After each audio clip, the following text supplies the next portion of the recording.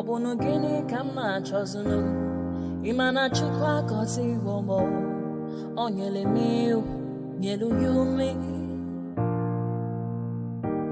What am I looking for?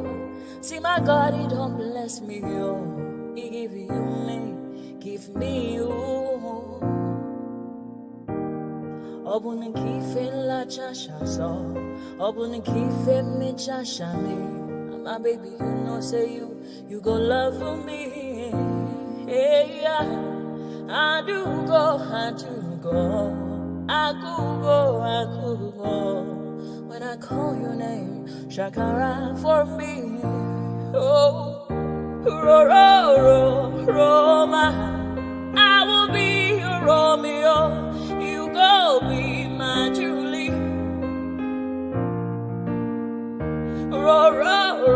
Roma, I will be your Romeo. You go be my Julia. Oh, give me your love and I'll go run away. Show me your love and I'll go use you play. Carry me, go me, I go follow you way. Follow you, they go. Maka munagi, me and you. Okwa munagi, my baby and me and you. Me and you. Okwa munagi, my baby, oh. Obuzi kife la chasha so. Obuni kife la chasha me, oh. My baby, you know, say you go love me. I do go. I could go. When I call your name, Shakara for me. Oh, Roma, I will be your Romeo. You go be my Julie. Yeah. Roma, I will be your Romeo. You will be my Julia. Oh, Roma, I will be your Romeo. You will be my Julia. Roma, I will be your Romeo. You will be my Julia. Obuzi kife la chasha so. Obuzi kife mi chasha me.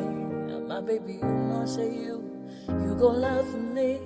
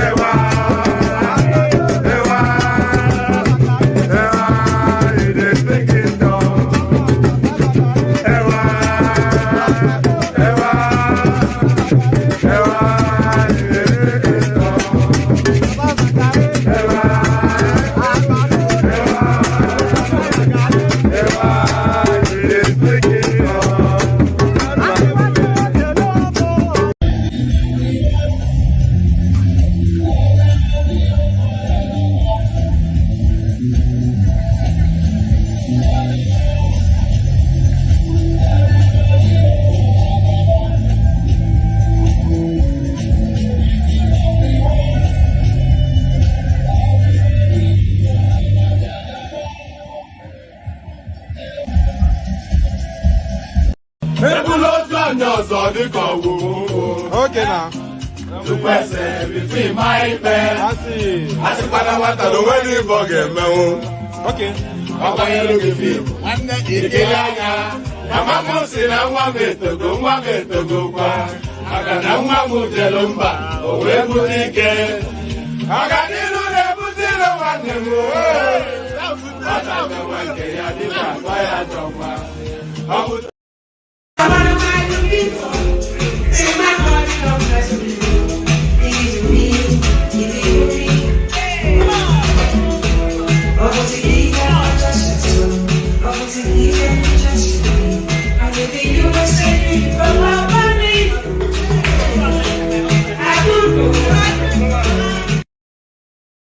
To the Nigerian national anthem, Mr. Albert Congo raises the flag of the new nation. Nigeria,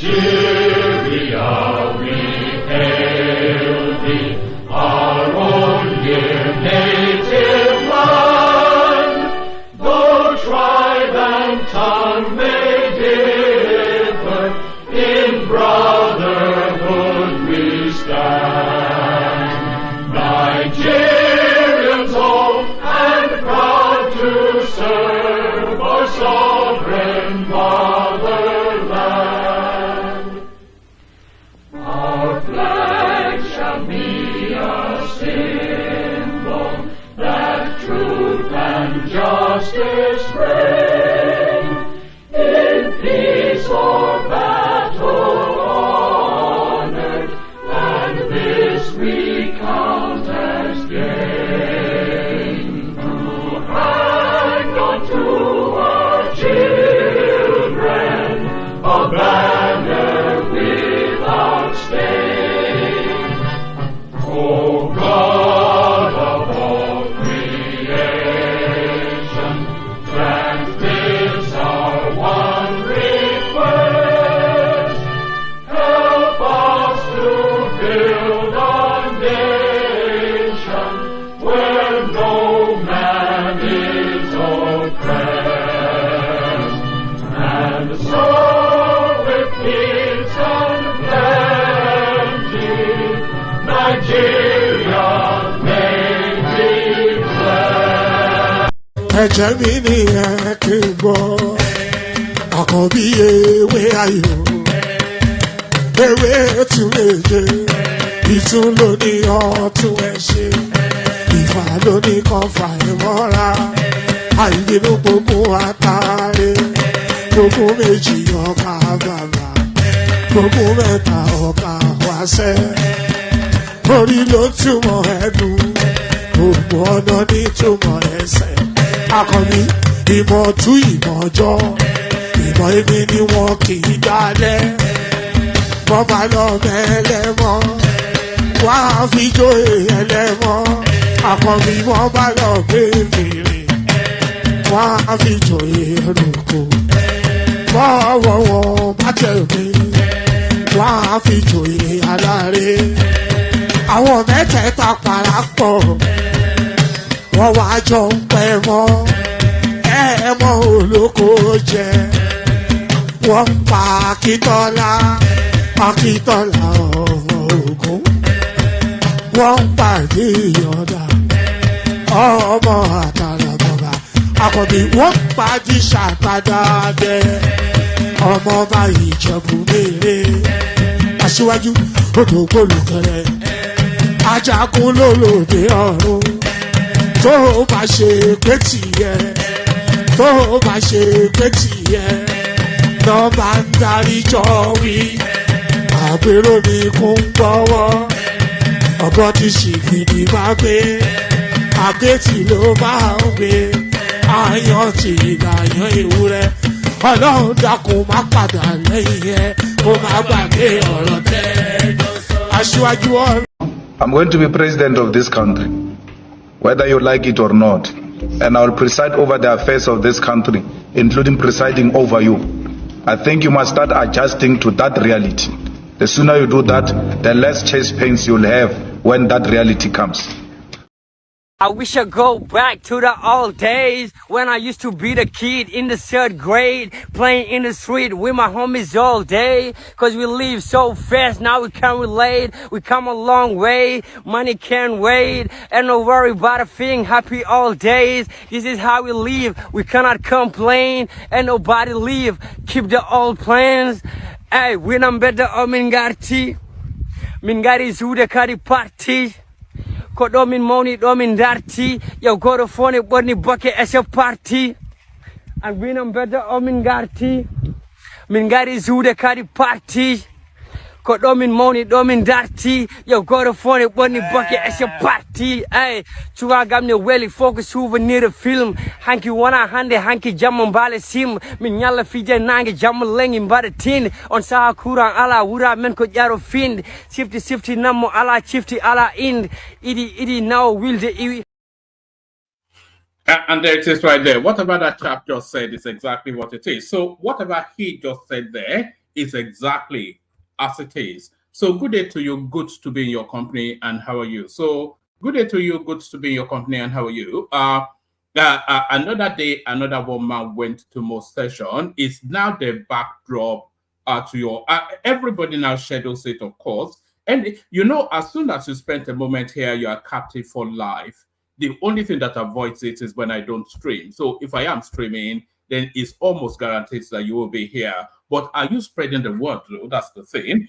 Good day to you. Good to be in your company. And how are you? Hope you're having hope you have had a gloriously wonderful day. So hope you have had a gloriously wonderful day, and hope that day gets better for spending time in the company of your favorite or your laughing man, woman went to most. So good day to you.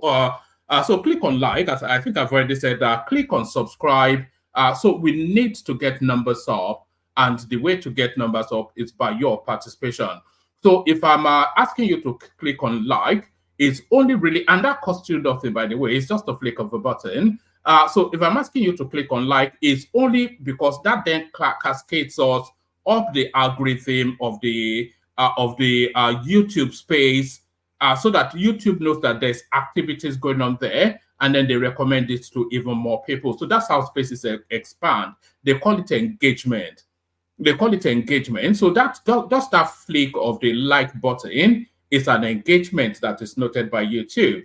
And then they spread the word that there's noise making going on somewhere called One Man Went to More platform. So click on like. That's the reason why we ask, and that's the reason why you should do it. So click on like. And if you're not already subscribed, please correct that immediately and right now as well. So click on like and click on subscribe.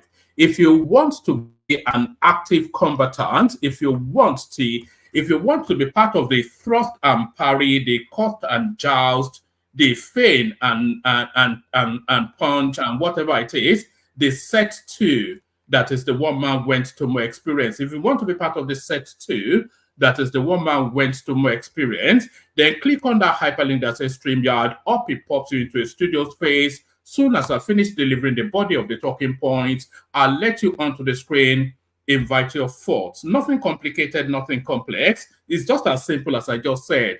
You click on that hyperlink that says StreamYard. It pops you into what is essentially a green room. I do all my noise making about what we're going to talk about. I let you onto the screen and engage you in conversation. It's as simple as that.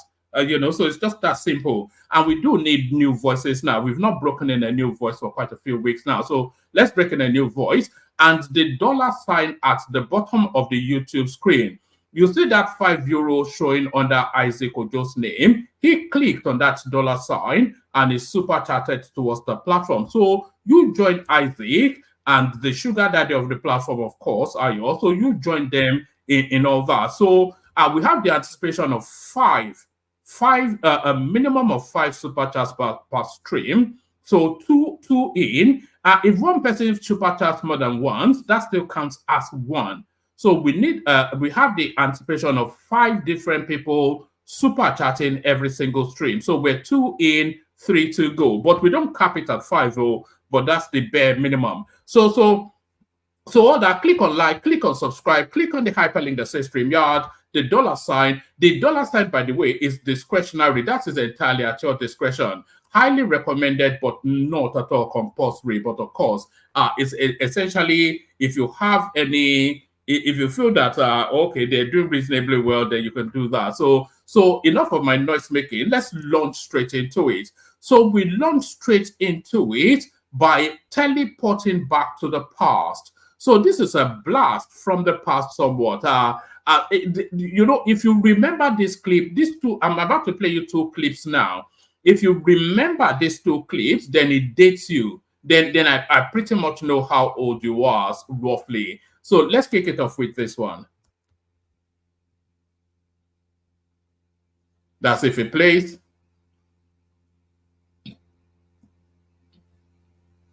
All right, it might need refreshing. So let me refresh it. Hopefully that works. Okay, and off we go. Home Tuesday tour and Wednesday Port March 1998. The city of Abuja will be positively charged with the most historic rally of the recent times. The power of youths in Nigeria. 2 million youths march in March, Abacha 98. Under the unifying umbrella of the National Council of Youth Associations of Nigeria, NASIA, comprising the Year 98 group and other 150 youth organizations, nearly all Nigerian youths and their friends will raise their voices as one. To chorus, the rhythm in the 60 performing stars, singing their only song in Abacha 98. We want him back. The great General Sani Abacha should be convinced to continue to lift Nigeria with his visionary leadership come October 1998.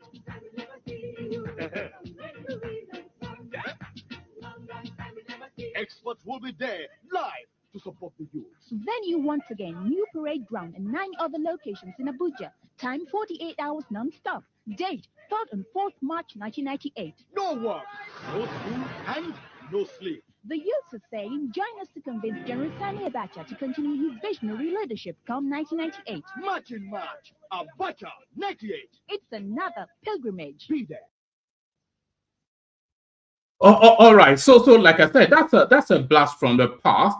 That's how far back the sycophancy goes within the Nigerian experience. So that's a year before we started the Fourth Republic. So we're in the Fourth Republic now. So that's a year before we started the Fourth Republic. And there was a name that was pivotal to that space. Some of you of a certain vintage will remember that name. It was a young man then. I wonder what he is now. It's a chap called Daniel Kalu. And this is him now arrowheading that space in 1998. Has the Nigerian society cleaned up, which will take a little bit more time. That's one of the reasons why we want him to finish his good work by continuing on. Once he's done with that, then we can go with the issue of promoting the country overseas. But there is a need for us to clean up the Nigerian society, and General Abacha is doing a wonderful and brilliant job at that. All right, Daniel, a caller from England. Kwame has a question. Go ahead. Yes, I just want to let Daniel Kanu just inform the whole world, because in his opening document or his opening position, he claimed to be saying that he is based in Dallas, very comfortably living in Dallas, that he wants to go around the world to tell the whole world the very good work that Sani Abacha is doing for Nigeria. Can he tell us or the world that he's going around telling how much he's been paid to do this job around the globe, because he seems to be the messenger for Abacha? Can he tell the world how much he's paid to do this job? All right, Kwame, hang on a second. Then let's, Daniel, give me an idea of how much backing your group has by the general. Zero. Absolutely nil. I don't understand the gentleman's anger. This is not an angry thing. It is young people getting together to do what we feel is right. He's quite correct. I studied here in the United States. I lived here in Dallas for several years. I moved back to Nigeria 8 years ago. I currently reside in Nigeria. I'm just here for a week to meet with our members and to gather reports from the field. So I don't live in Dallas. I do live in Nigeria. So don't mind my accent. That's just how I talk. But I think it is important that we stick to the issue, even if I didn't live in Nigeria and I visit. I think it is right to see that we are doing a good job by promoting our country. It is important that we get together and do that, my brother.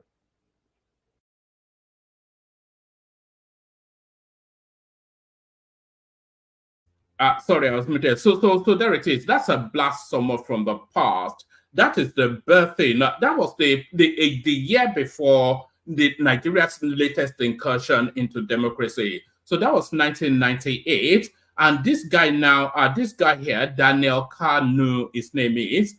Is it Kanu or Kalu? Let me see that. Yeah, Daniel Kanu, his name is.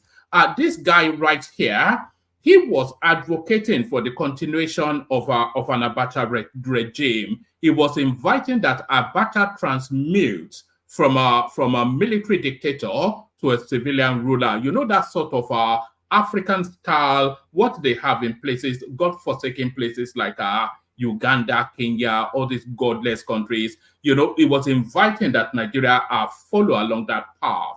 And that was but subsequently, of course, Abacha died, and we now have the birthing of a new democratic dispensation. So that's just a throwback then of that time and space. So a throwback then to that time and space, but we teleport back to the here and now, and this is contemporaneous politics. Watch this. Obedient movement, having the Labour Party differences. You have inaugurated some of the Obedient group today. How does it translate to the effectiveness of Labour Party winning FCT in the next election? Well, I can tell you that Labour Party is Obedient movement and Obedient movement is Labour Party. Two of them are inseparable. You cannot separate Labour from Obedient movement. Neither can you separate Obedient movement from Labour. And let me say this. Labour Party has grown as a party. And when there is growth, you expect some kind of, when people are involved in something that is growing up, there will be struggle for leadership. There will be struggle for a lot of things. If today what has happened to us is not happening, I will tell you that there is no sign of growth among us. But because that people now believe that Labour is a party that can deliver, that people can even emerge through that platform, what do you expect? The agitation to be part of the system will be there. But I can tell you that Labour is one under the able leadership of Barrister Julius Abure. Labour is not divided. We know that some people might be disenchanted because of one thing or the other. It is normal. Even in our personal families, we have disagreement, but that does not mean that the family will disintegrate. We will not allow that. And all you see the national officers under Abure doing now is that peace.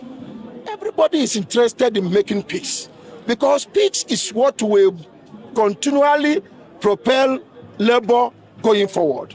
So, are you also aware of the APC and the PDP coalition to wrestle power from the Labour Party in the area council election? Kerosene and water can never mix together. What you just said now is practically impossible. By PDP and the Labour merging together, I can tell, and PDP and APC merging together, the possibility of them coming to Labour to merge with us is what is there. In other way around, you cannot find it. And I tell you. All right. So what that guy is speaking to now, like I said, it's contemporaneous politics. So Peter Obi came out recently to tell us that there's a distinction between the Obedient movement and the Labour Party. They are stand-alone entities separately. But this guy now insisting that there's that convergence there, that they're one and the same, and is also speaking to the politics of the internal workings of the Labour Party with Julius Abure and the Papa Arabambi. And I'm going to contact Arabambi tomorrow to see if he wants to come join us to give us the latest developments in that space. That wasn't a British accent. That was an American accent, surely, for Akin Anko. So I'm going to try and reach out to him, see if he wants to come on, give us the latest development in that space. So the convolution that is the Labour Party. So some things never change. So let's go now into the talking points. A lot of it will just be headlines because somewhat people strolling in casually into the studio, and I don't want to keep them waiting for too long. So I started off with the headline piece, actually. Emir Sanusi slams Tinubu, So that was how I captioned it. But I subsequently went to put question marks because, of course, it looks as though that story might not be on firm footing. But let's just, it's mischief making by the obedience space again. Remember during the elections, how they were telling us how the Ghanaian president was rallying against Tinubu and endorsing, that sort of behavior. That's where we are again. They still haven't given up that sort of behavior. Trending video, Emir Sanusi attacks federal government, facts emerge. A trending video of the reinstated Emir Mohammed Sanusi II speaking about the Nigerian government's failure and calling on it to address various challenges confronting the country has emerged online. The reinstated Emir reportedly urged Nigerians to hold politicians accountable in the video. It was being circulated with the claim that the former governor of the central bank made the comment after he was reinstated by the Kano state government. So that already tells you that that's a lie, because it's not still on firm footing on his reinstatement, and it needs government assent to fully seize hold of that crown. Powerful speech by Lamido Sanusi after being reinstated. A search of the key phrases in the video on Google reverse image shows that the footage has been online since 2022. So like I said, it's pretty much the mischief maker. I'm not quite sure if we just abandoned this, but let me just give you a couple more paragraphs. It was also discovered that an earlier version of the video showed Sanusi giving his speech at the launch of a stage play titled Emir Sanusi Truth in Time. The event was held in August 2022 in Lagos. Ahmed Yarima, a professor of drama at Redeemer University, wrote the play. Joseph Edgar, the executive chairman of Duke of Somolu Productions, produced it. So like I said, it's just I think this might well be it. So let's just get a soup song of our day. By the time announcement was made that I had been removed for insubordination, that is the word, insubordination. And you will think that somebody who says you're subordinate to him is somebody who is superior to you.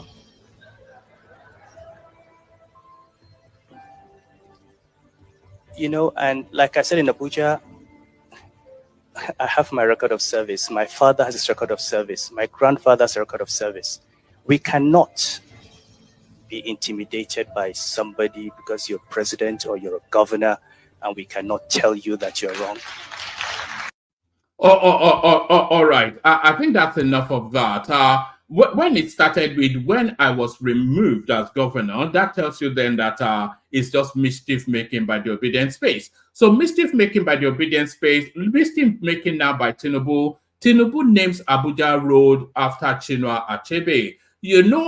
When you give somebody something and then your child, you give a child something and then the other child is showing somewhat of and they say, okay, you take this one too. So this is a you take this one too sort of a headline. Tinubu names Abuja Road after Chinua Achebe. So the next argument, of course, is the road of equal weight and importance as the one he gave to Soyinka. But then, of course, Soyinka and Achebe in achievements are not of equal weight. So President Bola Tinubu has named the M18 road infrastructure in Gusape district, Abuja, after renowned novelist Chinua Achebe.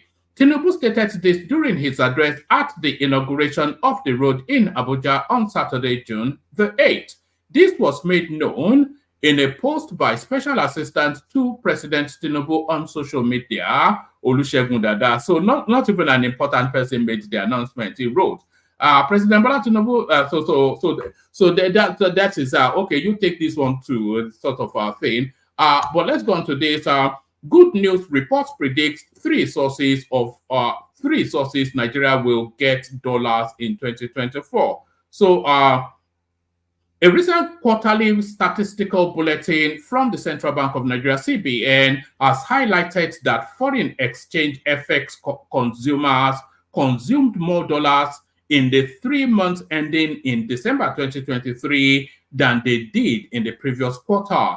Despite this, Nigeria is still hopeful about receiving additional FX inflow in 2024. The inflow will most likely come from World Bank budget finance, NNPC related flows, and Eurobond issuance. So the only one that actually translates into real money from those three sources is NNPC related inflows.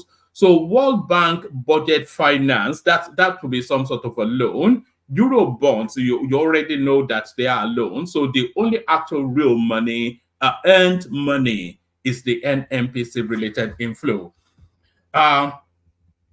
Nigeria's naira is predicted to appreciate in the upcoming months as the market absorbs the equivalent of $1.3 billion last week, relieving pressure from forward central bank foreign exchange contracts. Rand Merchant Bank, in a report, projected that outstanding forward contracts will amount to only $193 million between now and December. So it looks as though those forward payments are essentially that has the attribution to the Tinubu, to the Buhari administration. It looks as though a lot of backlogs has been cleared to the point that it's been petered down to a derisory $198 million. A king's ransom to you and I, but a pittance to the Nigerian state. And that, of course, impacts on the foreign exchange. Despite the quarterly rise, FBN Quest reported in a report on Thursday that the number is still the second lowest over the previous 8 quarters and shows a significant year-on-year fall of 46%. So, okay, factors that led to the Naira's appreciation. A noteworthy increase in FX utilization for invisible imports. The Naira is about to appreciate anyway. I don't want to get lost in the fog of the legalese of the financial whatnots. But let's move on quickly to this, only so that we can get quicker to the panel. Justin, no more lodging of underage girls in hotels. This woman is doing an excellent job advocating for women, especially the girl child. I think she's the one yet that has, in my memory, championed that space the most. This is, of course, Uju Kennedy. Justin, no more lodging of underage girls in hotels, federal government wants. The federal government has warned hoteliers across the country not to harbor teenagers and underage girls in their facilities or risk being sanctioned. The Minister of Women Affairs, Uju Kennedy, read the Riot Act on Saturday at the Unlock Training and Grant ceremony in Abuja. The program, which saw 200 young entrepreneurs receive 100 million naira, was organized by the Superior Special Assistant to the President on Technical, Vocational, and Entrepreneurship Education, Abiola something or the other. So there it is. So that essentially tells you what's going on there. So this is Sowore again trying to claim his boots back from Peter Obi. Peter Obi is a packaged fraud, just like Buhari. So this is Sowore. Quite why he's going after Peter Obi. Well, I think we all know why he's going after Peter Obi, because of course Peter Obi occupies the space that he should traditionally, because he should really be good. Peter Obi is not the sitting president, so it's just another noisemaker like Sowore. But he sees essentially that Peter Obi occupies the space that he naturally should occupy, and that is why Sowore often attacks Peter Obi. Peter Obi is not that a lot of people will find any lie in this headline. Peter Obi is a package fraud, just like Buhari, Sowore.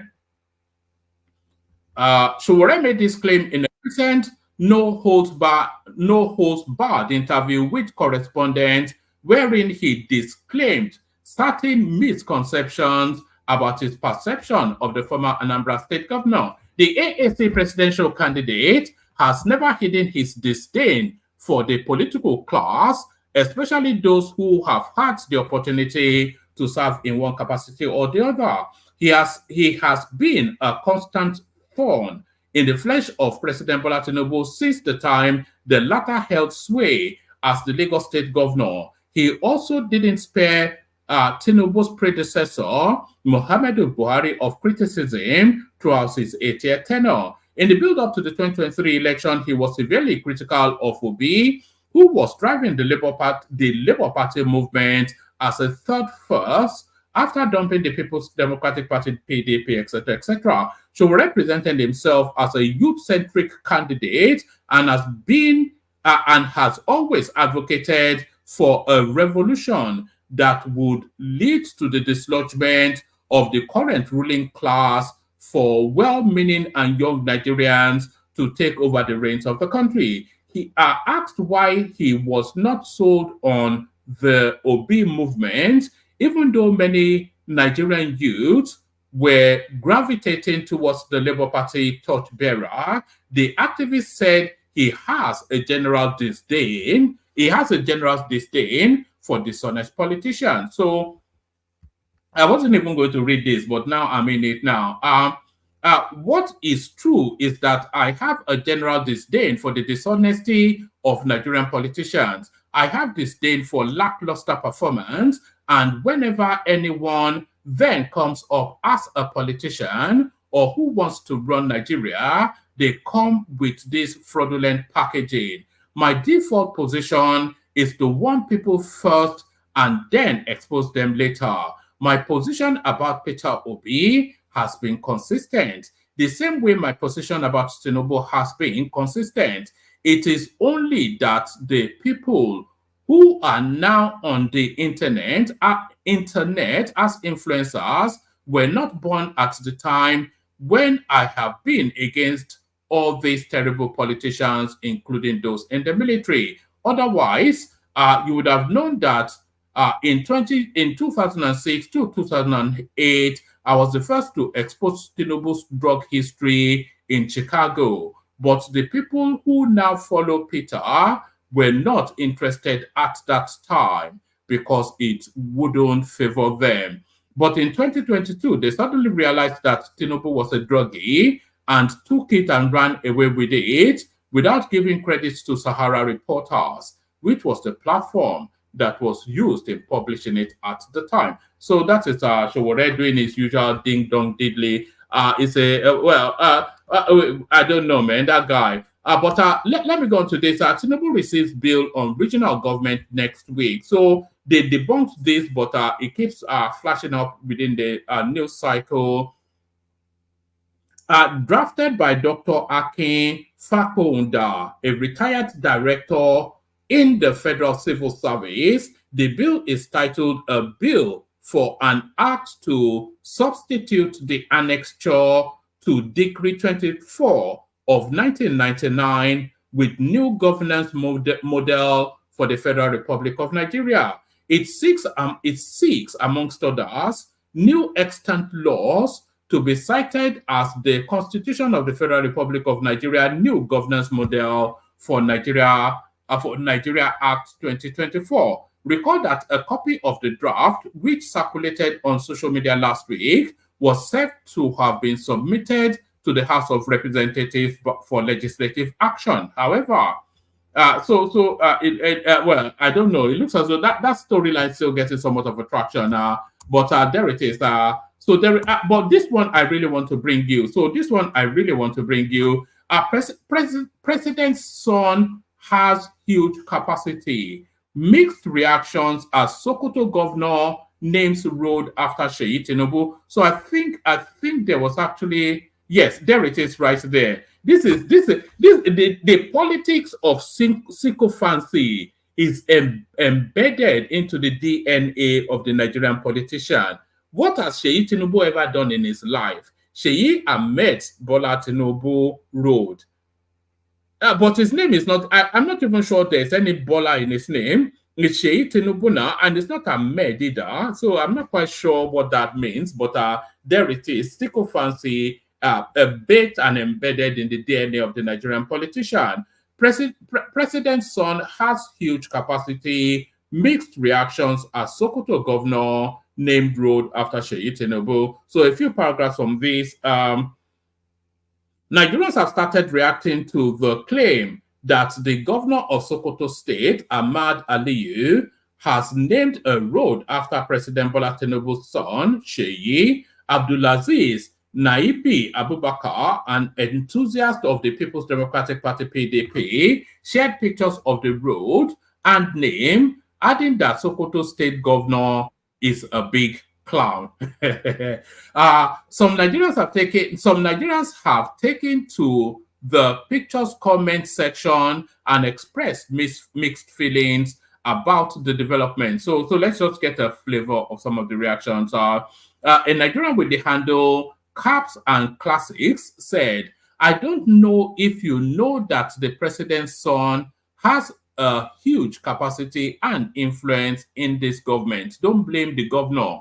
We get why." So it's politics of sycophancy, as I said.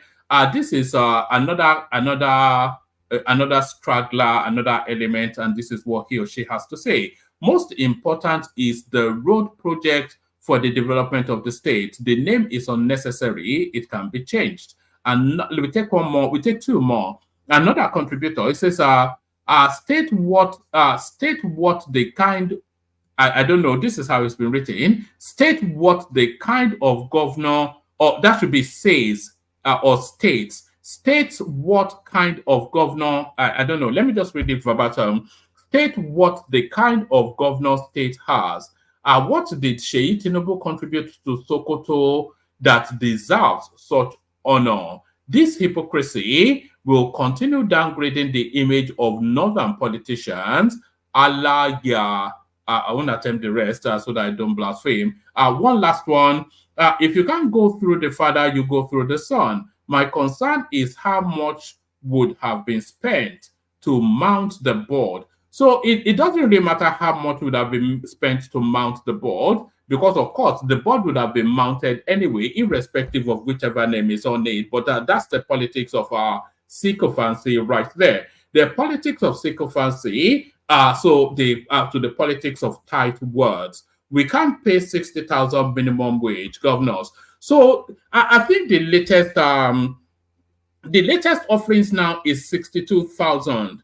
So if the Labour Party, if the Labour Union rather continues rather to be sticklers to that unfeasible amount of money that they're asking for, then what we will get ultimately, if they force this upon the state, then what we will get, it will be job losses. There'll be heavy downsizing for affordability. We can't pay 60,000 minimum wage.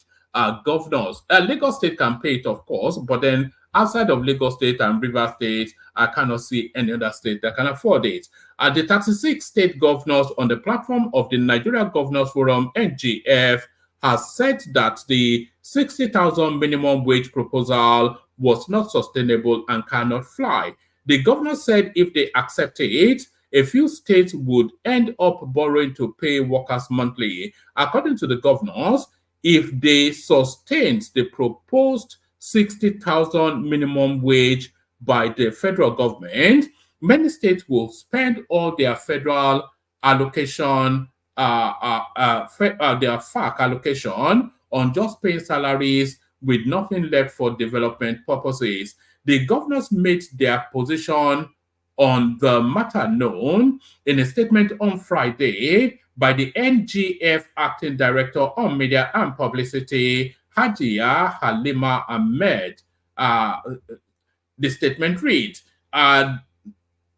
the Nigeria Governors Forum, NGF, is in agreement that the new minimum wage, that a new minimum wage is due. The forum also sympathizes with labor unions in their push for higher wages. However, the forum urges all parties to consider the fact that the minimum wage negotiations also involve consequential adjustments across all cadre, including pensioners. The NGF cautions parties in this important discussion to look beyond just signing a document for the sake of it. Any agreement to be signed should be sustainable and realistic. All things considered, the NGF holds that the 60,000 minimum wage proposal is not sustainable and cannot fly. It will simply mean that many states will spend all their FAC allocations on paying salaries with nothing left for developmental purposes. In fact, a few states will end up borrowing to pay workers every month. We do not think this will be in the collective interest of the country, including the workers. We have so I think they are actually proposing 57,000. That is what the governors are proposing. Let me just say, I'll just whiz through. Oh, okay. I'm going to bring you this. A lot of you have seen this narrative of girls being trafficked to Ghana. I'm not going to play you the clip for reasons that some of them are a bit on the young side. But so anybody wants to speak on that, speak on that. Let me just give you a few more headlines and then we'll call it a wrap. Paris Club fraud, Buhari weaponized legal system to persecute me. This is Bukola Saraki, who's still pleading innocence about 10 decades after coming out of government. Let me read you this one, this is a short read. Bukola Saraki, a Nigerian former Senate president, has said that the Paris Club fraud allegations leveled against him was an attempt to soil his political career and tarnish his reputation by the President Muhammadu Buhari administration. The former lawmaker made this claim known whilst reacting to the Supreme Court verdict overturning a federal court judgment that said Melrose General Services should forfeit 1.2 billion naira to the federal government. Saraki, on his Twitter handle on Friday, described the case as a proxy war that used Melrose as a mere pawn to victimize and persecute him. The Economic and Financial Crimes Commission, EFCC, had on April the 27, 2018, secured a judgment for the final forfeiture of 1.8 billion naira, which Melrose General Services Limited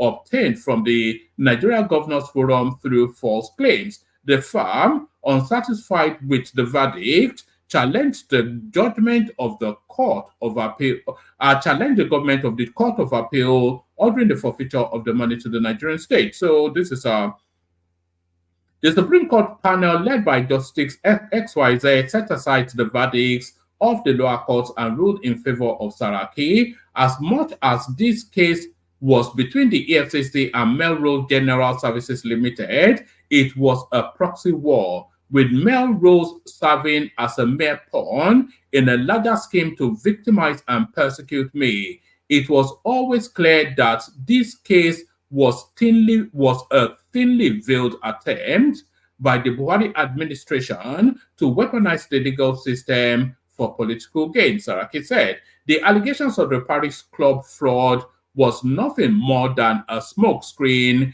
designed to weaken the institution of my office, undermine my political career, and tarnish my reputation through spurious accusations similar to the code, etc., etc. So there is Saraki pleading innocence again. So that's that. Lastly, on the minimum wage, federal government targets 62,000. Governors 57. So I'm not sure that there will be much more movement on that 60,000 space. So that's the presentation. Let's play the Kegite music, kick off the session. We always struggle to find that Kegite music. Maybe it will come immediately to hand. Maybe it will come immediately to hand today to the Kegites. Only water, where they see ma. Water. Oh yes, you go me water.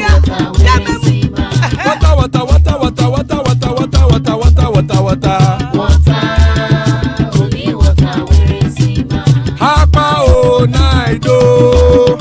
Hapa oh night oh. Hapa you don't come oh. Hapa oh night oh. Hapa oh night oh.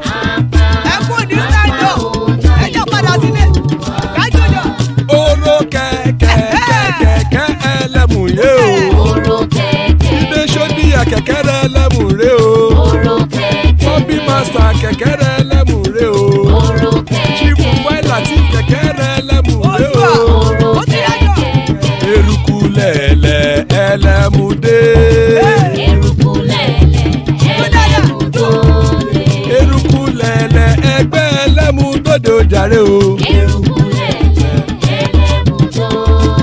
Eruku lẹ̀lẹ̀ Ghana ti dé ẹgbẹ́ bọ́dì o. Ọmọ ẹlẹ́yẹ ẹyẹ o ó dilé o. Odúyẹ̀lá ẹyẹ o ó dilé o. Petrosoname ẹyẹ o ó dilé o. Petrosodunke ẹyẹ rẹ ó dilé o. Ẹlẹ́kọ̀ ọ̀run mú ìní o.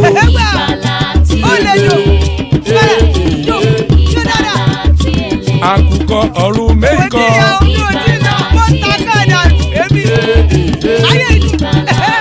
Ikú kò ní ríwà gbéṣe o.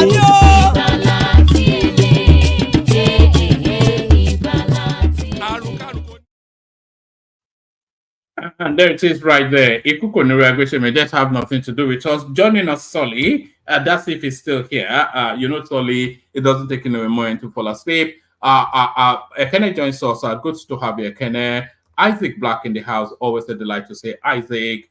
There's Dewale right there. Good to see you, Dewale. Emmanuel joins us from Abuja, father of the bride.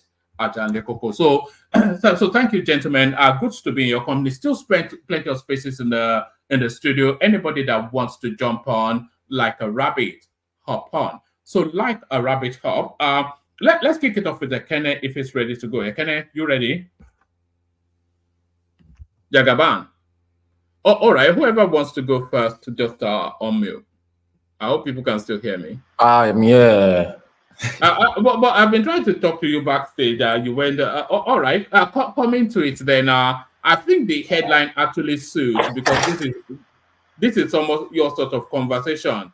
President Tinubu's son has capacity. Mixed reactions as Sokoto governor named road after Sheyi Tinubu. So are this sort of like spoils of war narrative somewhat, or Modadi's whatever?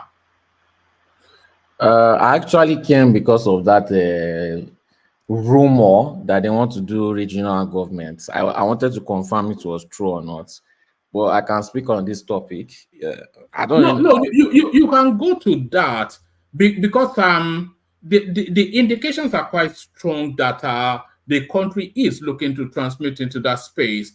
There was a document that went viral on social media.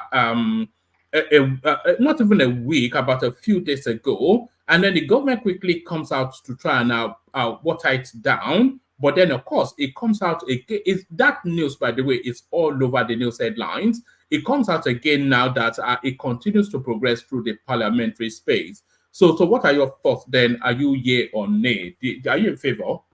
I'm in favor, but the problem is that there's no official source that is bringing it out. The person who wrote it and made it, you know, it's just someone that was writing their fictional fantasy, you know, but they laid it out properly.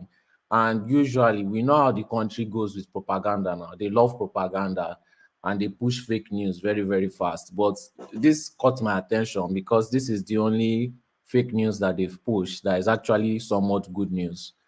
So that's why I just came here today, because I also saw it on the news again that they said that they are taking it to the Senate. But then again, it's usually the people that push fake news that posted it, you know. So if this is something that they want to actually push, then my question is, what are the things that can stop it? Who are the people that want to stop it, and why? That's what I wanted to know. Well, there are certain people that it favors, and there are certain people that it does not favor. The regional system does not favor the North, who are heavily because they are the circle of the I don't want to use inappropriate words, but the circle of the largesse of the state.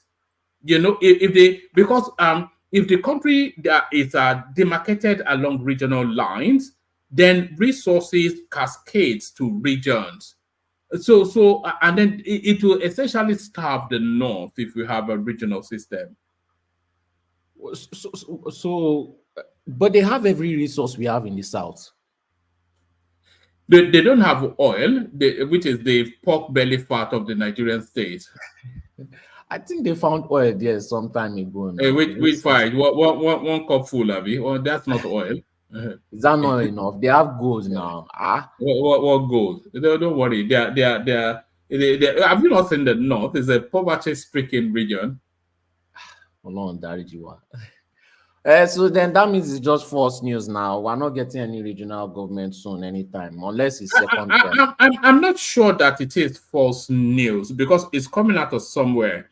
So the area that usually gives us fake news is the obedience space. But this doesn't regional government does not add or remove from their narrative. Their own narrative is to try and undermine the Tinubu administration, to rubbish it to 2027 so that that place then for their politics. So this doesn't serve them in any way. So there's no reason why this will come out of the obedience space. So where is it coming out of? A lot of people are speculating that it's the internal workings of the state flying it as a kite to see one man. Did you see the document? I saw it. A lot of people sent it to me. Yes. It's fictional fantasy. It's fantasy of some Yoruba guy, I think. What do you mean fictional? What makes it a fictional fantasy? Because it's just somebody that is very articulate, sat down in his room, I wanted to push the narrative. One man on that Twitter, if you see somebody post something that seems very, like they're trying to get engagement or attention, they are doing it because they are trying to make money. So people have become professionals at pushing things for engagement on that application. Somebody found a way to make something articulate, put it on Twitter, and the thing started spreading like wildfire. I don't think it's from that obedience space. Number two, it's not you. None of us have heard it from any verifiable government source. This information never comes from any verifiable government source. So it's just people pushing it around and it's just viral. And number three, it doesn't seem like a Tinubu thing to do. If from Tinubu's past antecedents, or even, in fact, anybody with common sense that is good in politics, this is the kind of move that you push in your second term, not your first term. Yeah, but Tinubu has always been a regionalist, a regionalism sort of politician. That's but we both know that this is not the kind of thing that you will push in a first term. Yes, but the way Tinubu has been moving, there's a certain look at the way he picked up the Meitial leader. That's not a first-time strategy. You look at the way he abandoned El Rufai, that's not a first-time strategy. No, actually, that was the first time because El Rufai was proving himself as a threat. He was making it public, which is a bad policy. How was he proving himself a threat? He was trying to do coalition with other parties. That was a consequence of his abandonment. El Rufai was pivotal to bringing Tinubu into power. He was the one that went to court to fight Buhari to a standstill. He fought that ticket for Tinubu to become the candidate. Yes, but it was only after he was abandoned that he's now playing all this. But Tinubu does not used to give anybody space to breed all those kind of situations. So I wouldn't count El Rufai. El Rufai is not a first time. Abandoning El Rufai is not a first-time strategy. Yes, okay. It's not. Wama, you called him. You said that he abandoned El Rufai. Yes. I don't think so. I think Tinubu is just picking his own fight because he doesn't want to get involved with somebody's wahala. What is the point of inheriting El Rufai's political problem when he himself has his own plate full? You see what I'm saying? It's inherited a lot of people's. What about Ganduje's political problems? But you have to also look at he needed Ganduje for Kano, and that is the reason why he decided to be strategic about it. Not that he abandoned it. He doesn't need to appear that he's fully on the El-Rufai or is fighting his battle. No, a time will come when he will need to come to his rescue. But for now, everybody has to carry his own cross, and that is the strategy is using.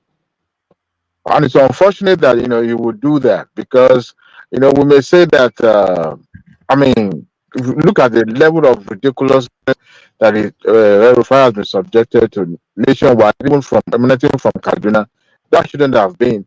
But I think the powerful, not just politicians now, but maybe some powerful individuals are behind all this ordeal that you see him going through. And Tinubu has to be careful and tread softly. But I don't think he abandoned him. But speaking to this report about regional issues, I don't want to dismiss that your view about government trying to put it in the space and see how it will spread. At the same time, I also sided with solely about the fact that what is the gain of the current incumbent, in doing that? What is their gain? I'm kind of torn in Because between. my instinct is that Tinubu wants to change Nigeria irreversibly during the course of his tenure. Because that country is the way it's configured is just totally wrong. The way it's governed is totally wrong, and I think he wants to he wants to embark on some sort of a reconfiguration of the state. I think he might well prove to be the most impactful president we've ever had, and that But that impact means yeah.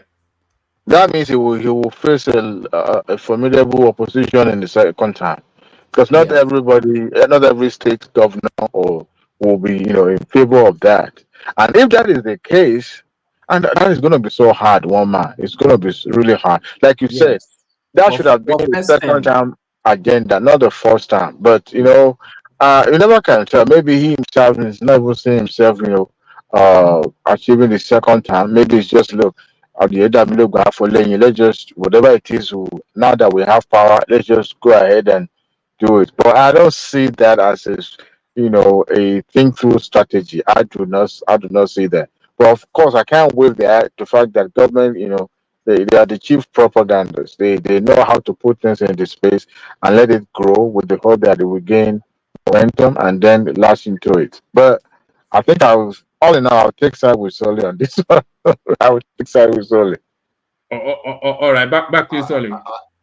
I still don't know why you guys think that because it has to be second term project, because this thing is anybody that want to do anything first term, the second term should not be a threat if Tinubu really want to do it.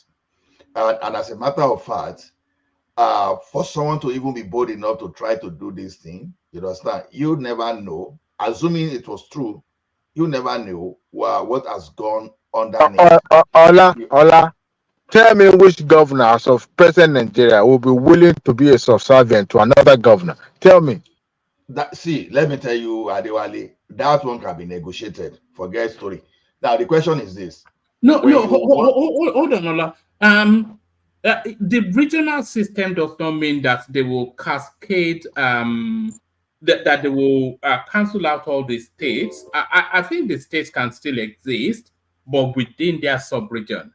Yes. Exactly. So the thing can change structure in such a way that even though the governor there, it's not as if you are going to say, oh, we want to do this in 3 months and by October, oh, all governor. No, it won't happen that way because there will be a lot of legal battles. You understand? So you can renegotiate. Okay, what is going to happen now is this. It's going to start at the end of this tenure. So we never know if the Tinubu himself want to be bold enough, say, look, guys, I will sign an agreement with you that is executable, that okay, I just want this regional government to be implemented, assuming he's the one driving it.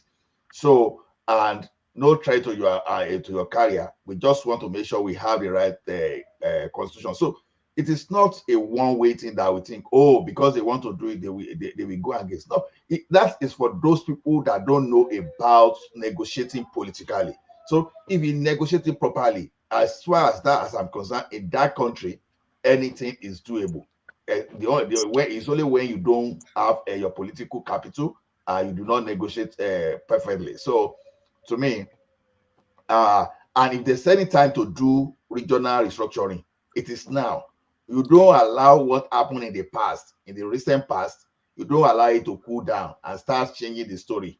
You understand? Okay, So, Olarigwe, what is the essence of regional government without having a sole control over the resources? Will that same plan involve resource control? it's part of, yeah, exactly. They are So, replicating the so exact thing they have. Just like Soli said earlier, do you think any of these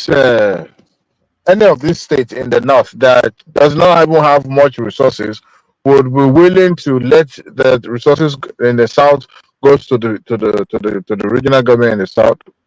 Do you let, think let, they? let, let, let me tell you something. When it comes to issue of whether the northern people are not resourceful, I think we've mischaracterized the area for a very long time. So I know the leadership, especially those people that benefit so much from the way Nigeria is now. You understand? They may be unwilling. Don't forget too that we have some leaders too that are that hold grudges against what is happening to that. Their only opportunity is just to support anything that will change the status quo for them to get there too. So it's not a straightforward thing. So the North themselves, they have a lot. They have now. When you say they don't have, it's only oil. The oil we are talking about is constitute less than about 10% of the total resources we have in the country. We have a My revenue. brother, my brother, Why? my All brother. right. Let's only continue. This thing is just a Yes. wish thinking. All right. Back to you, Solly. The is actually a threat because you don't know these northern leaders, they don't care about the opinions or how it's going to favor their people. If it's not going to favor them, they will sabotage the whole place, they will scatter the whole ground. And let's go back to how and why Tinubu won this election. He won it because of the support of the north.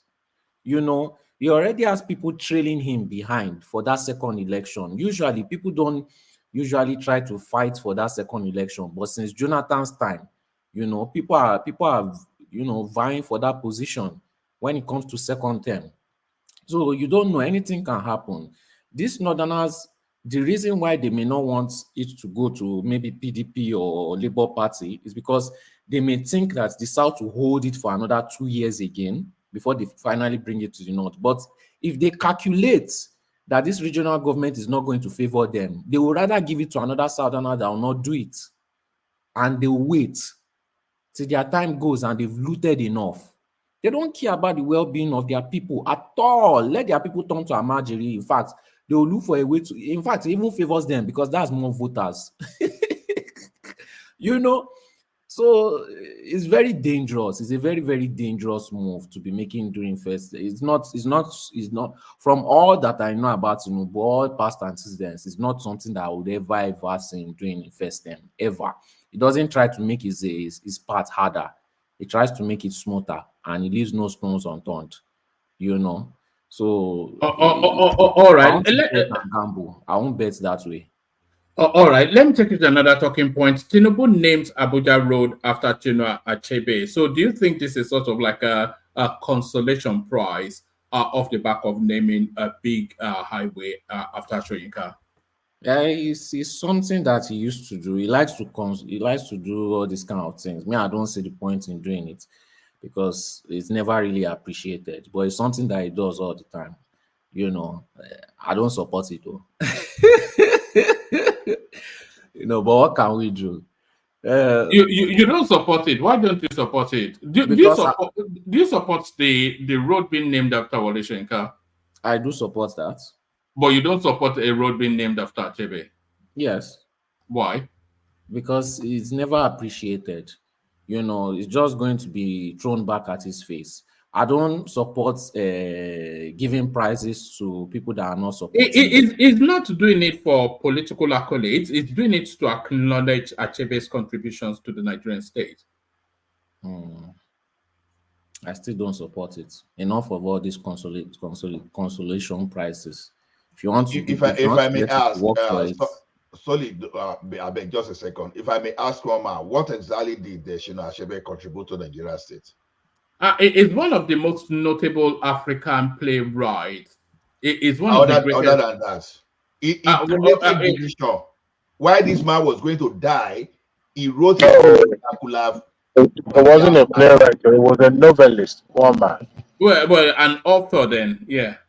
So this guy wrote a book that could have, if we've not had a civil war in the past, that could have led to that. And that you don't call people like that nationalists. So there are many nationalists among the Southeastern brethren. But when we mention them, to be honest with you, from my own humble opinion, Achebe is not one of them. Because that guy is as tribalistic as Kwesi or that. So there are so many national leaders from the Southeast, and Achebe to me it's not even going to be 1 out of 10,000 out of them if I were to list them. Thank you, Soli. So if we can move on to another topic. I'm not feeling this one. All right, let me move you to the minimum wage then. It's all about affordability. The labor union are insisting they're insisting on some unfeasible amount as the minimum wage. The government are sticking to a 60,000 minimum wage, but the governors who are actually going to sign the checks for this, they are saying they cannot afford it. So what are you making of that tripartite sort of jostling to establish a figure? I think a lot of this labor thing, I think they are playing a lot of it just for the optics, for the attention. And like Breno Omokri said, that Joe Ajaero is playing some sort of proxy political war off the back of the 2023 laws that his principle lost. So what are you making of this? Because if they insist on it, then it only really signals job losses, doesn't it? Well, you can never have your cake and eat it. Is that the way that phrase is used? I support it, no matter how manipulative it is, no matter what kind of routes they are taking, even if it's for revenge. That minimum wage is too low. It needs to be nothing less than 120K or 100,000. Lagos State has already increased their minimum wage to around 70,000 or 75, and some other states, very few states have increased it also. But that it cannot be less than 90,000. That's just too bad. We are talking about minimum, the lowest. It should be 90,000. Sorry, Lagos State have not increased. No, they increased it. Hold on. I saw a video of someone who saying increased it. Lagos State have not increased. They have not done a new minimum wage. Is the 35,000 that the president, approved to all states, as a temporary increment, is what was responsible for Sanwo-Olu, to make that statement that, the 35,000 plus the 35 that they are paying in Lagos as minimum wage. That's what the total that make up that 70,000. Lagos State have not, officially, as their minimum wage increase that minimum wage to 70,000. No, Lagos State have not done that. It's the temporary 35,000 that president approved to each state that make up that 70,000 that the governor was.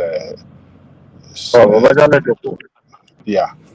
But the governor announced a salary increment not quite long ago. I mean, they have not done any salary increment. You people should not. But hold on, though. He actually officially made that announcement. No, there's no announcement. Is right. It's not announcement. There's no announcement. He was just ranting on one occasion.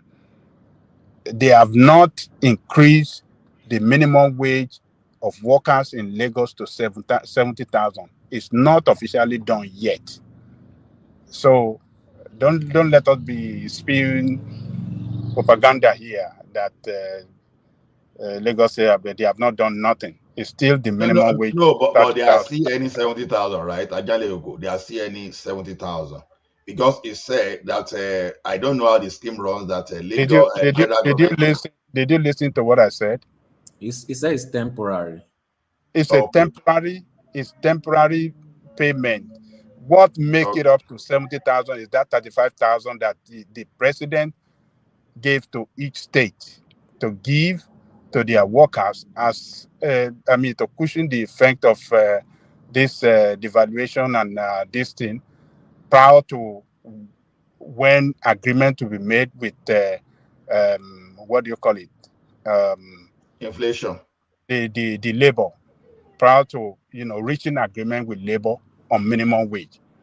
So it's a temporary this thing, Okay. 35,000 from the federal government that is make it look like Lagos State is paying 70,000. Lagos State have not officially, you know, adjust their salary structure to 70,000 minimum wage. No, it's not yet done. But actually, Kokoli, you being a former civil servant, since 1999, I don't think any time Lagos State owes salary to workers since 1999. No, I don't think so. Lagos State never owed, even since the time of Jakonde. Lagos State never owed civil servant a dime. They pay them every On month time. their salary. Yes, Lagos State doesn't hold their salary a dime at the end of the month. No, And there's never a record, maybe since 1999, that the state borrowed to pay to pay its workers, right? I don't think so. No, no, no. Never a dime. They were borrowing, but that one is that. But what's the relationship? Is so I don't understand. They were borrowing when they paid. When Tinubu said the payroll was 1.2 billion every month, and they were making 600 million. So that was what led him to all those e-governance started capturing the biometrics and put instruction in place. So because of overdraft, they normally get for payee every month. But I think Lagos State government, to be honest, they've done well so far. So, and I think someone is saying Edo State is officially paying 70,000, and that's Kulata. I think so. So And they said Tinubu has not done anything in Lagos. If you put in place a structure that guarantee that workers are taken care, even in the days of Akele, they've had their issues and battles, but I purposely asked that question of the state not meeting up its obligation by paying the workers when at the right time. And I'm glad that Babangida confirmed that Lagos State, even right from the days of Jack Hunter, because that state has a reputation. I mean, a state cannot be as big, economically viable like Lagos State, and not doing the rightful thing or not being, meeting its even in the face of tyranny. Obasanjo denying the people of Lagos State of their entitlement. The government at the time was still able to meet up. So to me, that they deserve kudos, and at the same time, they are like how do I put this now? Uh, the golden example of what other states need to look at. Some of those states are not viable. They are government not um, uh, skillful enough, to find a way to generate internal money. It's not I, that because the states are I don't think we can hold Lagos State up as an example. It would be an unfair example to the rest of the states. Lagos State is about what 30% of the Nigerian economy, so they can comfortably afford a lot of things. But we've seen government in this country in Nigeria that they are state governors using their money, their entitlement to pay his own kids' school fees, right? And diverting the money to something else. But that's the that's a government, separate narrative now. We've seen I just feel, we've seen well, Lagos, we've seen the Lagos State governor using Lagos State money to go and celebrate birthday for his side chick on the Caribbean island. So but the workers are paid. Despite that, the workers are still paid, right? They are not denied of their rights, to be able to feed themselves and their family. So Adewale, that's my point. one thing that I've seen Lagos State, to the best of my knowledge, too, that did for the Lagos State worker is that it sure all of them will Lasako if the situation is still remain the same. So the Lagos State government workers are insured. But in fairness, there should be vast difference or huge difference between what they should be earning in Lagos and Ekiti or your state. So the idea of someone earning 70,000 in Lagos while another person is earning 70,000 in Ekiti is unfair. That's unfair wage package. So if you want to do it, if they are earning 70K in Ekiti, you'll be expecting something like around 150,000 in Lagos, because your rent in a year in Lagos alone is like your rent in 3 to 5 years in Ekiti. So, and with a lot of factors. So to me, well, let's see, give credit to that extent, but it's not enough, to be honest. It's not enough. Yes, but this is minimum wage. After they set minimum wage, they can now set their own state minimum wage. I think that's fair. This should be the minimum wage all around. But the problem now, in fact, the labor people, I don't care. Even if they say they want it 1 million, I support them. The point is that thing should not be less than 90, because I understand how their negotiation is working. They will put an outrageous number so that when they finally get a number that is close to what they want, they will agree and everybody is happy. But the problem now is, somebody I saw on Twitter, somebody said if they increase minimum wage to 100,000, he's going to sell a crate of eggs for 10,000 naira. What kind of people are these? I don't understand Nigerians. Somebody like that, they're supposed to pull him out in the middle of the road and flog him so that they will use him as an example. So there needs to be price control of. Are we in North Korea? Are we in North Korea? Yes, so that one. Some Nigerians, one need But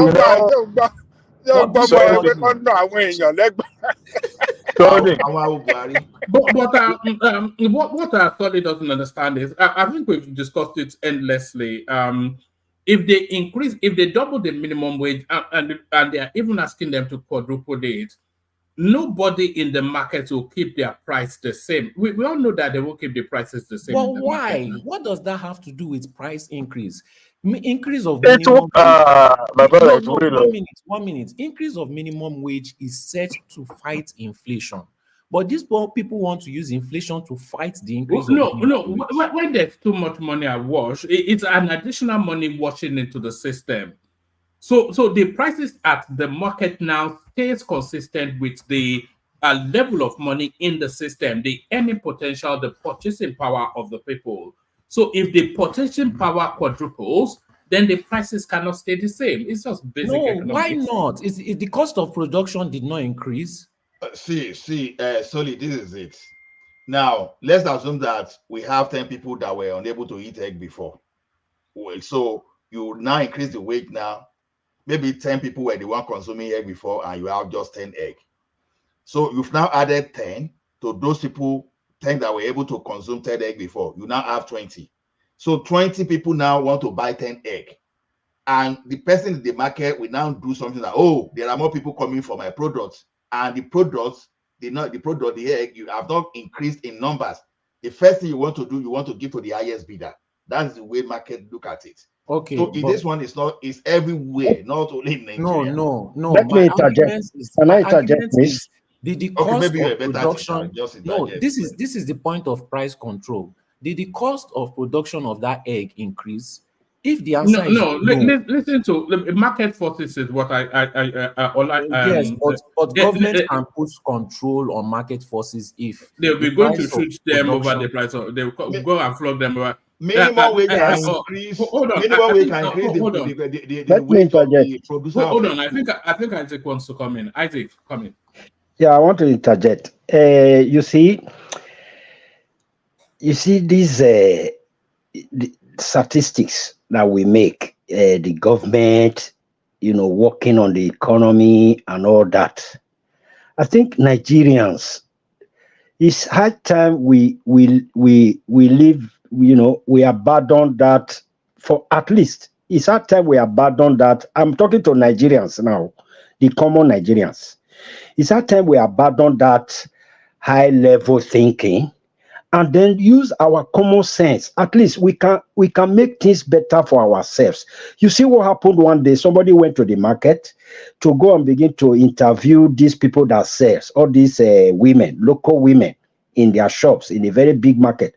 They were all complaining that there is nobody coming to buy. I have market, no sale, nobody coming to buy. Okay, if government increases the minimum wage, leave your price where it is so that these people can come and buy your goods.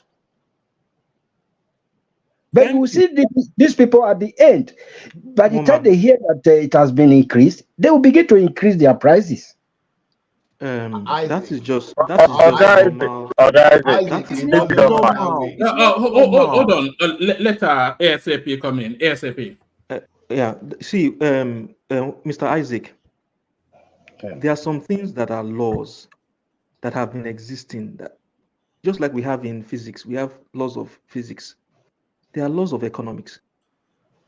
You are telling us that we should leave this thinking and approach.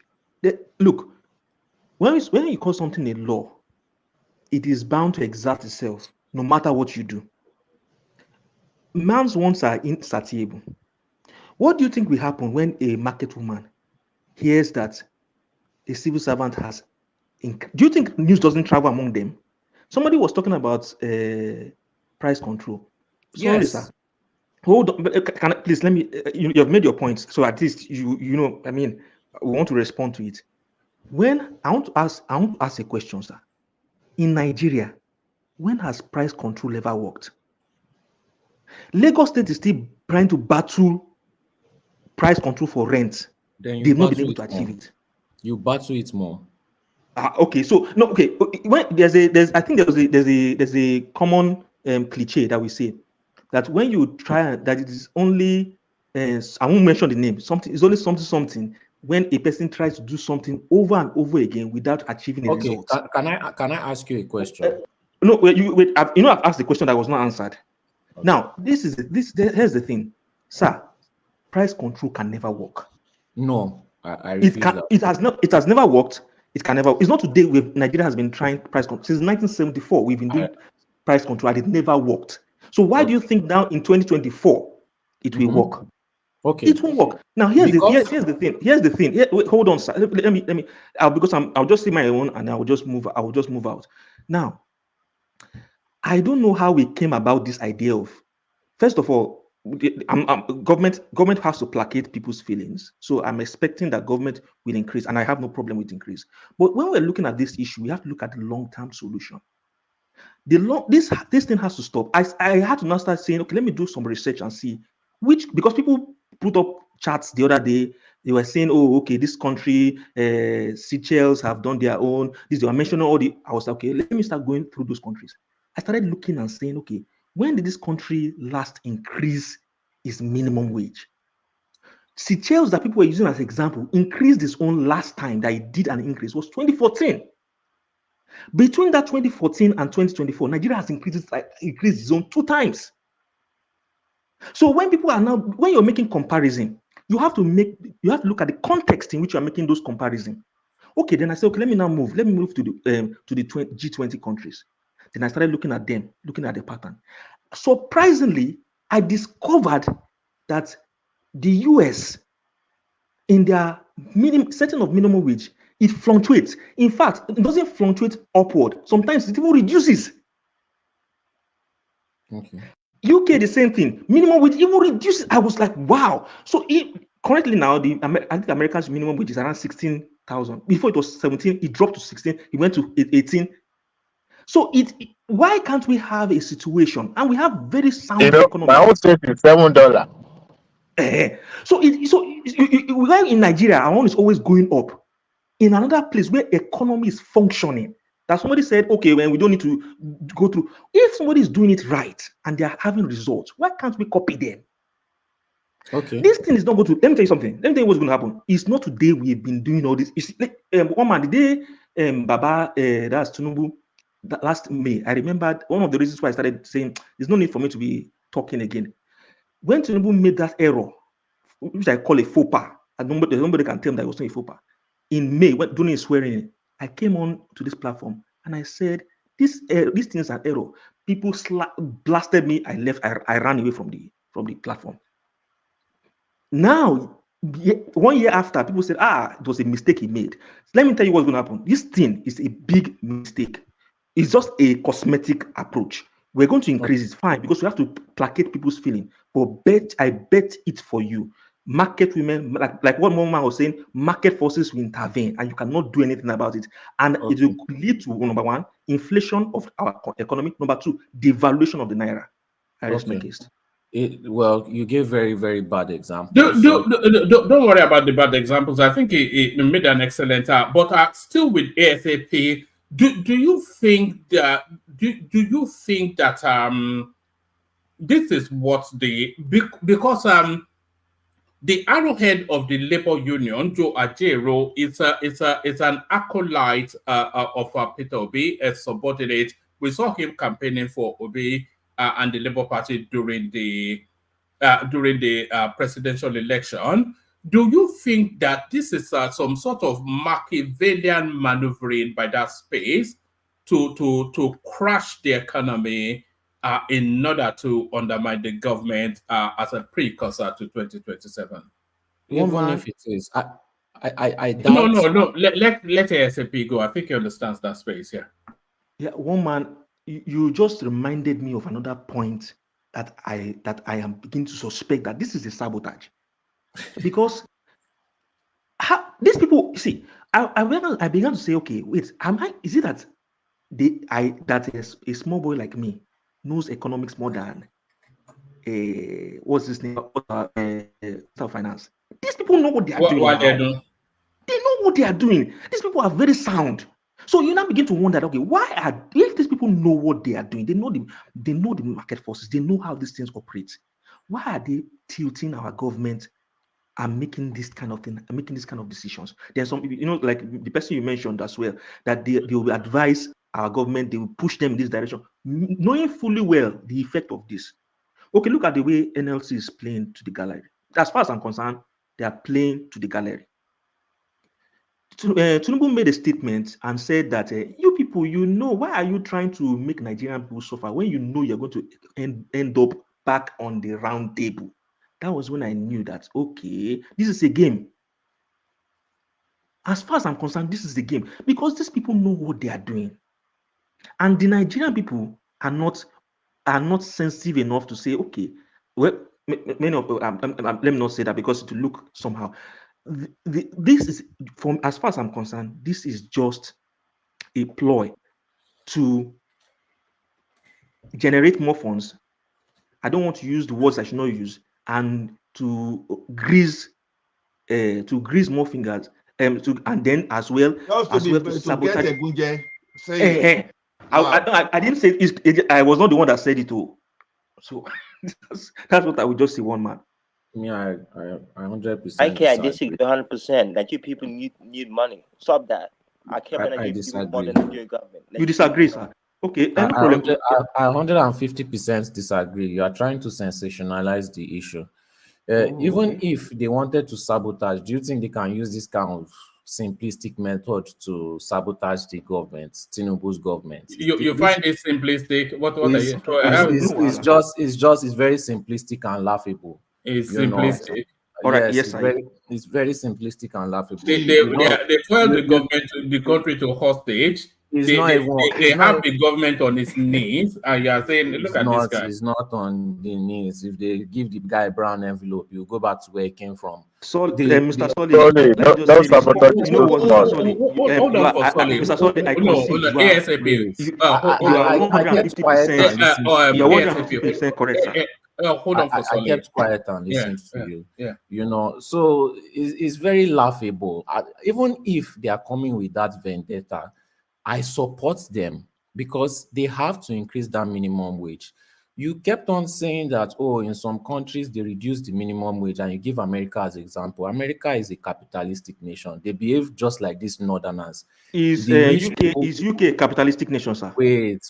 Yes, they also have No. some I capitalistic refuse, sir. It's not natures capitalist. It's not. where I the refuse that. No, elites you don't use allies to judge. Wait now, let me finish. Where the elites behave like the northerners also. They don't care if the people are scraping on the feet, and they don't even have a place to live. You are talking about the US reducing minimum wage. The price of rent has not gone down. So the only people benefiting from it are the elites, and they do that by lobbying with their politicians, basically giving them bribes. So it doesn't favor the citizens, and it's something that majority of the citizens do not like and do not want. Even if the price of goods goes down in the US, the price of rent is still going up. There are so many homeless people that cannot afford their rent, that have been living in their cars.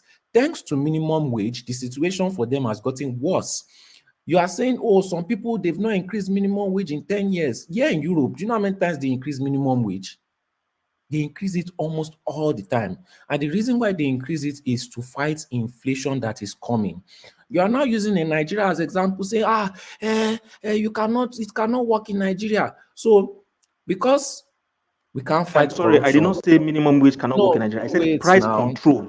I said price control. No, please quote me Yes, correctly. price control. Yes, that's what I mean. You said price control. Okay, yes, you are correct. You said price control cannot work. So, for example, we now bring corruption. So, because we cannot fight corruption, we should not fight it at all. I did not Because mention human beings could corruption. not fly. No, wait. Now I'm giving other examples because you are saying it's like it's impossible.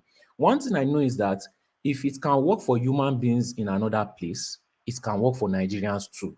Whether it is through tough skin, thick skin, we bring them on the road and we flog them in public, it is possible. The same way when they were trying to Sorry, if fish I may out ghost, target. wait. The same way when they were trying to fish out ghost workers in Ekiti, people were saying, oh, it's impossible. It will never happen. They fished out those ghost workers.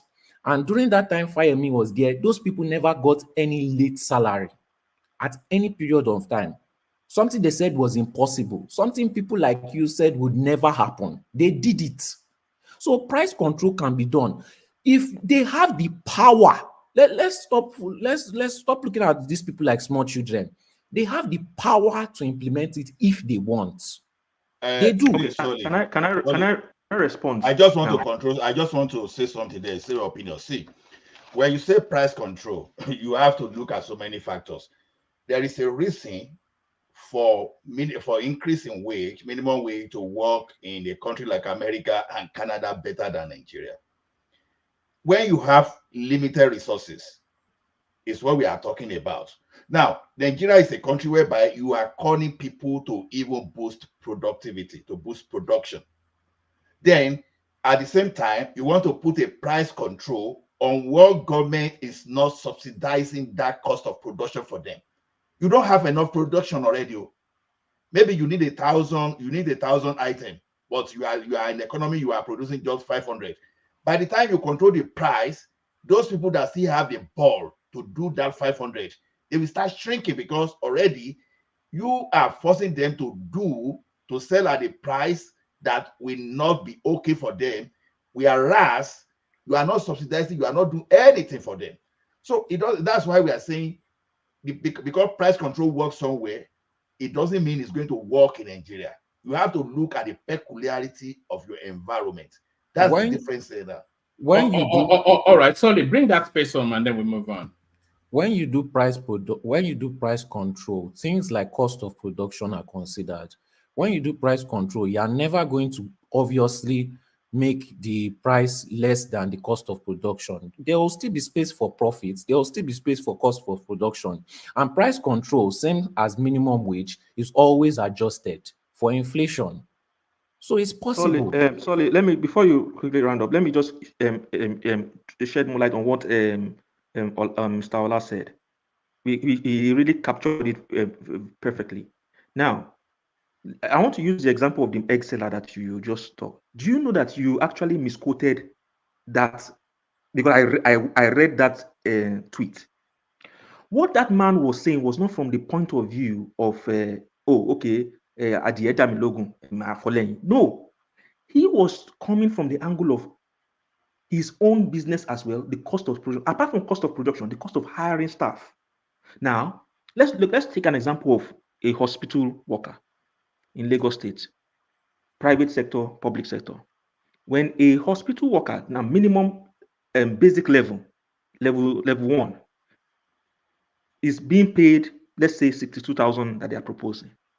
What do you think? Please don't, before you interject me, let me land. What do you think his counterpart in a private sector will do? If he doesn't bargain and renegotiate with his employer, he will start looking for a way to cross over and gain employment in a public sector. So it automatically means we're already zeroing and erasing that lower level class. So then the cost of hiring staff will now fall back on the employer. So it will be more difficult for the employer to attract that same level that he was originally wanting to attract. What does he need to do? Then the cost will also fall back on the consumers, who are the patients in this race. You will need to raise prices up. So you cannot just. That is what happened in the case of that man that you're saying. He wasn't coming from he was coming from a purely economic view, not because, I want to sabotage government. That's what I want to just say. All right, run that space off in a very short summary. I think we have to move on. It's back and forth, though, but okay, let me try and finish it. Now, price control will also be considered for cost of hiring, right? If you look at Nigerians, there was one guy that was saying he has 4 drivers. If they increase minimum wage, should that guy be allowed to increase his product, the price of his products also? No. Why does he need 4 drivers? Why? That's doing too much. Price control considers all these things. They would need to set up a department, just the same way they set up EFCC. They will need to set up just the same way you have for drugs that was with Dora. They will also need to set up a department to watch all these things. Now, if it is done, would it not help the country and would it not be beneficial for the country in the long run? It would. So why not try it in the first place? All these things that you are saying, all these excuses, it is considered in a price control scheme. All these other options and these things you are talking about, what about, they consider it also when they are doing price control. They are not just going to set a percentage or set a price and say that is for all. Obviously, everybody's business is different. All right. Let me take you to another space, a very, very brief commentary on this. Let me take you to like one of your meat and drink sort of spaces. Peter Obi is a package fraud, just like Buhari. So this is Showore doubling down on his rivalry with the man from Oka. This is why I like Showore. Showore will not back down for anybody. I remember when they were saying, why can't Showore join? Is this one messaging me? Why can't Showore join Peter Obi that time? I was saying, you people don't understand this guy. This guy is not coming for a check. He's coming to come and do what he knows that is the right thing to do, which is why I was saying we should vote for him. But some people were saying, we are not voting for him. Why should they vote for him? And he's just saying the truth. Sometimes he sensationalizes things, but he's just saying the truth. Because look at Peter Obi now, going back to the PDP people that he said is a party of criminals. So now he wants to go back to dine with the criminals. So it's just I agree with him totally 100%. This one is not sensationalized. This one is a pure fact. All right, brilliant. Excellent. All right. Thank you, Solly. So thank you. So stay with us, Solly. Let's go on from you to Kenneth, who has been unusually quiet. Maybe it's not fully there. Jagaban. Look at that. This is not a hotel. You don't book a room to come and sleep. Kenneth, are you there? All right. All right. Let's go to Ajanle Koko then, who hopefully is there. Ajanle Koko, are you ready? Yeah, woman, what's up? Yes, good to have you, Ajanle Koko. So it's just Nigeria Matters as always. President Tinubu's son has huge capacity, mixed reaction as Sokoto governor named road after Sheyi Tinubu. So sycophancy, traditional and Nigerian politics are still talking about naming roads. Tinua Achebe. Tinubu names Abuja Road after Chinua Achebe. So Gbama Binu sort of a narrative there. And then Uju Kennedy, she continues, no more lodging of underage girls in hotels, which seems to be a thing I never knew it was. Peter Obi is a package fraud, just like Buhari. Yeah, your party man, Showore. Tinubu to receive bill on regional government next week. They debunked it, but it's still not leaving the news cycle. And the minimum wage, the governor's telling us that they cannot afford the 62,000. Essentially, 57 is where the governors are most comfortable. So take your pick and let's hear from you. Ajale Koko. Yeah, thank you, Omar. Greetings to our listeners around the world. Click on the like button, share and subscribe if you haven't done so. So, the Sheyi Tinubu, naming of Sheyi Tinubu, naming a street after Sheyi Tinubu, I think it's unnecessary. Politicians are not showing.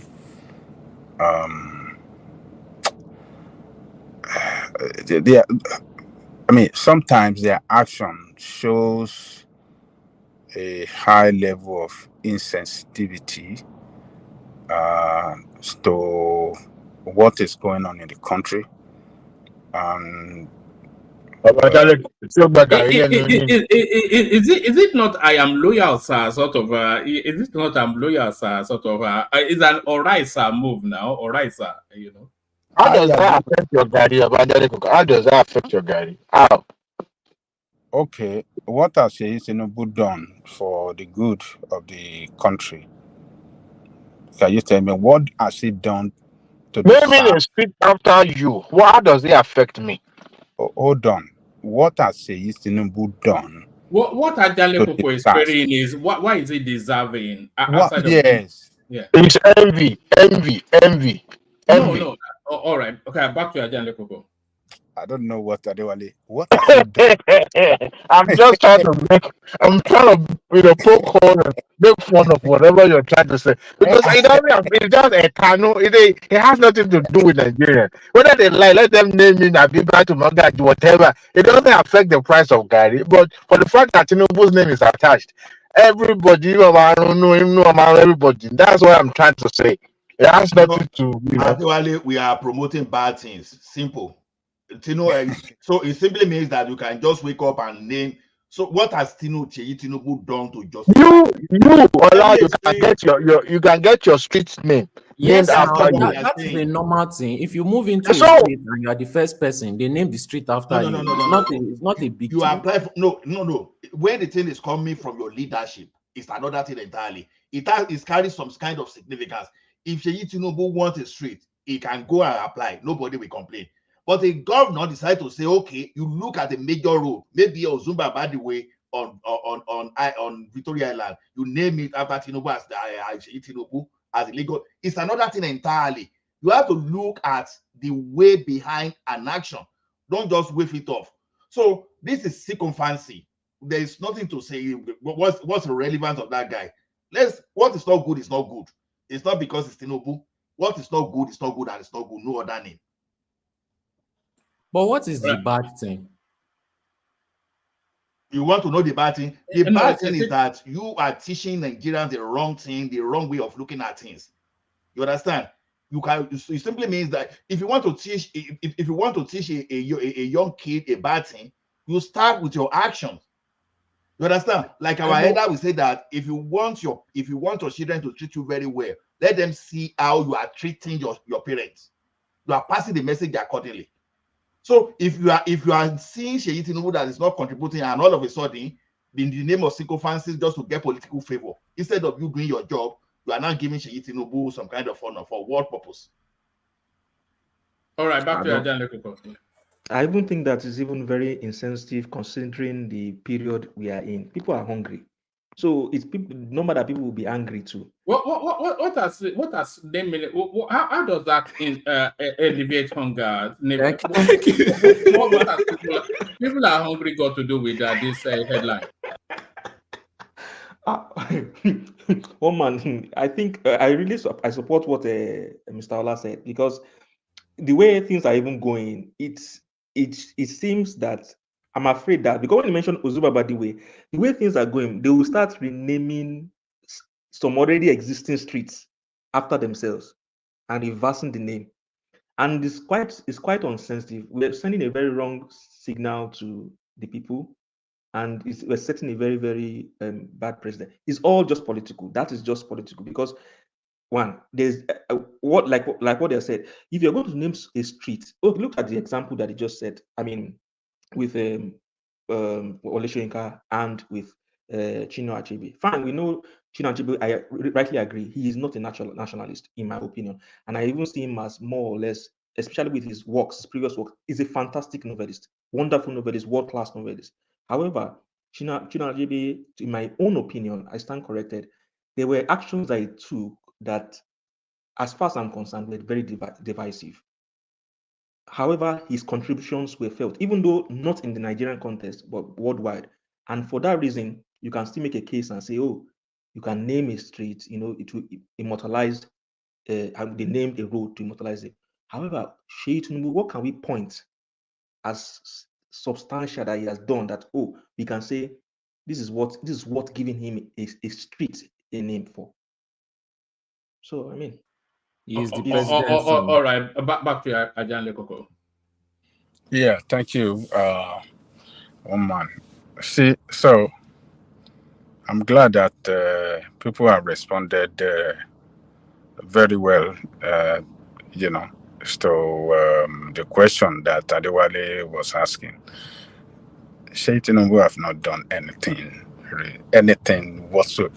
Nothing remarkable, nothing that you can identify that this is his achievement, this is what he has done, remarkably well, or, to, justify, naming a street after him. Nothing.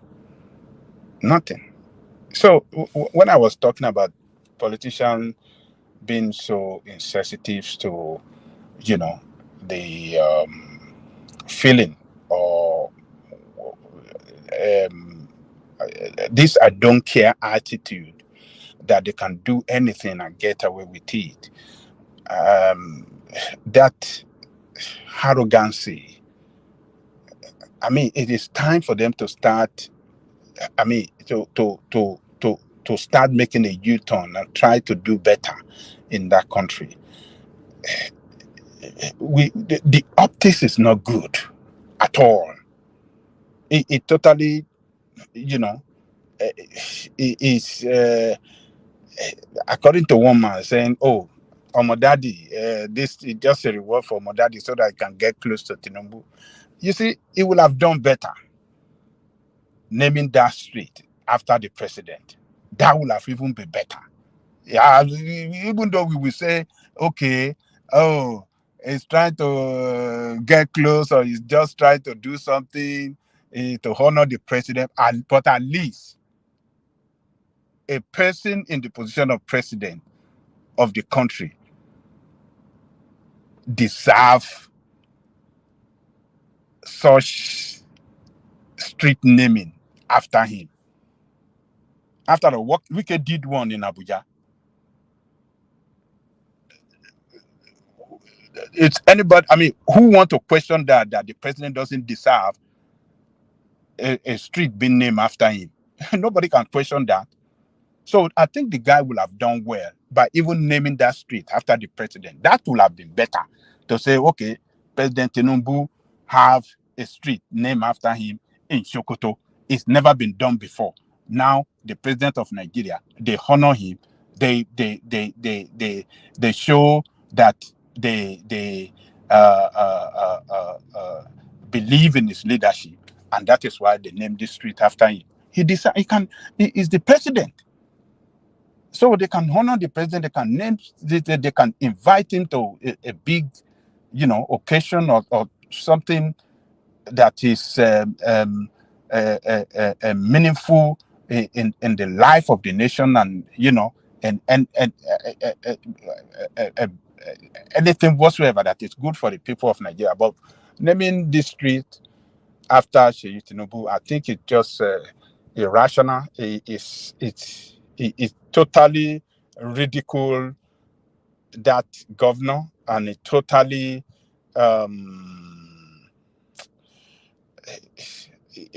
what he's trying to achieve by naming the streets after him. I think the blowback after this is as make it, I mean, to me, a failure. A What is stupid move. It's a complete failure. He failed. Nobody will agree with him naming that street after what do you call it? Tinubu's son. There are many professors. There are many retired civil servants in that state that deserve their name to be immortalized. Many people, writers, medical doctors. There are many people that have contributed immensely to the growth of that state, to the development of that state, to maybe the civil service, people that contributed immensely to the development of their civil service, or teaching commission, health services, and some other great people in that state. Those are the people that it should have honored. But this ramshackled, nonsensical, and boju way of bribery, I think it's not working. It cannot work. So we are more enlightened than this. So this is just a total nonsense, and I believe that a lot of people, a lot of Nigerians, we push back at this, and we regard it as a total nonsense, and what is, I mean, irrational and unacceptable. So to me, I think he failed in his objective, and he should have honored some great citizen indigenous of that state, with immortalize some of people that contributed immensely to the development of that state than Tinubu's son. So let me leave that there. Then let me go to what do you call this? Showore. I think Showore is right. It's just it's a fraudulent, what do you call it now? It's a package fraud, as Showore described it. Peter Obi is a package fraud. Don't let us deceive ourselves. It's quite it's probably, this will be something, is probably the biggest heist of our time. It's bigger than the guy that sold an airport to some Latin American country. This is the biggest heist of our time. This guy. Anyway, let's not do Obi again. But anytime I'm lost for words. We know him now, and then they put a halo around his head, and then he's going. Anyway, carry on. It's unbelievable. No, we can't deceive ourselves. Ajani Koko, you have to give me a word, though. I first used that word, package fraud here. So your hero is borrowing it now. So you need to pay. Our hero stole it from you. Yes, so that's copyright. That is right, Ola. Yes, I can remember you said it a lot of times here. That is the package fraud. Yeah, I remember now. Yeah, that's true. So Obi is a package fraud. Don't let us deceive ourselves. Like Ola mentioned now, Ola have said it here several times. He defined it exactly the way that you should already define him now. Package fraud. That's the way Ola described it here. So Shore is using the same thing now. So a lot of people that are anti-Obi, have said a lot of things about him, but Obi supporter will not agree with you. Look, his campaign manager, Doyo Kupe, in a recent interview, said a lot of things that relates to this, you know, headline, carpet fraud. He said a lot of things that relate to it. He said when they left PDP. Did you say it doesn't have leadership qualities? I think Okupe said that. He said when they left PDP, they shop around. Do you know the meaning of shopping around? From one party to the other, looking for party to go. That's a sign of desperation. Somebody that is so desperate, he just want to contest. It doesn't matter the ideology of the party. Just let me get a ticket and just be in the news as a presidential ticket of a party. He said they shop around before Labour Party finally accepted them. That alone speaks so much to this statement that Shore made. Shop around to get to finally land in one package. And he said they use Labour Party as a special purpose vehicle. Let's just use this thing to just take us there. It's like a gamble. Let us just try something. We might be lucky. This noise is It's like Kabu Kabu now. Maybe they are like junction. Hello, maybe they are like junction. Kabu Kabu. Okada. That's traffic. They don't block the road. A person that wanted to contest in one party, they block his way there, and he went to look for Okada. Oh, let me just get to this thing. It doesn't mind how you want to get. Let me just get there. You know, the man said it. Special purpose vehicle to get them to presidency. And he said that what they intended doing is that when they get to the position, he said they don't have ideology. He said their ideology is totally different from the ideology of what the Labour Party represents. Well, he told us in that interview that he's a certified capitalist, and Obi being a high level, highly successful businessman is even more a capitalist.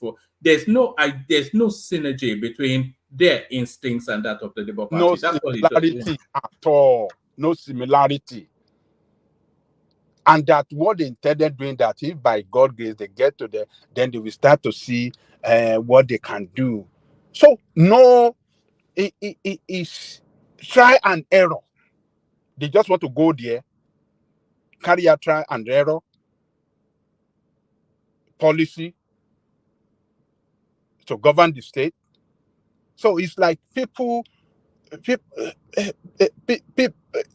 blinded people that does not even know where they are, but they are just on the move. They are just moving.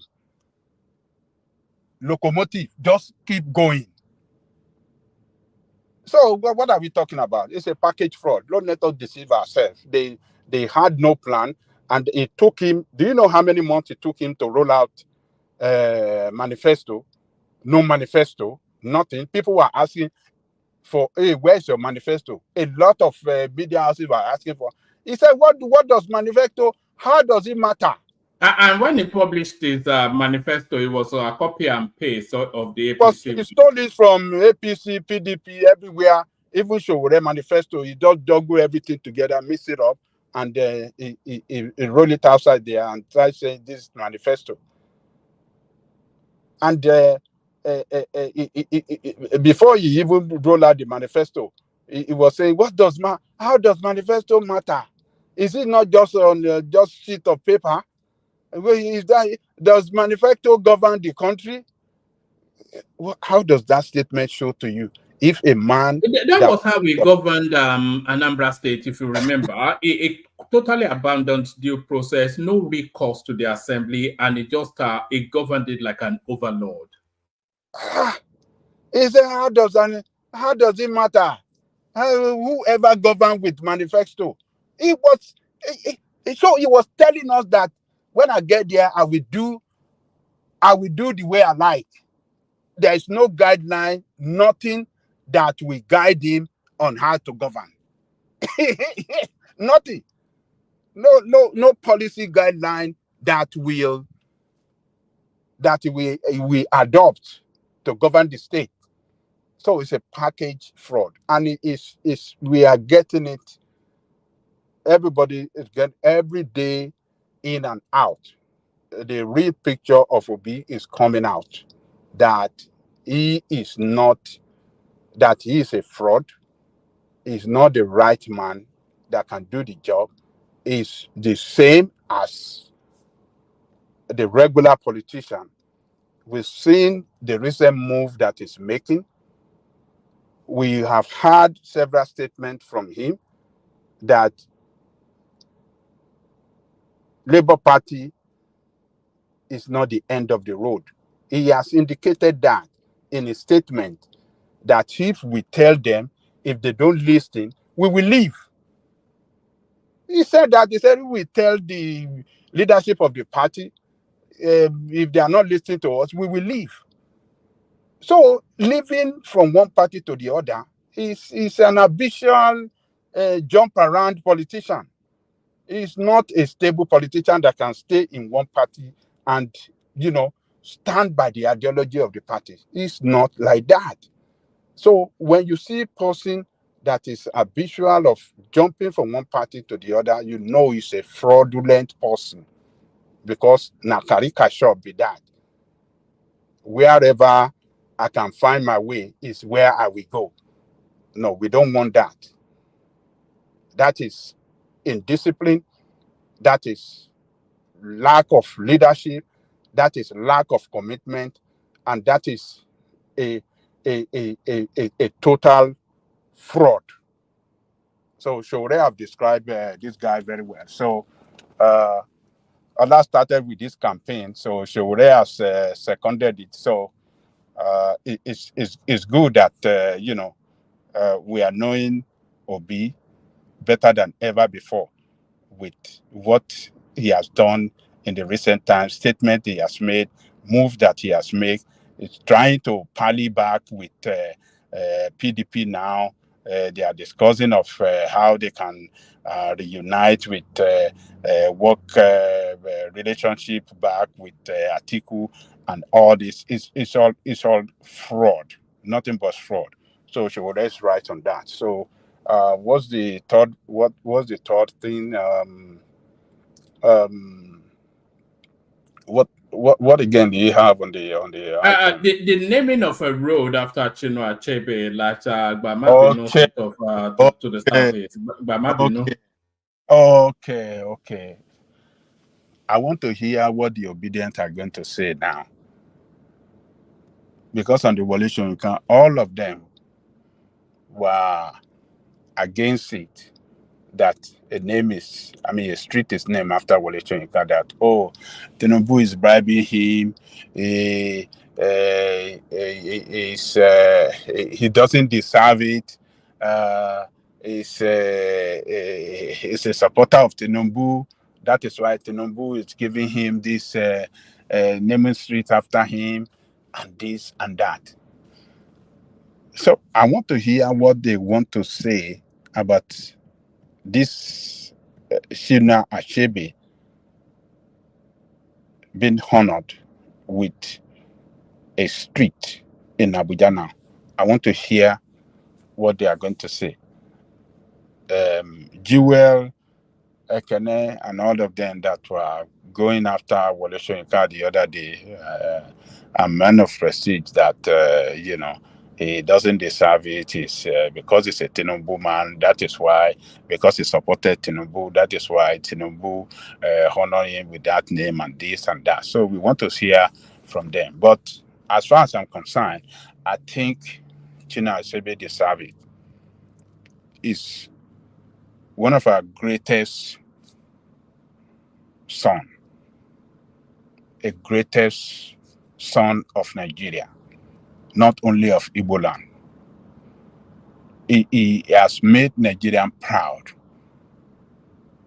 with his work, particularly with Things Fall Apart. Things Fall Apart is read all over the world. I was shocked one day when a friend of mine, a Japanese, was telling me about Things Fall Apart. He said he read it in secondary school. I was shocked. I said, Things Fall Apart. I said, but you guys don't read English. How were you able to read it? He said, yeah, they have it translated in Japanese, this thing. He said, they read it. He said, one of the greatest, one of the best book that he ever read. So, to me, I think he has made us proud. He has put us in a stage that, look, Nigerians have people that are highly intelligent and people that, some of the greatest citizens in this world. So, and the United States, they know it's, so some great people. If you go to library in the United States, you will find that Things Fall Apart. Yeah, because my daughter, when she was in high school, I let her read Things Fall Apart when they were, I think, was in middle school. Yeah, when she was in middle school, when during the summer holiday, we always try to get them engaged with reading. So we go to the library, and I got Things Fall Apart for her to read. So it's a great writer in this world, not only in Nigeria but in this world. His work is one of the best. Ajale Koko, would it be your expectation that the road that they name after Chinua Achebe will be of a lesser road than the one they named after Soyinka? What do you mean by letter road than? So if they put but let's say, for instance, if they say they are renaming Broad Street in Lagos after Soyinka, then if they want to name it after Achebe, just the corner street of Broad Street. But one man, just leave me alone. Back home, you see wahala. Just leave me. Only wahala the one more, only wahala. You just try to dig something. One man back home, you see your jari.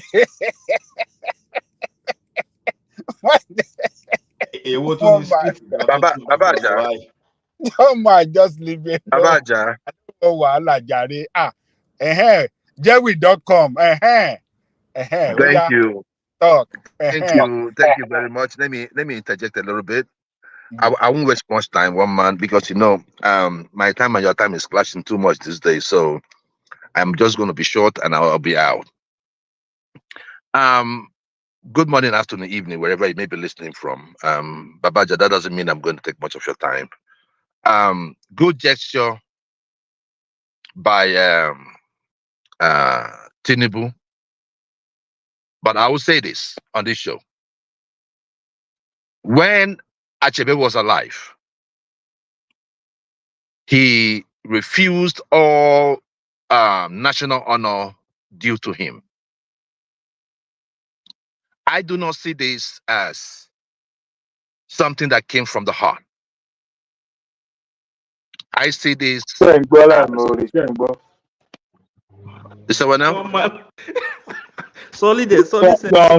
You're ungrateful being.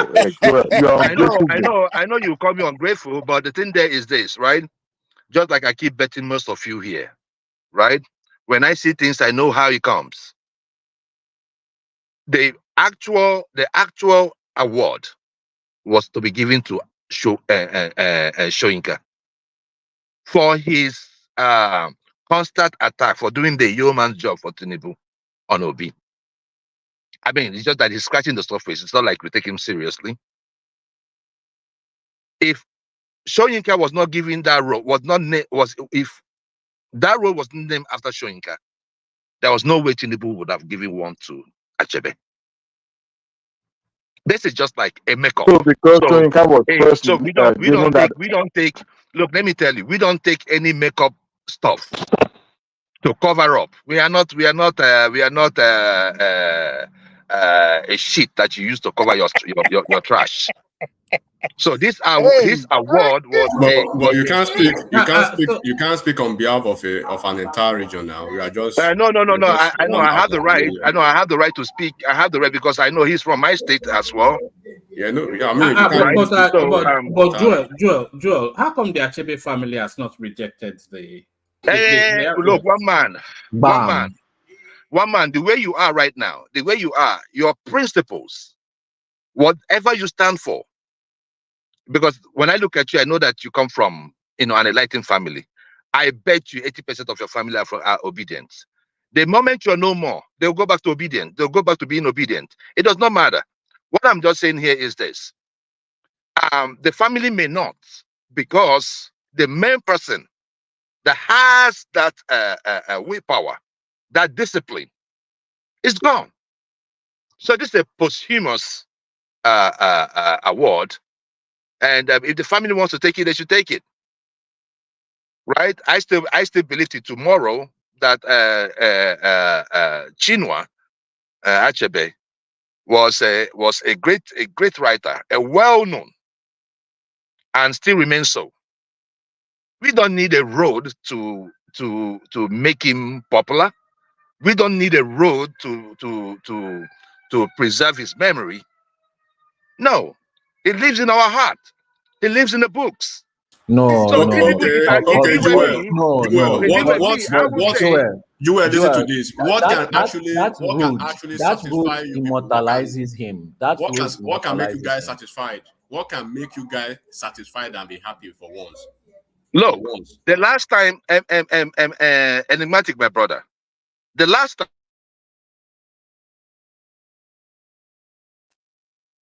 even prior to the election, I told one man on this show, I said, invest heavily in Onitsha and Nnewi. We are not talking about giving us money. Invest in Aba. Invest in the ecological sector, in the ecological problems we have in the southeast, and give us a good road. We don't need nothing from the federal government. But Umai is trying to do that. You guys are still against Umai. Umai is a lost sheep. Okay, now Umai is this. Umai is a lost sheep. He's doing a good job. This is why the government doesn't really understand. Let me. Okay, go ahead. Okay. Let me just let you go. I will have my time, but I will speak to Audrey so that you will see. The last time I spoke here, I said something. I said that I will give Omahi and Wike, they are the highest performers in Tinubu's government. But I'll still give them 6.5. Why didn't I give Omahi an 8? Because of the Lagos Calabar Highway, which was not properly planned out, and we were talking about the hastiness. A project of that magnitude without an EIA assessment, and you guys are here telling me I should take it. You destroy businesses on that road, and we're going to act like nothing happened. In a country today where we need businesses, you are downing the businesses. In fact, I heard that what's his name has gone to Gabon. Make una dey happy for once. Everything is not. No. Enigmatic Baba. See, my brother, let me tell you something. It is not about like we trying to. If Tinubu was doing something good, we will support him. If Tinubu was doing something good, we will support him. Enigmatic, forget about being happy. What you're seeing here is a strategy in play. So what the opposition space, especially the Labour Party opposition space, what they are going to do from now to the next election is to try and undermine everything the government does. I disagree with you, one man. Hold on a second. Before you proceed, Jewel, hold on.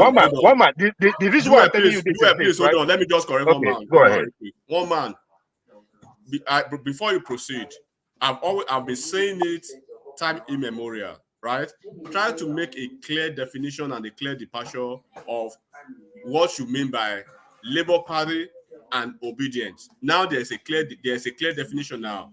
Labour Party now they've taken a position to say this is who we are as against who obedience are.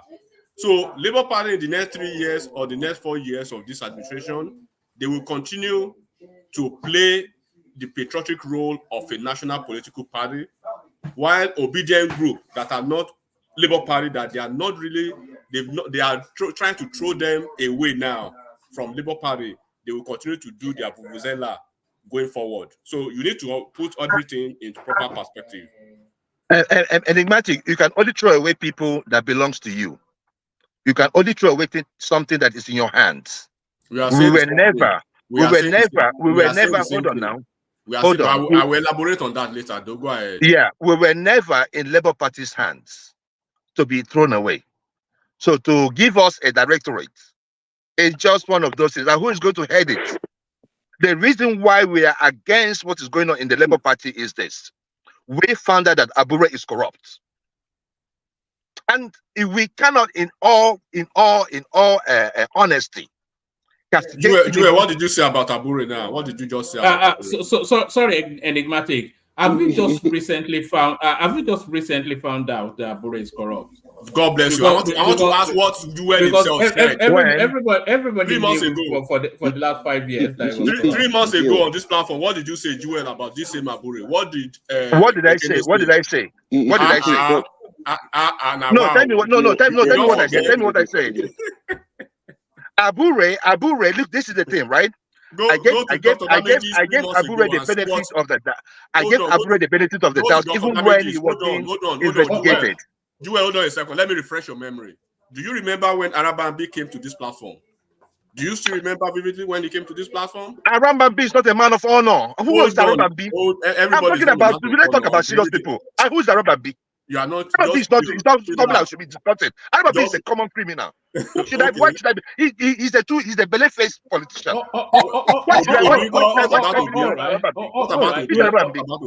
All right, Joe, wrap that interjection of let Ajanle Koko bring his commentary home, and then we do an 8-minute whip round because the room has now filled up. Yeah. Okay, so Babaja, what I'm trying to say in essence is this: the gesture is a good one, something that ought to have happened long ago, even though the man himself denied and didn't want it. But coming after it has been given to Soyinka shows that Tinubu is just trying to patch up.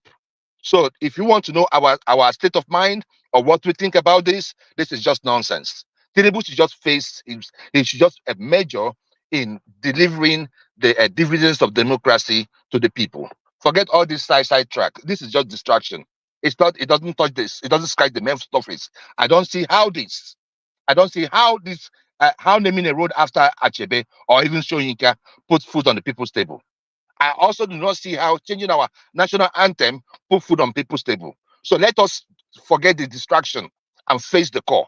Tinubu should do the needful by delivering the dividends of democracy to the people and stop dancing around like Ade dancer. Thank you. You two know Ade Please. dancer. Who is Ade dancer? That's Kulata State, oh, eh? Joel, can you believe that a whole Kulata have Ade dancer as the governor? And Kulata will take part for year, eh? No. Leave Kulata. Kulata. Well, I don't want to. There was something Kulata did the last time when he graded the ministers, right? Even though I agree with him, but I think he does not have that foresight. He does not have that. Most of you here too. You don't have. You can't read people. You can't see the future, right? So you just support what you see and you just go with it. So I'm not going to castigate Kulata. because he's just one of one of you guys. So I don't know. Just go ahead, please. You don't punch Kulata where this evening. Eh? He get a dancer, governor. I need to. Enigmatic call him. Enigmatic call him a dead dancer. Enigmatic no be you. That's what Enigmatic refers to him as. Dancer now. Now from his mouth, I first hear now. But you know, now see, Baba Aja now still my governor because I have heritage from that place, but it's quite disappointing that the guy has not. You cannot pick a pen to say this is. I'm writing a line of what Ade Dancer has been able to achieve for almost 2 years in office, not zero. He's promoting Nollywood now. What are you talking about? Which Nollywood is he promoting? By dancing.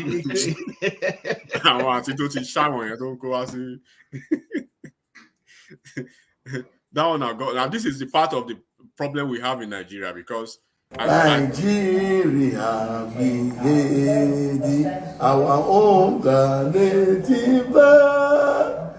No tribe at all, medieval, in brother who we stand. We are proud to serve the sovereign motherland. That's the governor. That's the governor of a state. That's the governor of a state. This guy and that Ogun State governor are just very big embarrassments. No. Sorry. I'm going to defend him on this one. There's nothing. 90% of Nigerians don't know how to sing that national anthem. I promise you, 90% of us here don't know the words of that national anthem. So don't blame me. I know how to sing it. The oldies. I know how to sing it. No. What are you talking about? We know. The oldies, Joel. The oldies actually kind of reminisce with this. They kind of resonate with this anthem or all those oldies. Like I'm not saying Baba Aja is oldie, but the oldies they really like Baba Gomez, One Man, Baba Aja, Baba, all of them, all those people from the 50s. Really so, Enigmatic, you support the national anthem? This new one from the 50s. You have to tell them. Even our firstborn is not from the 50s. So, Enigmatic, do you know why people know this? You know why people know this? Even when they were doing that electric gate things, people were singing in them. And when I was telling the Ajale Koko at the time we hear that thing from the mouth of Showore, Ajale Koko will reverse all those said Nigeria from the fridge. So whenever Nigeria started protest then, Nigeria will aid and all these Labour Congress people you see, they will revert to that. So when Osakome defended that thing in that 2014 confab, it was at that time that unanimously, everyone there, I think 482 members, right? They all agreed that, okay, we should revert back to that song. So to me, what you want to know, you will know. Maybe someone born between 1975, maybe they don't know, but then people will learn it. So it doesn't matter whether they know it today, they will know it tomorrow. So thank you. I'll say I'm not a very big fan of the Tinubu government, but of this national anthem. That's the beginning of your fan. We'll continue to do the right thing. That has always been me. The people who are that I criticize for this year. I mean, so. We hate our own native land. All right. Ajale Koko, what's going on? In brother. Ola. Oh, sorry. Let Ajale Koko carry on. Ajale Koko, bring that. I didn't even know that I was bring that space home, and then we'll do a 6 minutes repram just because the room has filled up, just to get to people quicker. Yeah, so people like Chinua Achebe and Wale Soyinka and other great writers, government should have a way to immortalize their name by, naming, street after them in capital city, in many states of the federation, because these people are, they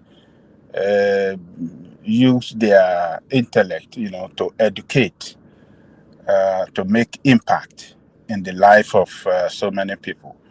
Some people today are writer because, they were influenced by this, by the work that these people left behind, by taking literature in secondary school, and that geared them into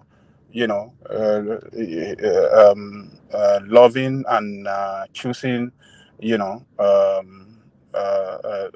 to be a literature, I mean a writer too. So there should be a way that government should honor these people, some that are still alive, and someone like Chino Achebe that is no more with us. So I think it's a good step in the right direction.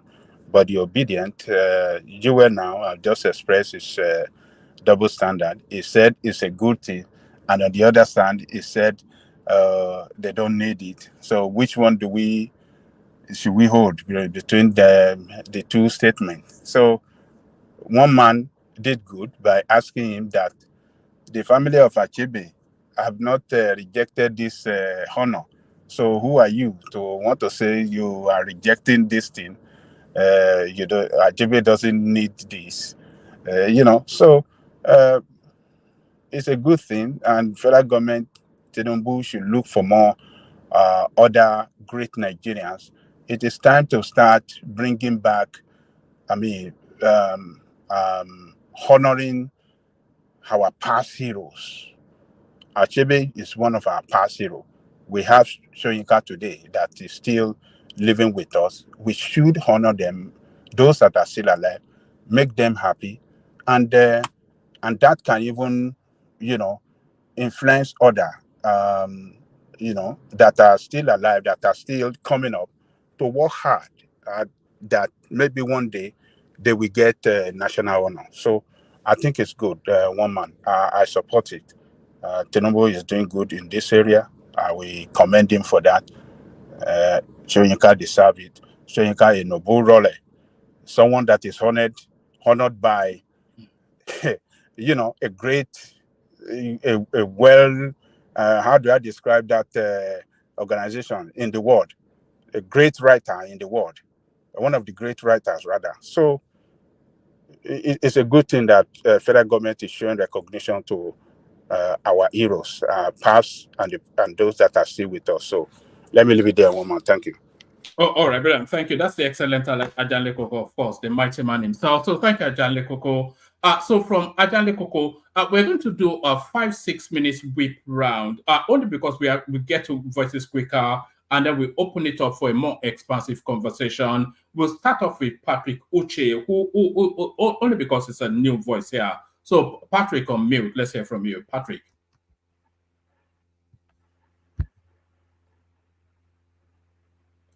Yeah, on mute, then speak. Do you want to say something, Patrick? Patrick,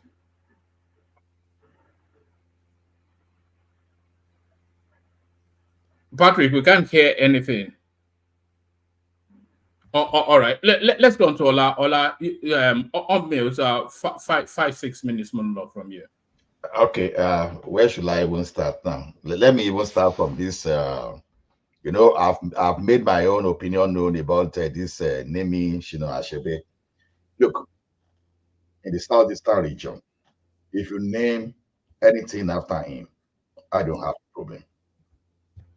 But as a national leader, this is purely my opinion, and I'm not necessarily against anybody or any tribe. So let me put that disclaimer there. So before anybody will get a go at me. His last book, There Was a Country. Honestly, if that guy, if it was possible for us to wake that man up, maybe he should have come back to make amendments. What he wrote there, he just put at least two tribes or two nationality against one another, against each other. That's Yoruba and Igbo. And national leaders, you don't behave that way. With all due respect, I think that was reckless. Aside that, I think the man was a great man, no doubt about that. But sometimes you have to be very careful. We've had some great leaders. We have some people that were perceived as great leaders in this country where I live. There's some important national asset named after them. But after almost 100 years, all those things were retracted because, number one, they look at the atrocity they committed in the past that is not worthy. They were not worthy of giving someone honor, because that will amount to concurring with to some kind of humanity, crime against humanity and all those things they did. So as a country, you don't have one of the leaders that is supposed to be the leaders that will say something that could set one nationality against the other one. How you call that person a national hero? So if I find myself in the presidency, for example, I can tell you there are more than enough people from the southeast that deserve that honor. And Dora Akuriyi, for example, is one of my greatest heroes that I will mention because what he stood for in that country.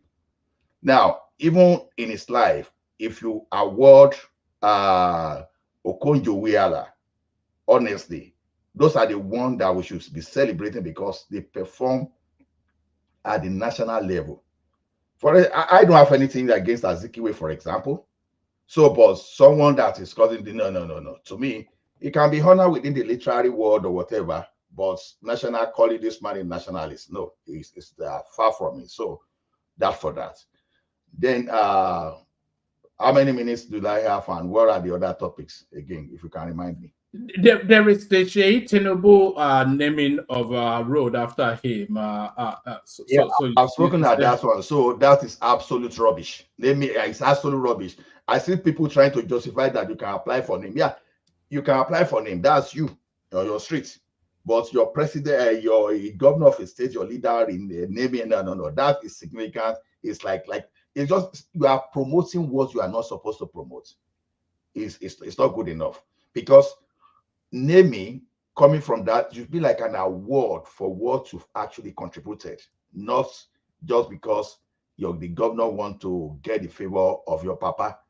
And the next thing, maybe a governor named Seyi Tinubu, and the governor now go ahead and embezzle all the fund in the state, just because he has a good rapport with the presidency. No, we don't want that. It's rubbish. So the minimum wage, okay, this minimum wage is maybe this is what I will speak, and that will be enough for me for the day. Is this for those that don't know that the minimum wage we cause the price of things to go up. We said this thing, and it's so simple for us to know. Minimum wage is a thing between the organized private sector. They've agreed to 62. The federal government agreed to 62. And it's only the governors that are saying 57. Now look at it this way. When you are producing something from your factory, you were producing things at maybe 35,000 before as minimum wage. Now you are producing at 62 now. You are producing at 62 now. It is a common sense that the cost of your production will go up. So you want to do markup. For people that think, oh, Nigerians are wicked, they are changing the prices. No, the cost will go up. So the product will come out more expensive for people to buy. Then the others that will buy the product too, whatever they are selling to get the product too, they will have to raise the price too for them to meet up. The reason I made the example of that landlord, landlord will buy roof, they will buy the roofing sheet, they will buy cement, they will buy all those things, they will use it. So they will increase their own cost too. So there's no way, because we were selling things at 10 naira before, it will never stay at 10 naira, whether you like it or not. Can I ask you a quick question? Okay. Does that justify a price increase of crate of eggs to 10,000 naira? The question is this: when you are not a farmer, how do you handle that? How do you know? Because there will be a lot of cost of production increase along the line. The driver, they increase their own cost of production. The poultry farmer, they increase their own. Those people that even produce your gas, gasoline you use, they increase their cost of phone. Your mechanic too, they increase. So the way the costing work is it's very complex in nature. So if you don't understand it, it will normally look as, oh, Nigerians are wicked. They are not wicked. because everyone is participating in the market. No, now what we are now saying is this: now you are now asking the government to now peg, to now control what. Number one, you don't even have enough production already. Your productivity is even below the normal level, to the threshold.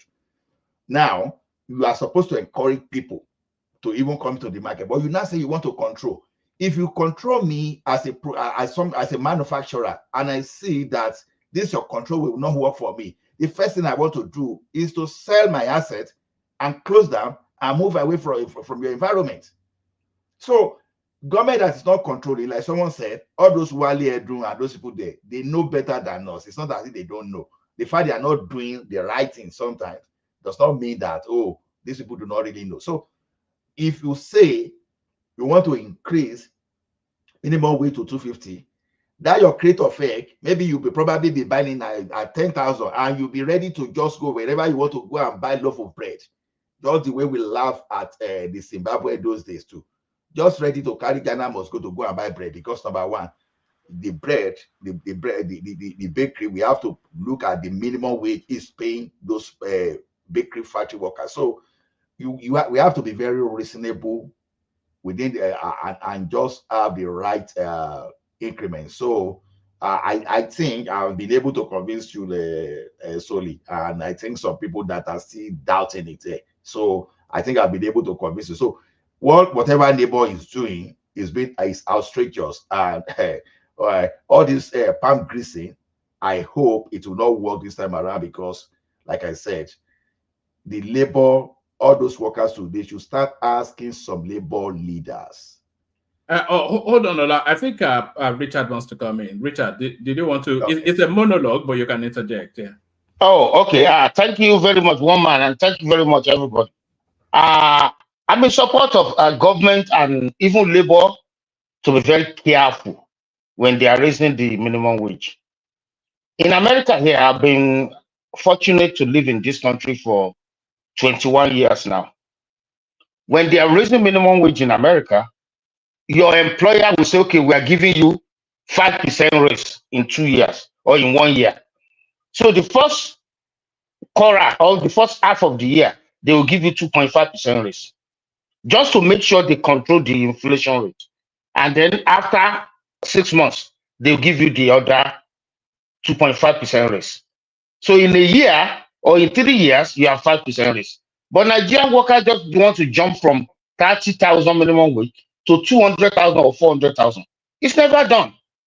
When America was #1 country in the world, they think because they were #1 in that time, they started raising wages. What happened? Manufacturer, everybody took their businesses to China and other countries. Look at Tesla now. It's laying off workers. But BYD of China is the largest manufacturer and seller of electrical car. So American government, Joe Biden has to manipulate the market by saying BYD is not welcome in America. BYD is not in North America right now, and they are already #1 seller in the world. Tesla is allowed in all the countries of the world. They are not #1. And then look at automaking in America too. They are GM, Ford, and they can compete. For the past 20 years, Toyota came from Japan, and they've been #1 seller in America. They came here to kick American manufacturer asses, because workers in American manufacturer asses want very high wages. But Toyota is paying less, and Toyota is dominating American market, followed by Honda and Hyundai. So I will leave that for now. Thank you very much. One man. Yeah. One man. No, I think the last person wasn't sincere about how things goes. Yes, that's right. And he's not sincere about how things goes here. It doesn't make Toyota is not cheaper than American cars. The only thing you're going to tell me is this: we are all also buying Toyota. People here are buying Toyota for the same reasons Nigerians are buying Toyota, which is longevity and fuel. How do we efficiency? Thank you very much. That's the word. Yeah. So can I respond to that? Secondly, hold on, Richard. Let him. Let me just. I'll be short. Secondly, on the issue of increasing of minimum wage and all that to 2% and 3%, yeah, that is true. However, we have never had a situation in the United States where the dollar was devalued the way it was devalued in Nigeria. If you do that here, you also have to raise up the minimum wage. It's that simple. So I think it's the apples and oranges. I don't think you were genuine about that statement. Thank you. Can I come in? So, okay, go ahead, Richard. Okay. Thank you for another opportunity. Number one, you said Toyota is not cheaper than American manufacturer. Ask mechanics. If a Jeep Wrangler has a fault and Toyota has a fault, which part is cheaper? Now, you also said because Toyota is durable. Now, what do you mean by durability? You got to look at durability in terms of money. If you are working, the money you're supposed to make while working, and the money you have to spend in mechanic workshop. If you ride the Toyota Honda, you don't waste your time in mechanic workshop. Number one. Number two, Toyota and Honda doesn't have the fault wiring problem American manufactured automobiles normally have. So I put it to you again.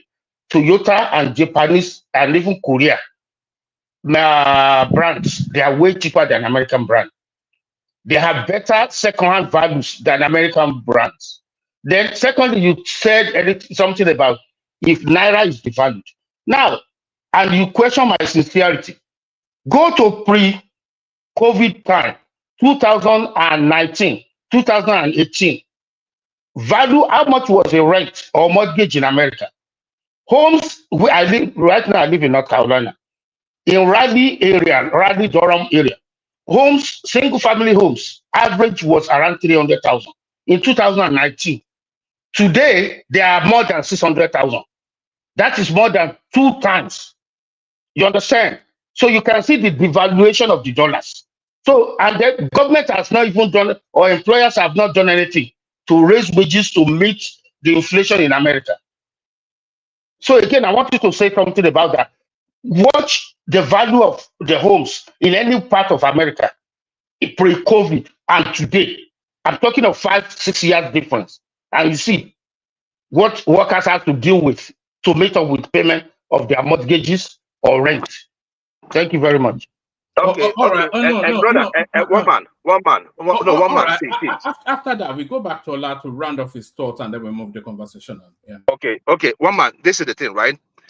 What they did in America, what went up in America was the interest rates, not the valuation of your naira, not the valuation of the dollars. So let us get it right. It was the interest rate. When I bought my house in 2020, I bought at 1.7. That was during COVID, right? So I bought at 1.7, and my mom bought a house, I think, say last year. She bought, the interest rate was at 7.4.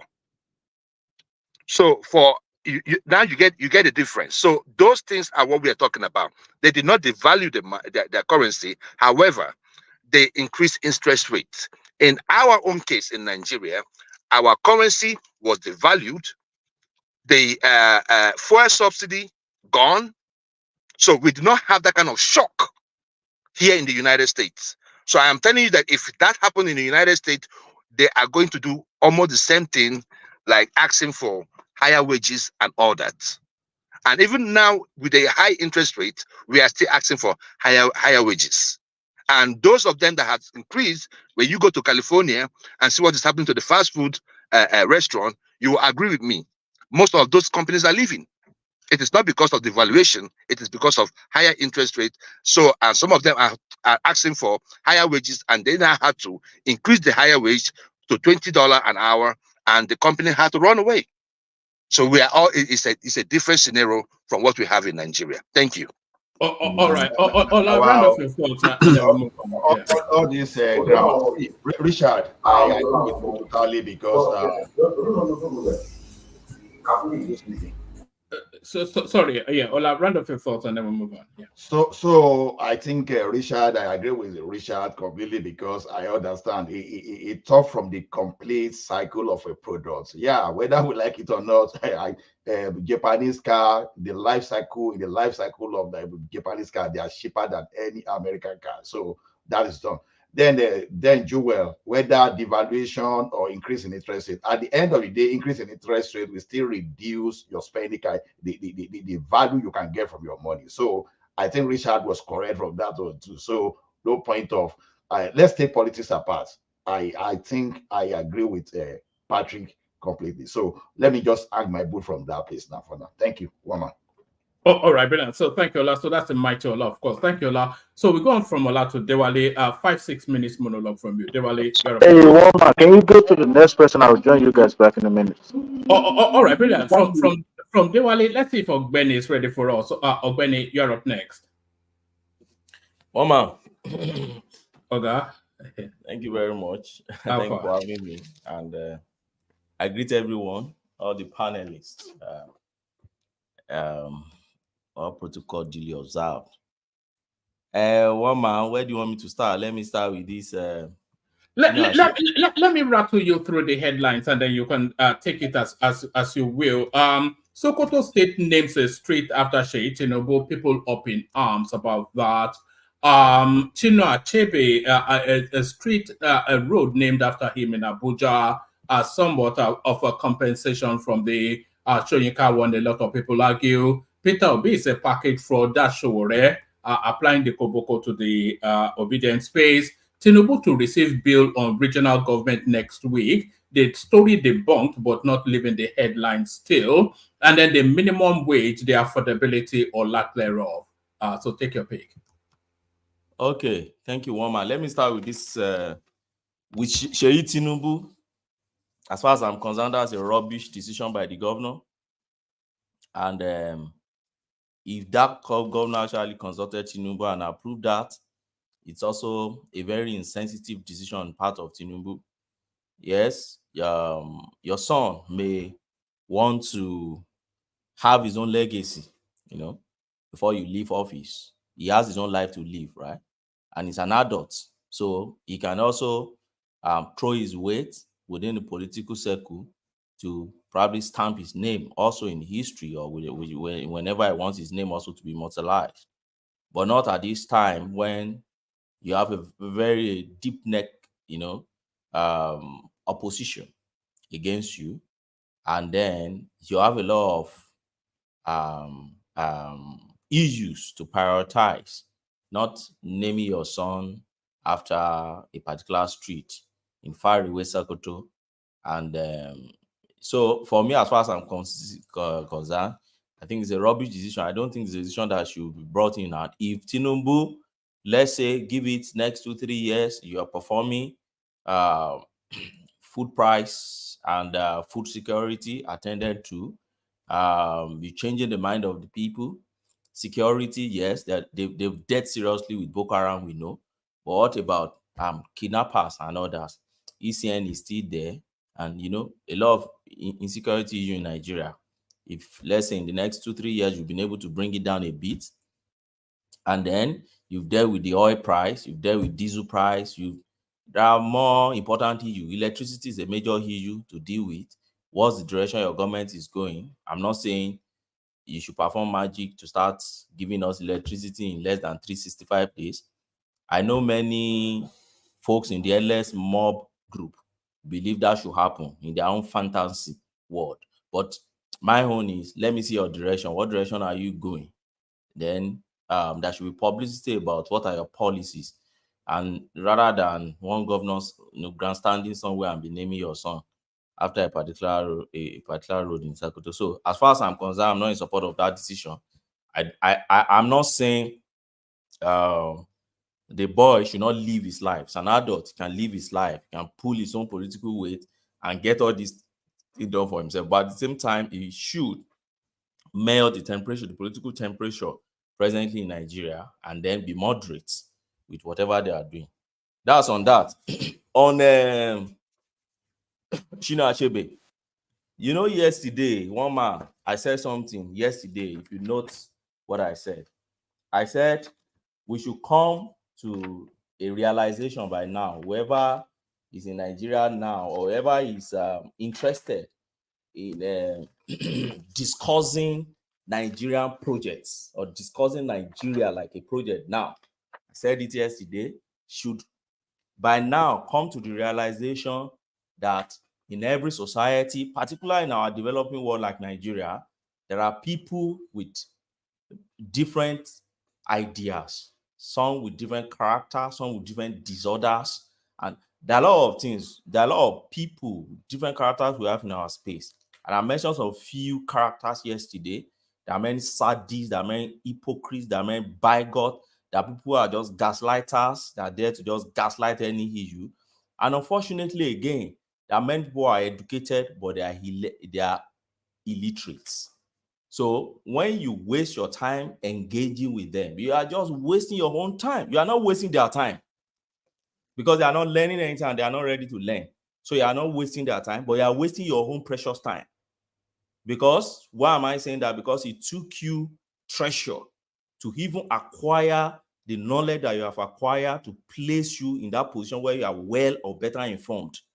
So when there are people that they are not ready to learn, they have this dogma of this is what I believe, and they run with it, and you're wasting your time to correct it. You are just wasting your time. All you need to do is just say your own, back it up with any fact or whatever figure you have. Whether they accept it or not, you get going. That is how to live life in these Gen Z times. And I keep saying it. And then I find myself. That's how to live life now, and we should come to that realization. Why am I saying this? I heard somebody on this platform saying, "Oh, if Shina Achebe is alive, Shina Achebe wouldn't have accepted this." Brother, all those things are not, they are lies. Let me start with Odumegwu Ojukwu. I stayed in Abuja. There's a street named after Odumegwu Ojukwu in Abuja. Do you need Ojukwu to come and accept the naming of that street? No. Odumegwu Ojukwu is not Nigerian hero. He's a Biafran hero, right? But he returned home. And don't forget, before Odumegwu Ojukwu went into Biafra thing, he was a governor of Eastern region. And that on its own placed him as a leader in the history of Nigeria. And after the whole thing, he returned home as a statesman. His sins and everything were forgiven. And then he got all his properties back in Lagos, right? And then founded and established a political party in Nigeria and contested to become president of Nigeria. But even before then, his name, a street has been named after Odumegwu Ojukwu. So if they can name a street after Odumegwu Ojukwu without getting his consent, how much more Shina Achebe? Why not? And I keep saying it, you see. And you know, when you ask them, many of those that think they speak now for Baba Shina Achebe don't even know the man. How much do they even really know about the man? Many of them. Mr. Benny. Now come, let me laugh. I know you were making reference to me, but I wanted to just let you know that he refused national honors he has refused national honors in the past. I know, and that was why I made my statement. Yes, I know, but there are other awards he accepted. Not from the government. Not from the government. He didn't accept any national honor. I will give you an example. You see, that is to say you don't know too much about the man. Just tell us now. Tell us now. No, don't boomerang me. Let me follow my thought. I have a structure for my thought, so you can't railroad me into your own. No, I just asked you a question. Now you made reference to what I said, and I made my point. So it's not like nobody is boomeranging anybody. Let me follow my thought. Just chill down, just calm down, and just make your point. It's that you just came out today like you want to fight anybody, right? It's no problem. Just act like a gentleman that you are, and just answer. Hold on for him, Joel. I think Kulaka listed some of them earlier on, but carry on, Obeni. I'm not entertaining his question for now. I don't want anybody to railroad my thought. It's 6 minutes. And I realize that you have been following that 6-minute thing over time.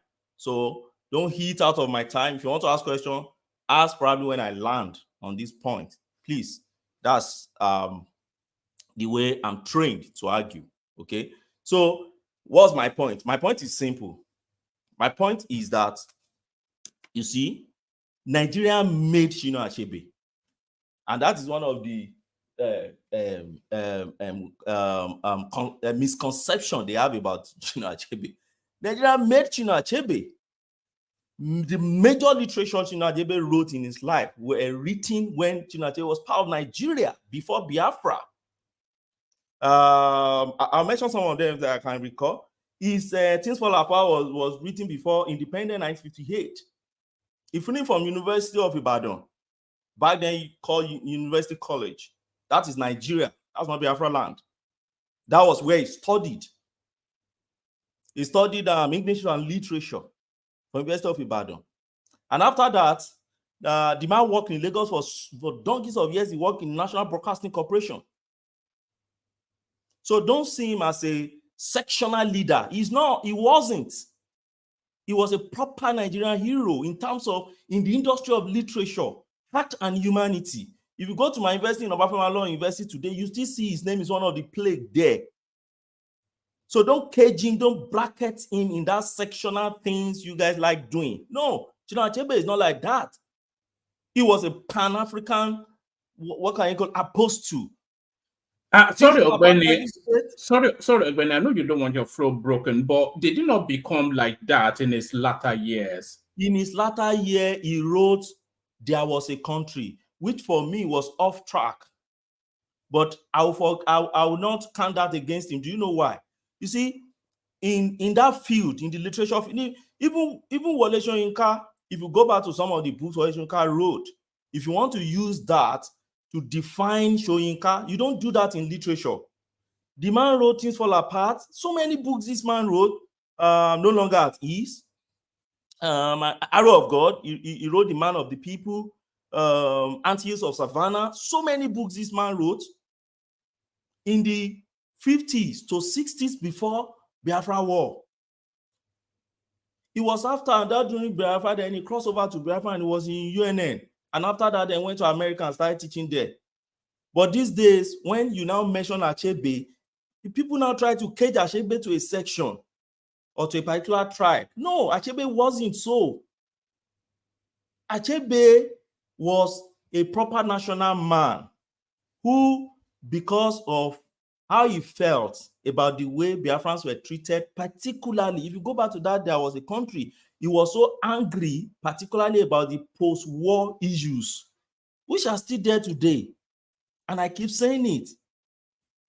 I won't blame Nigeria for fighting war against Biafra. I won't. Biafra started the war, but Ojukwu started the war. So you won't expect Nigeria to just let it go.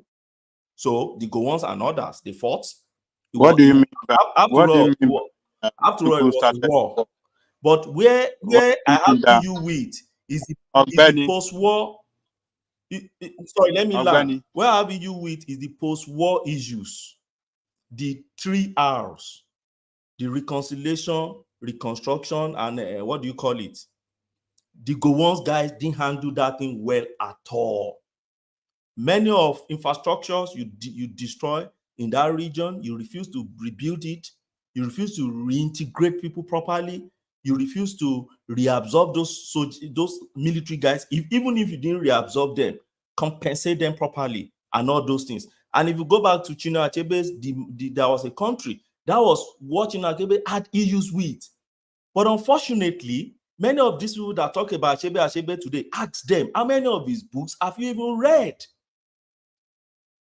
But today I was discussing with some of my friends, some of my brothers from the East. I asked them, okay, tell me a summary of what is in Arrow of God and tell me the story, the story the guy was trying, the information was trying to pass.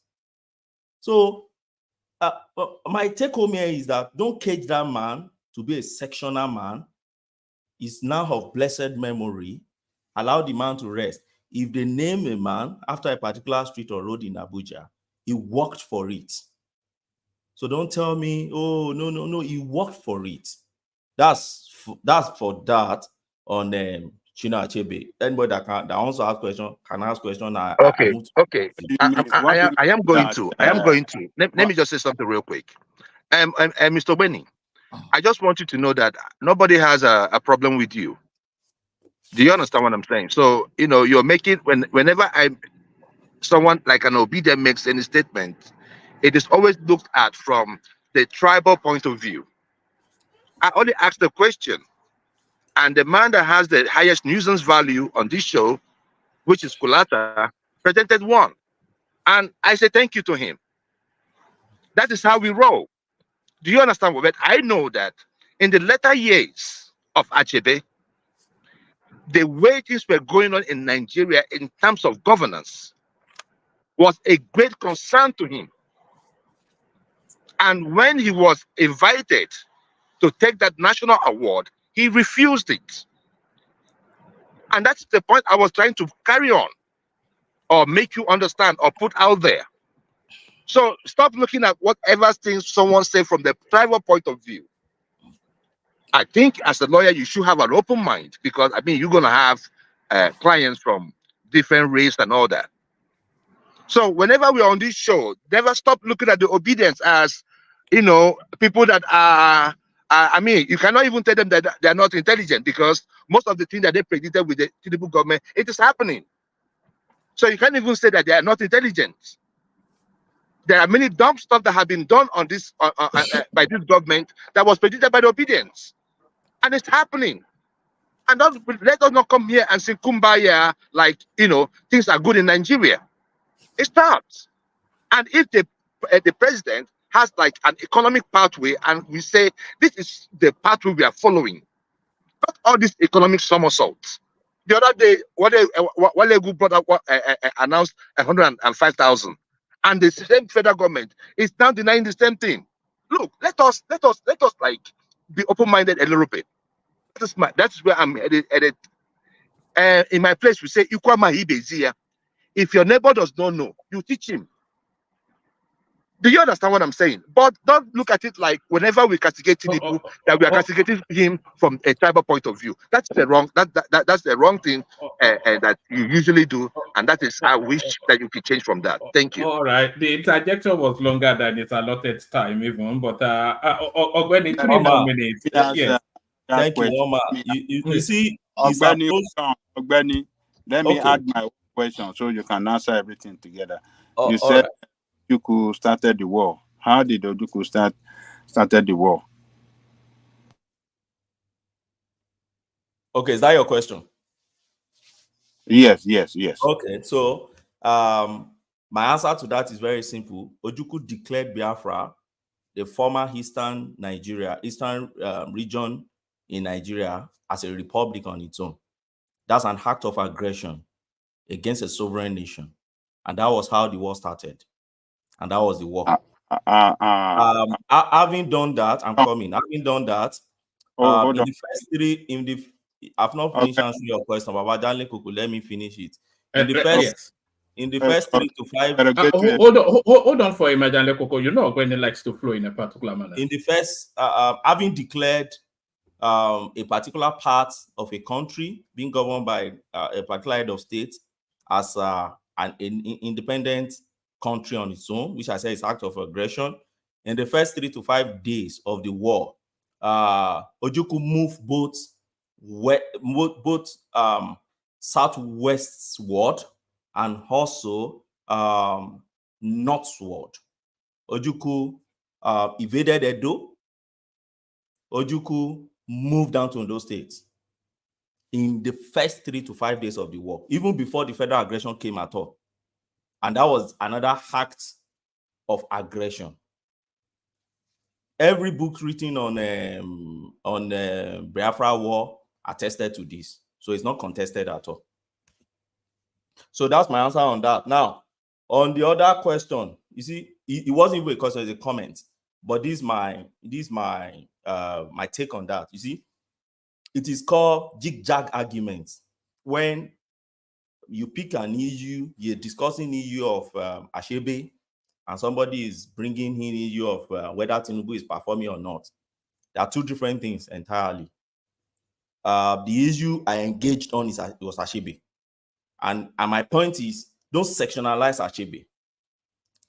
For instance, if you go online in social media and you see people that are talking down on this naming of Achebe Street, they are majorly from a particular section. Why do we like shying away from the truth? That's the fact. So sometimes when you hide under this clog of obedience, I'm not one of those that will be deceived with all those things. I'm not. I see through things. And I've said it here before. I said, the space called obedience space is full of people for different motives and different backgrounds. There's an IPOP part of it. And to testify to that, Arabambi, all of them in the Labour Party has been saying it, including Okupe. I know today now it has become people they curse anyhow and they talk to anyhow. But they've been saying it all this while. So the issue I have is probably not directly against the person that spoke the other time, maybe speaking from the obedient perspective. But we know your track record on this platform too.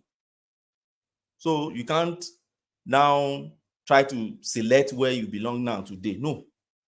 Except we study you for another probably one or two sessions. I've always been an obedient, unapologetically, right? I'm an unapologetically obedient. So I am not here to tell you who I'm not. I'm not like Babaja that say he's for Showore, then he will run to APC. You understand what I'm saying? I don't do like that. You go come after me again, Joely. I have never told you on this show. I have never told you on this show that I belong to like Labour Party. No, I have never said that. I've always told you that I'm an obedient. And wherever the obedience say we are going, that is where we are going. That's it. I don't have any problem. So you agree with Okupe that Labour Party was a special purpose vehicle? It wasn't. No. The issue there is this: you have to listen. Every political party is a special purpose vehicle, and I'll tell you why.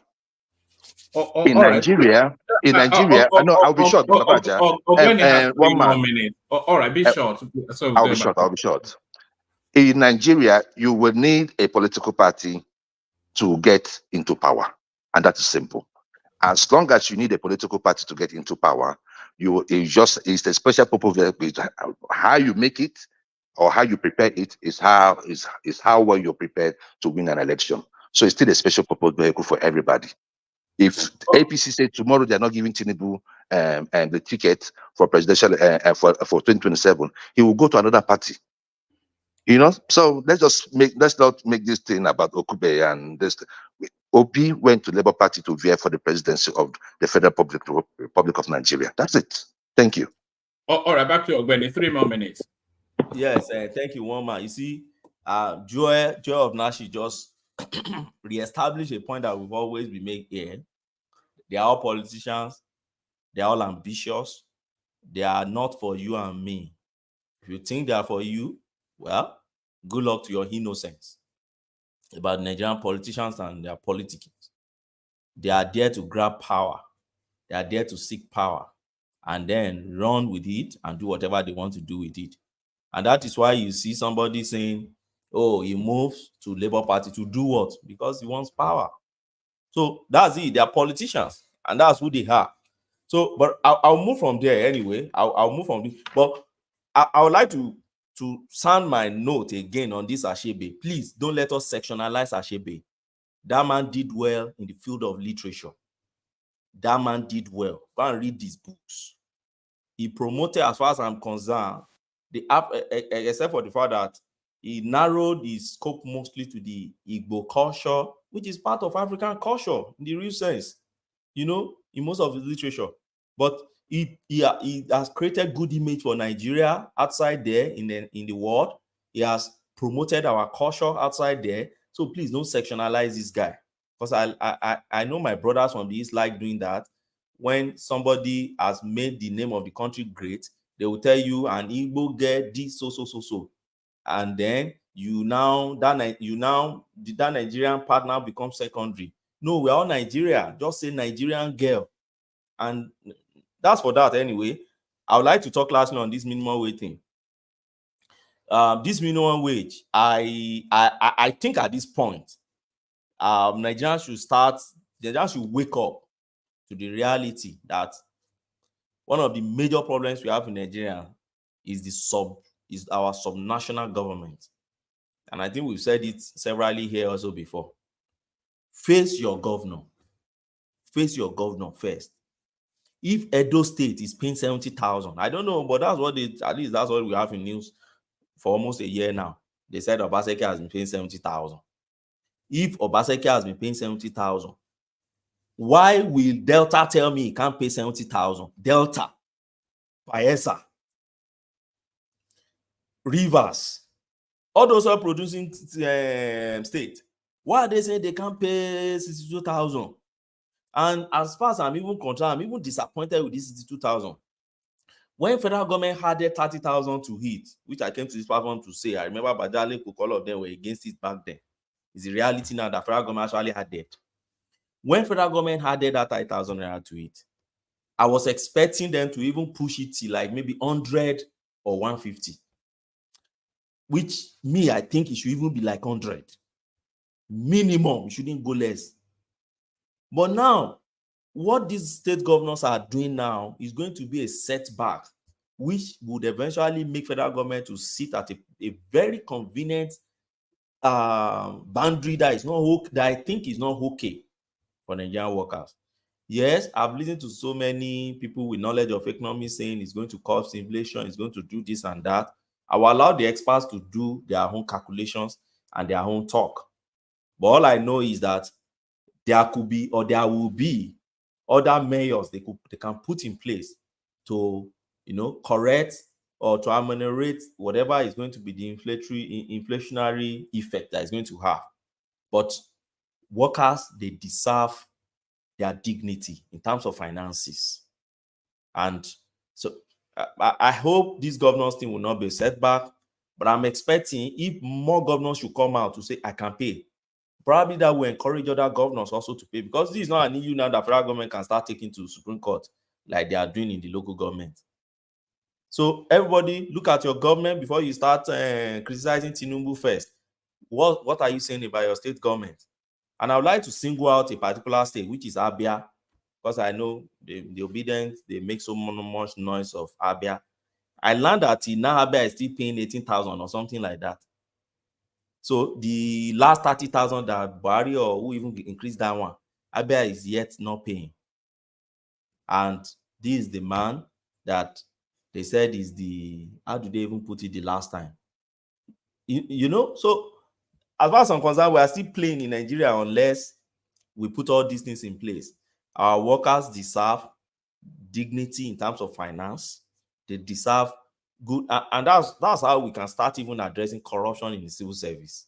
Because their children must go to school too. They must put food on their table too. There are a lot of things they have to do. They must transport themselves to work and others. So whatever government is doing, and you don't take care of all these workers and workers generally, even in private sector. And what I've seen is whatever is obtainable in the public sector, most times, even when it could take time, it will still flow down into private sectors when they see their counterpart in the public sector. So I will continue to wish Tinubu well. I'll continue to wish him good health, wisdom, and discerning spirit to be able to discern who are the bad ones in his cabinet so that he can eject them out on time and put the good heads there so that whatever they can achieve, they achieve in the first 4 years. If they're going to kick him out from office, fine, they put another person there, but that foundation must be laid, whether they like it or not, regardless of whatever they wish him from any opposition angle. Let him lay that foundation for whoever is coming after him to take on. Thank you, woman. All right.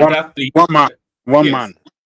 Yes. Let me correct. I think Ogbeni screwed up the history a little bit when he said that Ojukwu started the war, and when I asked him that question, the answer he gave is not satisfactory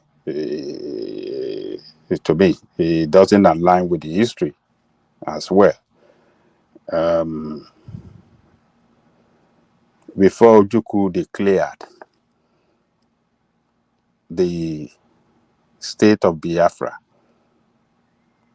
Nigeria carried out an action by creating 3 states in the east. And in response to that, Ojukwu declared Biafran state. So it was the action taken by Nigerian state to create 3 states in the east, dismantling the eastern region, that prompted Ojukwu action. So, and those states that he created are east. But Ajahn Koko, the Nigerian state is a state now. It is within their purview to administer the state as they deem fit. They don't need permission from the eastern region to, or how would Nigeria creating states to bring governance closer to the people be a provocation to start the war? Hold on, there wasn't state. We had region back then. Yes, and the governance style system evolved. Yes. And the Aburi Accord stated clearly that the structure that we had, the regional structure, would be maintained. But Nigeria violated that accord, created more states, and in response, Ojukwu declared Biafra in order to maintain that structure. I mean, as a way of pushing back that, look, the structure we agreed to maintain, you have violated, you are creating, you are dividing us. No, we will take this other way to challenge you. So it wasn't Ojukwu that started the war. So, and it wasn't Ojukwu that saw Nigeria. Even the first shot was fired by Nigerian state. Nigeria launched attack against Biafra state. So let us just to put everything in the right perspective. I mean, in historical perspective. Can I say something? Yes, I have a brief right to respond, but and then we have to move around so that we get other people. Yeah, Obani. The history that Obajariko just told now is partly true, which doesn't contradict my point, and partly not true. Let me deal with the part that I thought is true historically. The part that is true historically was that Gowon Renenge. Don't forget that there were several issues. How do I put it now? There had been several issues over the Igbos that they were killed in the north. Some were killed in Shagamu, and then Ojukwu called them back home, and the Easterners started coming back home and others. Those issues had been there before Aburi, but there was no war. So if you ask, your question is who started it? Now, there was no war. And mind you, when you say who started the war, it's not even somebody who shot first. And then you are wrong to say that the Nigerian army was the first to shoot first. Now, who started it will be who started the aggression. That's what you must ask. Now, there was a sovereign country, Nigeria. There wasn't Biafra as a country. It was a sovereign country. Ojukwu was appointed. Ojukwu didn't become head of Eastern region by his own fiat. He was an officer of the Nigerian military force, and he was appointed by his own superior to be head of that particular Eastern region. So Ojukwu cannot dictate for them what will happen in that subnational, right? Now, Gowon Renenge, which is part of where your history is true. Gowon Renenge in the Aburi Accord, when he came back home, that it's no longer binding him again. That became a serious issue, and Ojukwu wasn't happy about it. But creating local government, River State, Southeastern State, and then East Central State. Those 3 states out of Eastern region was an attempt by Nigeria to check Ojukwu's influence in the Eastern region. And that on its own was not act of war, if you go to it properly. Why? Because Nigeria was a sovereign nation. The head of state carved out or created more sub-regional in part of his country. You can't say because of that is the reason why you declare war. Now, where did the aggression start from is by declaring that part of Nigeria now as a country on its own, out of a sovereign nation that has a constituted authority sitting somewhere. That's an act of aggression. In fact, that was treasonable felony on its own, which should cost you death penalty by the decree back then, right? And that was where the war started. Now, let me go to who shot first. Yes, immediately Ojukwu declared and then started protecting his territory. Why protecting his territory? Don't forget that in the eastern region, there were minority tribes. So don't just see it as the Igbo thing. No, there were minority tribes. The Edos were there. The Wari guys over there, Asaba part, all those guys, the Ichekiri, Ijo, and all those guys, they were minorities. When the war started, where to tilt to, those guys were in dilemma. And why they were in dilemma, the history had it in all books of Biafra you read. Historical book, not novels, not like what do you call that girl in America, not that book, but historical book. In all those historical books, you read there that Biafra invaded those spaces. In fact, as a matter of fact, when Biafra invaded Edo, they named Edo a country on its own. They named it Republic of Benin. It was Edo, they named Ojukwu naming Republic of Benin, and then imposed or appointed a military officer, what's this man's name, one Igbo guy like that, to be the head of that particular Republic of Benin. I'm not talking of Benin Republic. Edo was at a point in time, it was short-lived. It was like more like an independent country for like less than 24 hours before the federal troop invaded that place too. So those were the acts of aggressions that eventually escalated to full-fledged war. So it will be one-sided story for us not to look at all those things. And history also had it that was even one of the major issues Ojukwu had with what do you call that guy, the Banjo guy that was killed, because some group within Ojukwu group believe that even if you invade Edo and you declare Edo a republic on its own, then because there was minority aggression within that space, so they felt, okay, you can declare it a republic, but you don't go and bring what's this man's name, Inamdi or something. You don't go and bring somebody from the major eastern part to come and head them. And it became, they debated it, and I think they said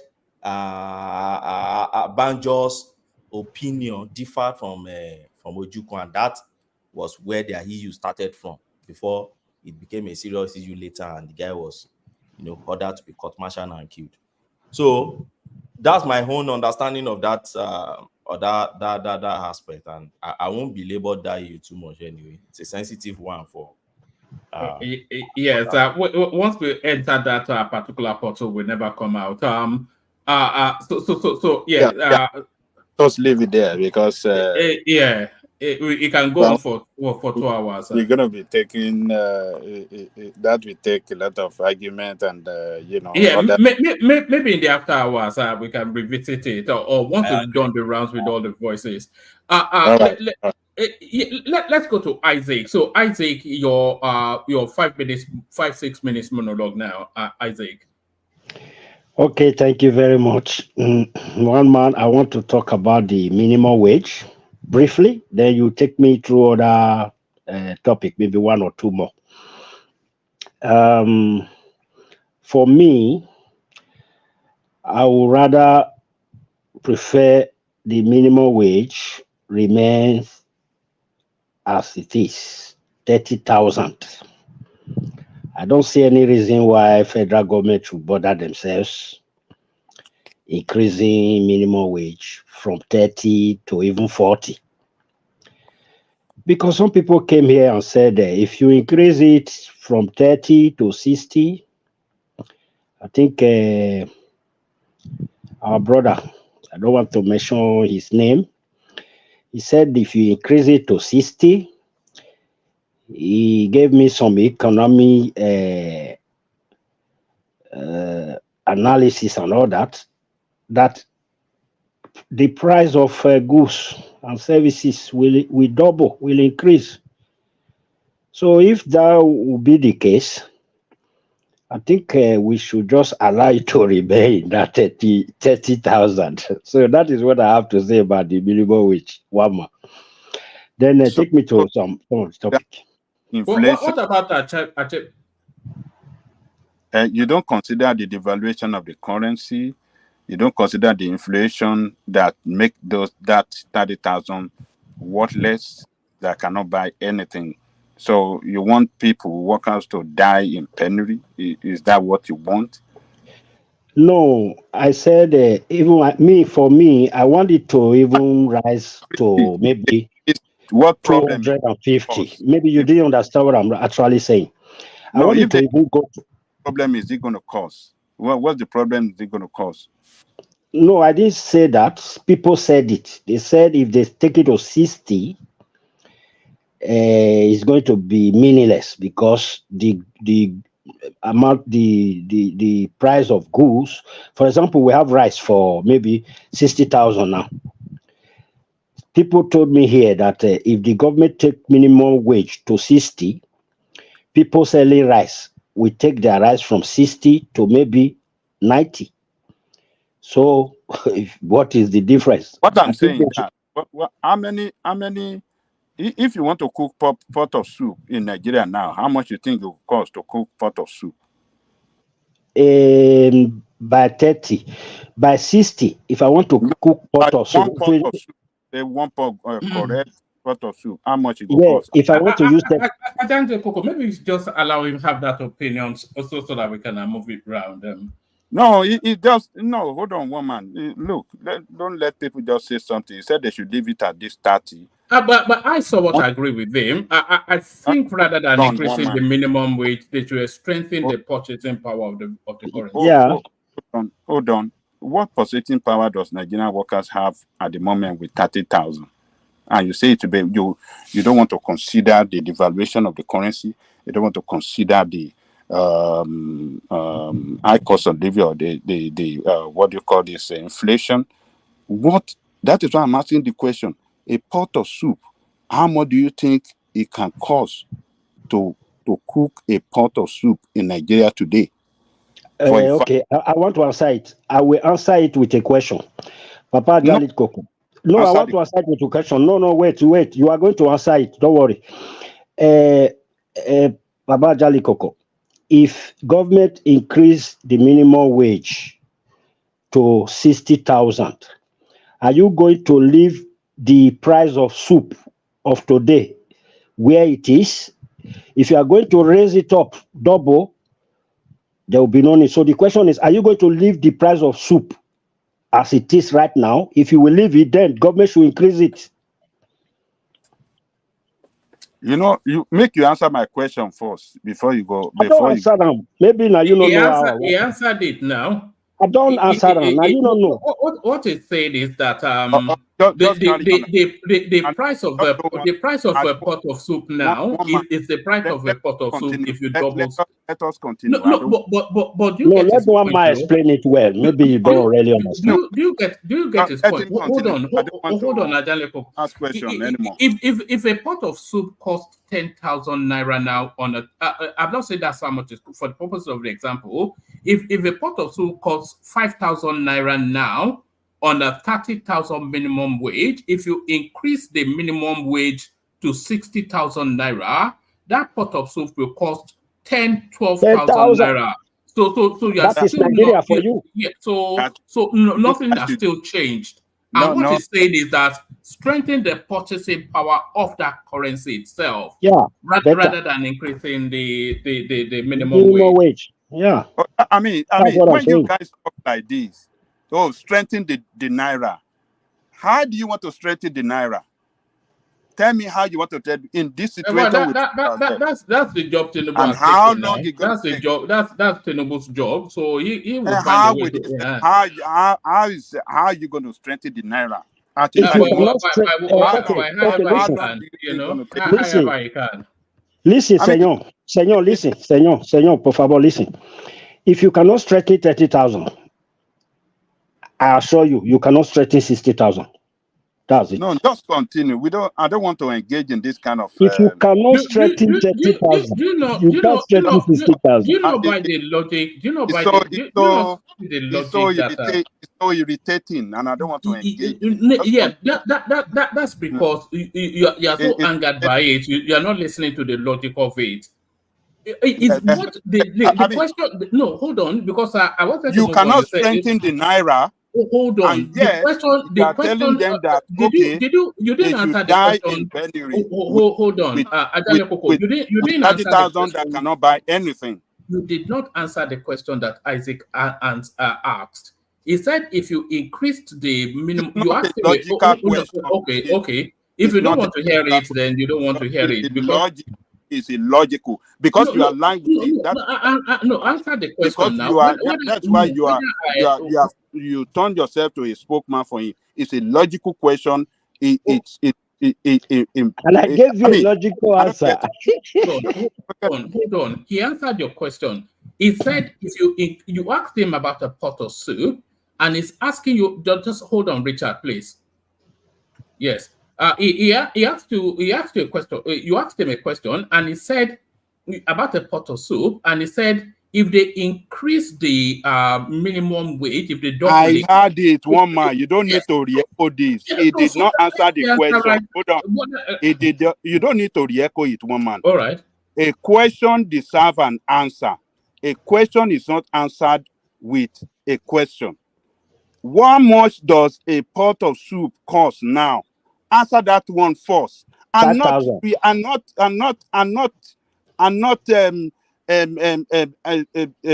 asking question in response to say, oh, that is the answer. That is okay. A pot of soup costs 9,000 now. 9. Sorry, Baba. Okay, 9. All right, fine. Can I give you an information so that it will help?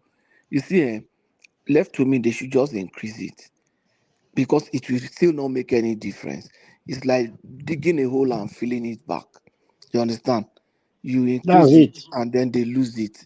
So, but to douse the tension, let them just increase it. It will still not make any difference. You understand? That's what I'm trying to tell Tinubu is not serious currently, as far as I'm concerned. And I'm saying it now, everybody's smiling. You will see what will happen next year.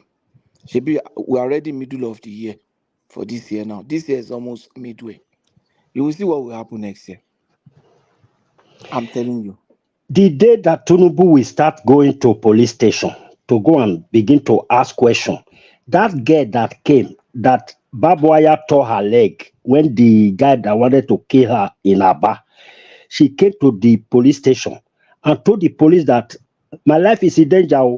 Somebody want to kill me, see all my leg. The policeman told her that they don't have money for fuel. She should bring 200,000 before they can follow up the case. Until he begin to go to police station by himself to go and ask those men he put there that why is this thing happening? My brother, that 30,000, leave it there. All right, take us to Achebe, Isaac. I thought your response to Ajanle Koko was quite nuanced, and I'm on board with what you're saying. It's not. They shouldn't increase it by even 1 penny. They should increase. Look, one man. You have to stop this. When you talk like this, a lot of people listening to you, and they can just when they listen to this kind of argument you are making. They will just look like, I mean, just look to them that does this You think I'm being insensitive? No, they will just look. If this guy in Nigeria, does he really know what is going on? Does he know what is going on in Nigeria? Does he know the hardship that people are going through? Does he even know? Does he even know of devaluation? How this currency has been so devalued? How this is so? This currency is valueless. Does he even know? I want you to flash your mind Do you back know to how much Zimbabwe. it costs now to buy even Zimbabwe. I mean, just we have to be guided. We have to guide what we say sometimes, particularly when it comes to the matter of workers. When you say workers they should not get a raise, a pay raise with this current situation in Nigeria. It just shows you are so sensitive to what is going on in the country. It shows heartlessness. That is what it just shows. Baba, I have a question. One stupid question. What you say? Can you hear me? Can you hear me? Mongbai, I'm listening. Okay. So I've been thinking, instead of government or the labor,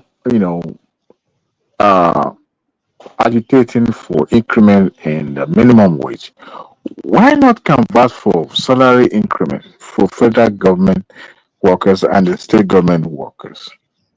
Why not do that instead of the minimum wage? Because the private sector, not every employers in the private sector can afford this particular amount. They can barely pay the current minimum wage. Why not advocate for salary increment? That's my question. But that is what they are asking for. That's what the labor is No, asking this is minimum wage. This is not salary increment. It's minimum. Yeah. Yes, it's salary increment too. Sorry, Ajan Lekoko. Can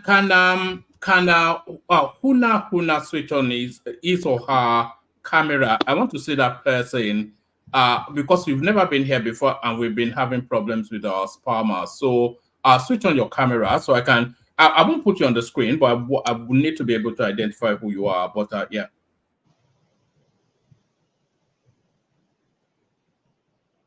All right. Back to you, Isaac. Okay, you said I should talk about Chino. Let Ajaleko answer that question now. It was all right, almost let Ajan Lekoko answer, and then we have to get back to Patrick. We've still got you, Dewale. We've got Joel. Hold on. Yeah, we've got Joel. We've got Richard. We've got Ake in the background. So many people still not spoken. Yeah, Adewale is the same thing. Salary increment, minimum wage increase.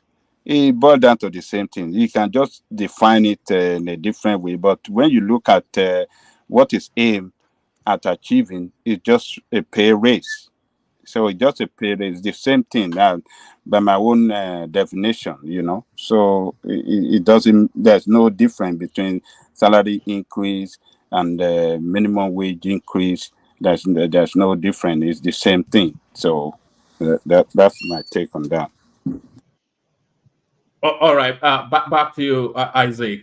Take us to Chino Achebe. Okay, I think they said they named him after a road in Lagos. Am I correct? In Abuja. Yeah, Abuja. Okay. And he did one. He gave a road name to one of the road. Also, I think the new one they are constructing to the Yorubama. Am I correct? Shoyinka. Okay, now my take on that is this. It's good. I'm not criticizing that. It's very good. But see, most of our leaders, if Tinubu is hearing me right now, sometimes we need to use wisdom. You know the space you are in. If I were Tinubu, I know that Tinubu, all he wanted to do was to honor Shoyinka, especially that he's a Yoruba man. That was what he did.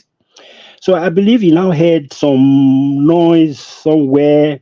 Is he the only writer? Is he the only literature man? What is it from a space? And then he now said, okay.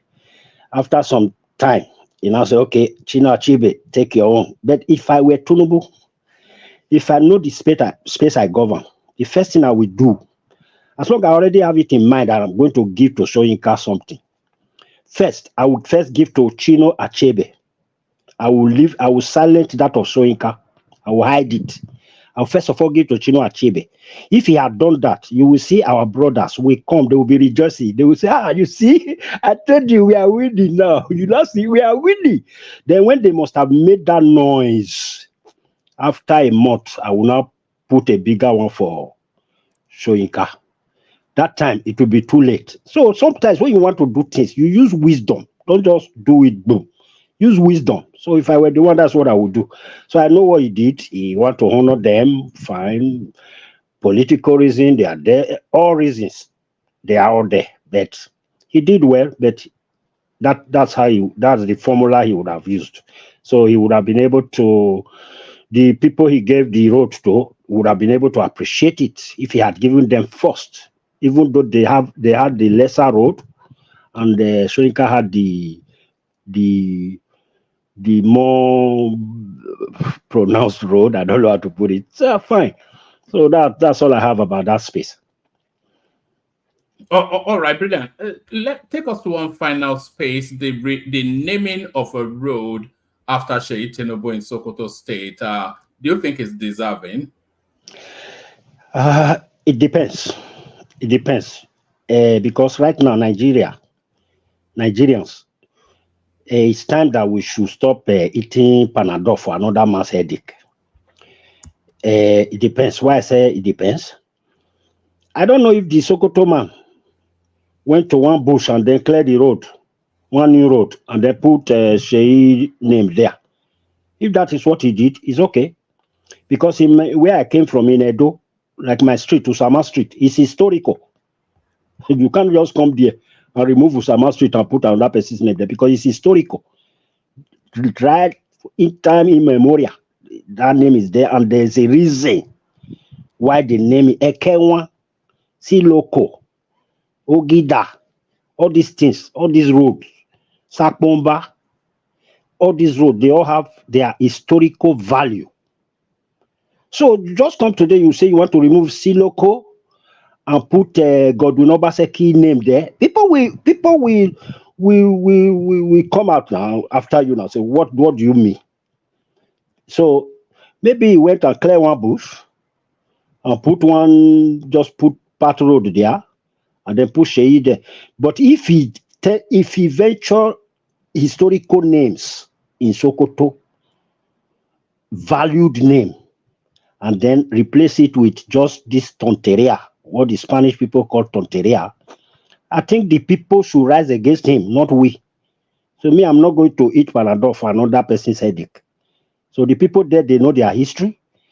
They know everything about themselves. So you can't try that to where we are in Benin, Oba Market Road. You just come and say now, it's not, even though you are going to name it President Tinubu, people will not agree because it's Oba Market Road.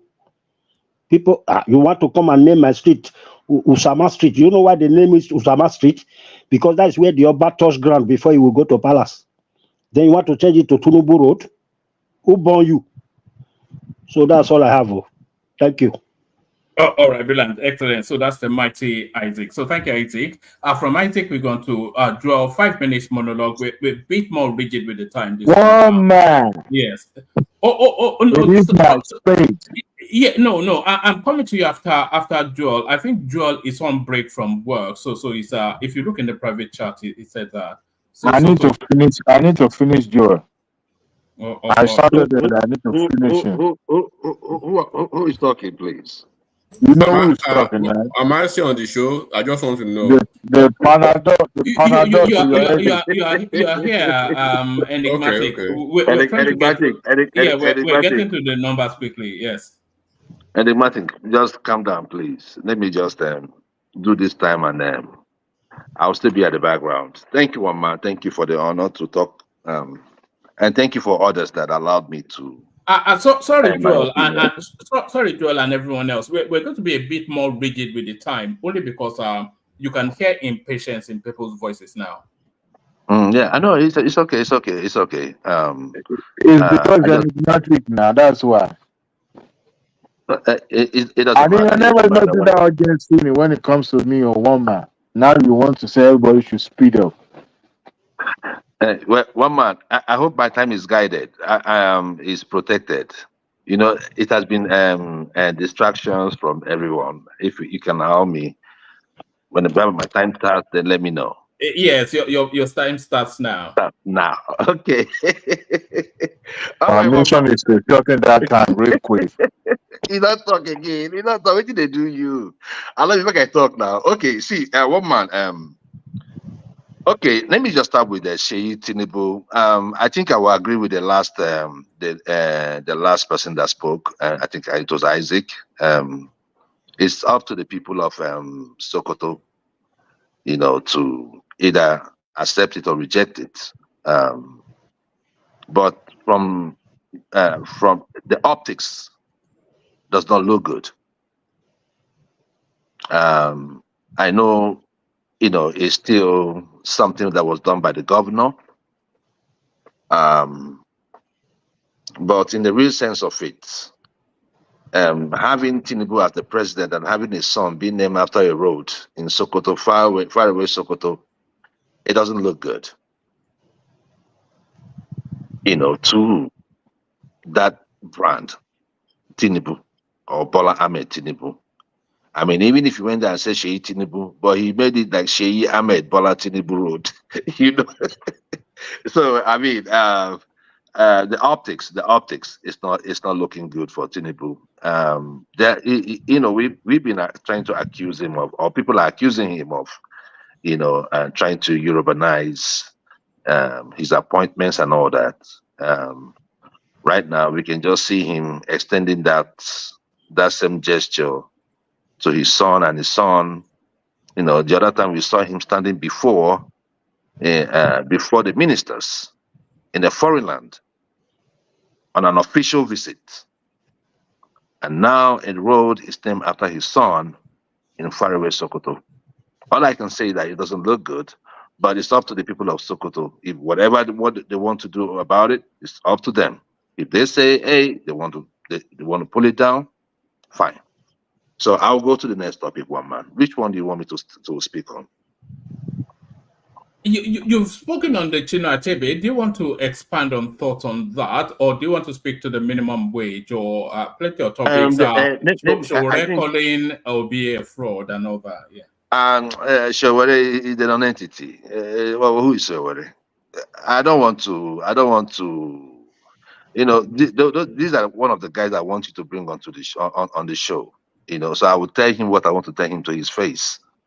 He should go and run for a local government chairman or a state assembly election before you start talking to Obi. Who are you? Who are you? I mean, it's okay to castigate somebody, but you see, that is the thing. You know, I know people like Showore because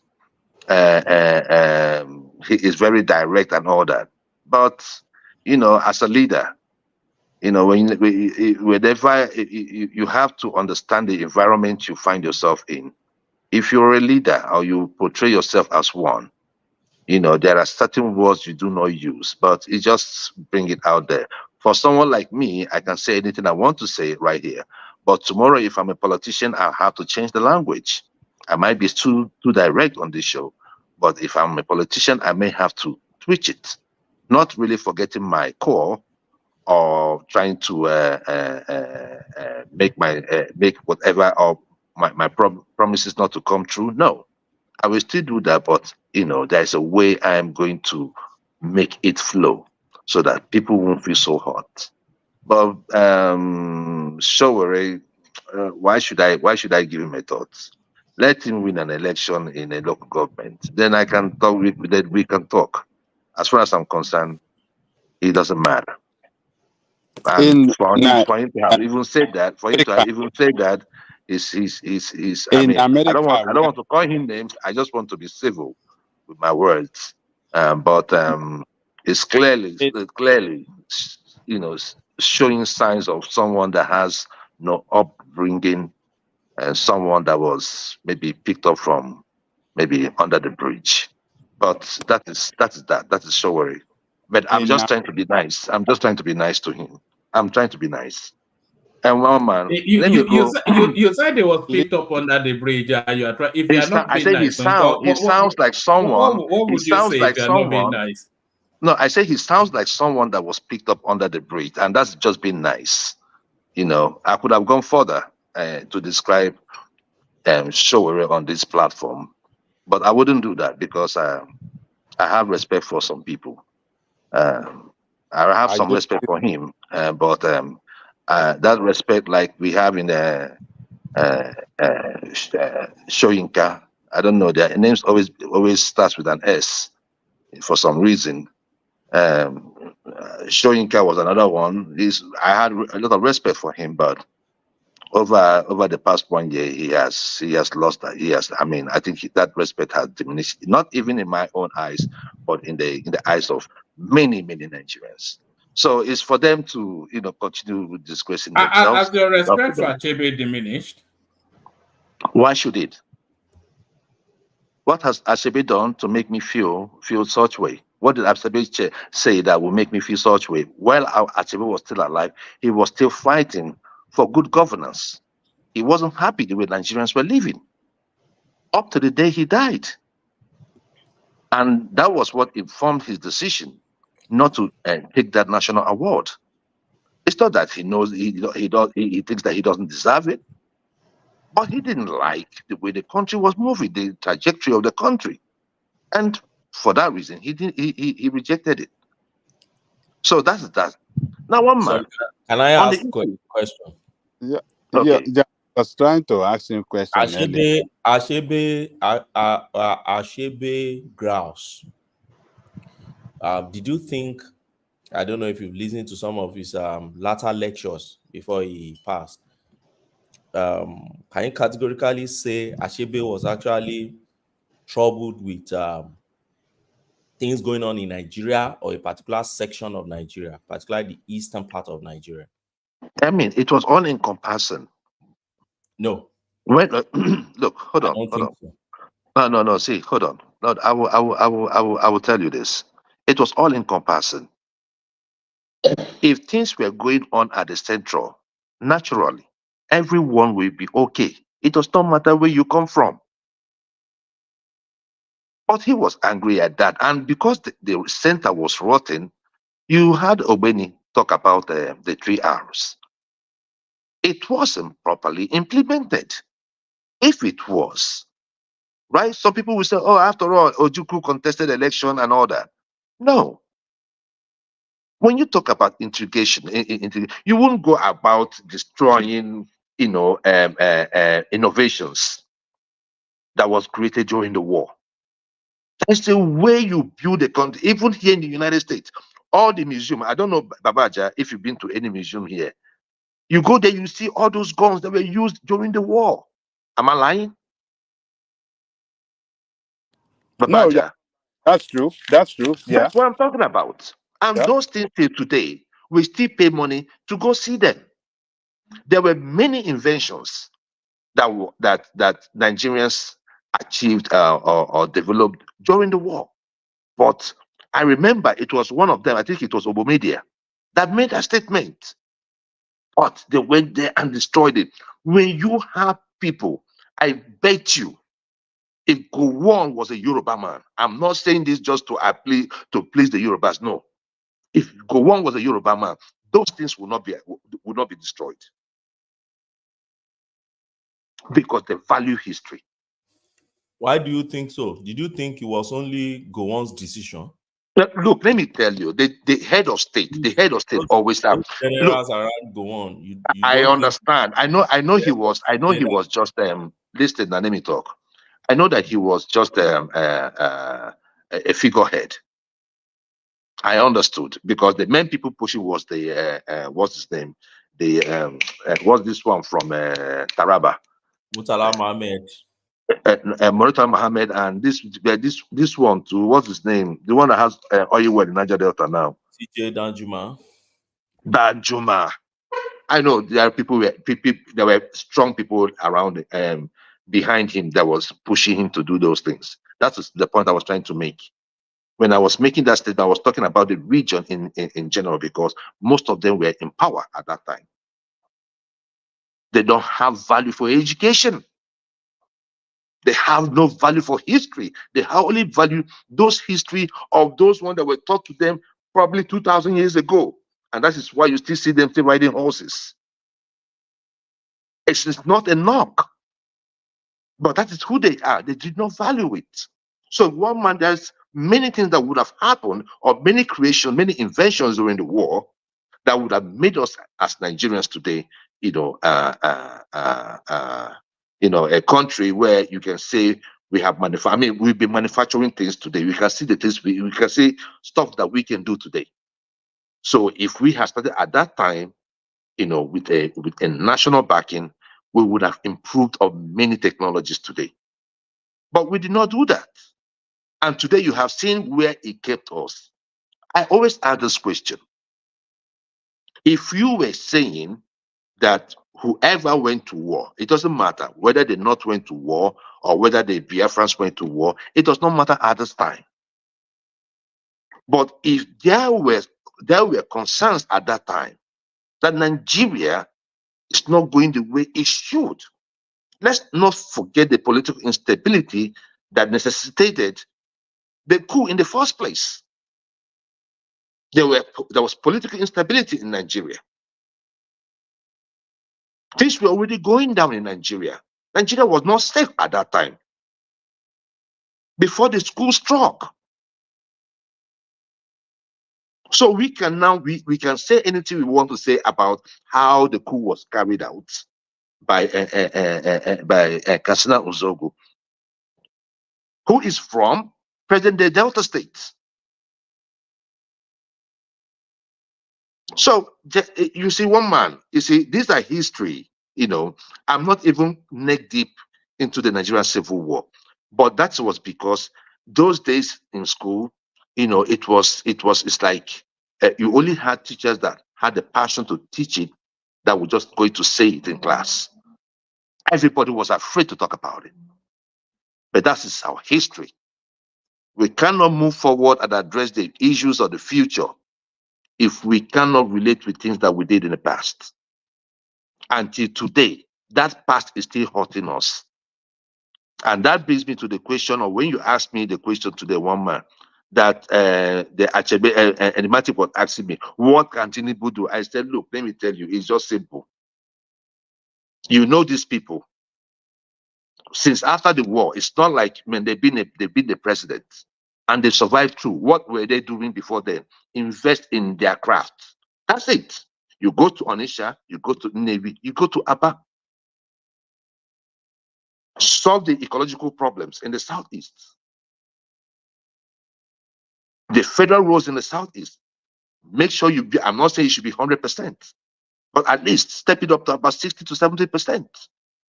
Let them feel among. Let them go and just develop or do the things that they know how to do best. You take the taxes. Nigeria takes the glory. Made in Nigeria. And we keep moving. The people we feel among. So if Tinubu do those things, not coming here to name road, how does that road help someone in Sokoto? How does that road help someone in Lagos? Naming the road after Achebe. These are distractions. If Tinubu does well in office, it would be stupid of me when I come here. If, just for instance, Tinubu, his fiscal policy was top notch, and I come here to take complaint, I will look stupid. I am still complaining today because most of those things we were afraid of are still happening today. Inflation is high. Everything is going up. You took off a fuel subsidy. You floated in Naira. And to compound the whole mess, they were saying you were a merchant. Two more minutes, Joe. Two more minutes. Okay. A merchant of technocrats prior to coming into power.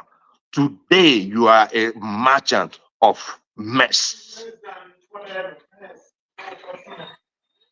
A merchant of people of no goods, except for a few. Somebody said, why should I give Wike 6.5? I want to refer you to the video where he told head of service, is it head of service here? They should go and bow to the president. In Nigeria, and it can see the way, the arrogance. Hey, come here. Go. Pull up that video. These are Nigeria. These are people that work their butt off for over 20, 30 years in service. And some riffraff from the streets, because you were voted into power, you will come to order them to move. You see, one man, that is the concern of the obedience.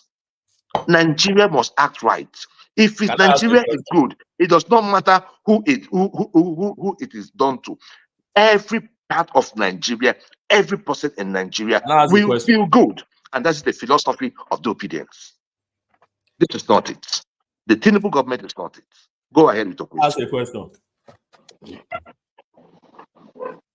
Yes, ask the question. Then use that question to round off Joel, and then we'll go on to Dewale. Thank you. So the question is, what do you see wrong with those PAMSEC taking a bow before the president?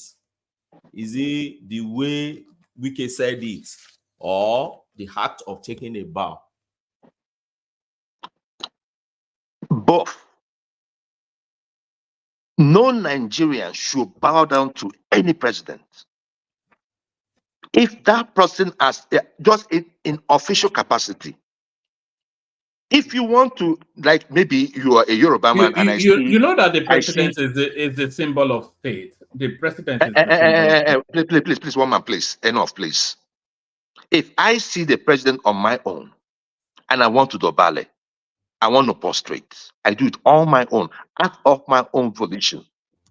So no Nigerian should bow to the state. No Nigerian should bow to the state. No. I'm not talking about. But why should you bow to the state in the first place? We're talking as if Nigeria is one entity in Pluto, and we are here trying to beg it to come. Nigeria is us. For crying out loud.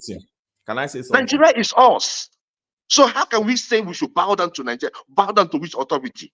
The only way you bow down to the authority is by doing the right thing in office. You go there, you do your work, and you get your wages, and you go home. You help and improve the system, improve the efficiency in the system. Not to come bow to you. Who are you? Have you seen it happen in the UK? The same person asking me the question. Have you seen it happen in the United States?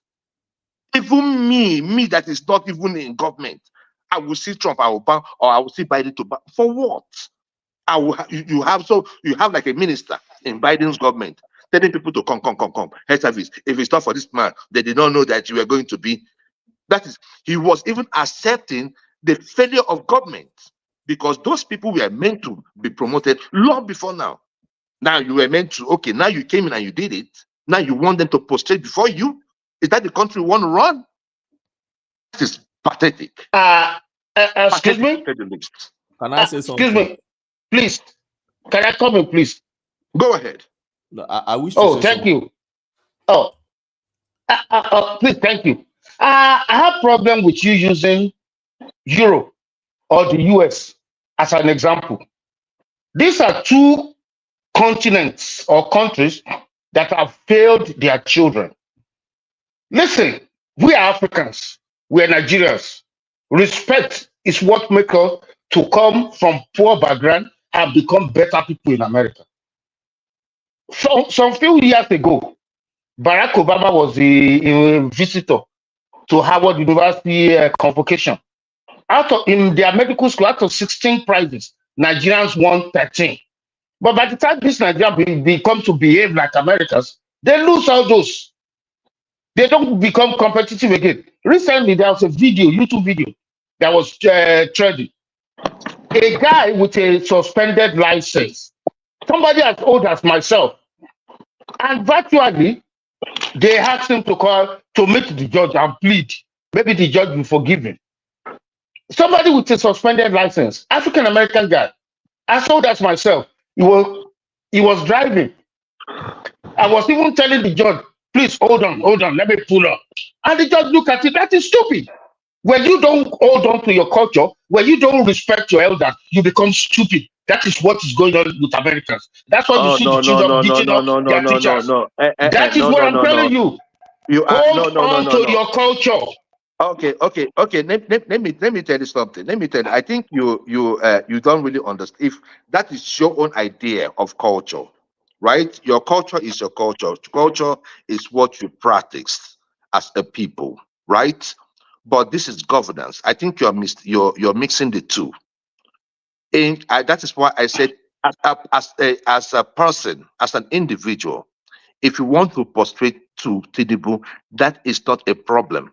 But the problem is when someone in authority, right, is telling some people to go bow down, prostrate for the president. I said that is wrong.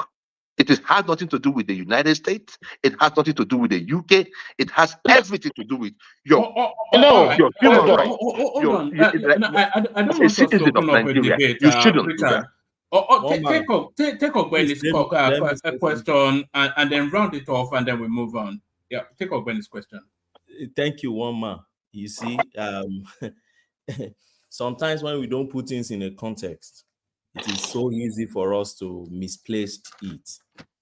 There is something in the judiciary and also in the parliament that is called rules of behavior and courtesies. If you go to the Commons in the UK, you will see it. Once you enter the House of Commons, you take a bow to the speaker, then you take your seat. When you are going out, you take a bow and you take your seat. The same thing we do in the court. When you enter the court, they no bond you. Even when you are king of any place, you must take a bow to the authority that is in that place. That is the judge. Then you go and sit. So don't forget, Wike is coming from the legal tradition. It's from a legal background. What we do in the law profession, when you want to show courtesy, the highest level of courtesy, you take a bow. I went back to that video to go and watch it very well. He didn't say bow, he said take a bow. That is what we do generally in the legal profession. You see, they will tell you, oh, just take a bow and go. And even in the parliament too, they do it. You see them sometimes during screening. And it's not limited only to Nigeria. That's why I use the example of House of Commons in the UK. That's where we brought our legal traditions in Nigeria, our political culture. It's rules and traditions of parliament, is rules and traditions of the judiciary, and it's even extends also to executive. It's obedient spirit. Obedient spirit. Okay. Obeni. Let me just land on it. Okay, so land. It's only the executive that is not that much pronounced. But understand the fact that Wike is a lawyer called, I think, 80, maybe late 80s or so. And Wike is a member of body of benchers. He's used to this take a bow and go. Take a bow and do this thing. He's come from a legal tradition. So when you now see him say, no, all of you, come out, take a bow and go. An average lawyer will just see this, that's the normal thing we do now. You take a bow to a judge, take a bow to somebody of authority and go. But when we now start overshooting it to the extent of, it's as if he's worshiping them as God. When you take a bow to an authority, it's the highest level of courtesy you show in the legal profession. It doesn't mean that you are worshiping the person. It simply means that you submit to that person's authority. So if somebody take a bow to your president, who is not only the head of executive, but the head of the 30 state of Nigeria, a federation, if you see anything wrong in that, then you should see something wrong if somebody take a bow to even a magistrate, a customary judge, or one area. When it's, as I said earlier, the strategy of the obedience space is to undermine every single action of the administration. One man. That's it. I would say this. Everybody knows that that's the strategy. That is correct. I will say this to Obeni, and I will leave it here so someone else can hop in. Obeni, This is my take on this. When you talk about the courts, it's the rule of the courts. When you go to the National Assembly, it is the rule of the National Assembly. Just like when you go to visit the Queen, there are courtesy. When you have someone, an appointed minister, all out head of service member, newly promoted, and said they should go and bow down to the president. For what? That is where I'm talking about. Go and look at that clip again. It's called courtesy. And ask yourself, look, I know probably it's nothing to you. It's The called way courtesy. he ordered them to go bow down to the president. No, if they want to go see the president, I know they will go down and at least they will bend their head as a mark of respect. But don't go there and tell them, come on. The way he ordered them, like they are kids. Stop That's it. why I ask That's you, not the is kind it of Nigeria we are running. the way I'm he saying did that it you have problem with, it's not or you what bow they down to the do? president. If I Is it want, what they did? if I see President Tinubu today, right, as an old person and someone that grew up in Lagos State, I have done it before. I have prostrated on my street. All those my as them. If I see them, I they bend down. Oh. You understand? So that is not the issue. I don't have problem with prostrating for anyone older than you or someone in authority or even someone in the cultural setting. What I have problem with is a minister who is an appointee serving the people, coming to other people that have been in service for over 35 years to go prostrate before the president. That was animalistic. That was stupid. Thank you very much. All right, brilliant. Thank you, Joel. So, Joel, thank you. Dewale, you're up next. 5 minutes monologue, Dewale. Oh, it's now 5 minutes. I thought you were gonna give me more than 5 minutes. Okay, so where do I start, one man? Where do I start attacking Joel of Nashville? Because he's gonna be my punching bag tonight. I think Joel of Nashville and the rest of his likes are bunch of ingrates, people that do not ever see good in anything. That is where I will start from. Number one, these are the when you get to the permanent secretary position in any public service, even though you sit for exam, it's more or less a political appointment. Because at that time, we're talking about political influence in how you are being selected to be a permanent secretary. And before now, remember, Ministry of Abuja was more or less Tinubu gave the autonomy to Wiki to do as he likes, literally. So for him to have assembled that team, and not just but for them to also shine as well. Look, I don't know where Joel of Nashville comes from, but I know for a fact that people from Southeast have culture that is respectful of authority. Even though they don't even bow, they have a way of showing, you know, what do you call it? Appreciation. And Who to tell you even say they don't dey bow? They don't yeah, ìyàwó káwọn lọ́rọ̀ ránṣẹ́ sit down there. Meanwhile, I think he also did it, for a purpose. The fact that the Asleep TV decided to focus on that as a trending subject in their daily propaganda, he decided to do that. And look, those people did not complain. Did they complain? No. Talking about authority, look, I mean, as a person, whenever an opportunity comes and somebody remember me for good, I will appreciate those people. And talking about presidency, forget about the legal aspect of what Benny talked about. I mean, I don't see anything wrong, but like what one man said, it's like it never ends. They will always continue to attack. And that brings me to the Achebe uh, naming a street after him. Look, one thing that I would not accept, even from any other person, is to see that man's name being dragged. I don't care what he becomes at the latter day of his life. He's no longer with us now, and he's gone. And his work uh, speaks, and his works is still, vibrating in our society. And generations to come will continue to read his books, his novel. Now, for the administration to have remembered to say, you know what, I'm going to name this street after him. I don't care if it's just a one corner or one crescent somewhere. Shows that they recognize his contribution to the society that they left behind. Who is Joe of Nashville to reject on behalf of Achebe? His own immediate family has not even come out categorical to say they don't want his name being plastered somewhere in Abuja. Who is Joel of Nashville? Who are the obedience? They are inconsequential. They are nobody. Headless mobs. That's what they are. So they are not in position to reject. And to say that, oh, because Soyinka name was named after one, that's why they now remember that what Achebe. Who cares? Who bloody cares? Number one, this topic should not even be part of the subject we should be talking about. But of course, these people will always find something to blame about whatever this administration, and this administration is beginning to look or come across like a pacifist. They're trying to pacify these people. Why is everything that they have to?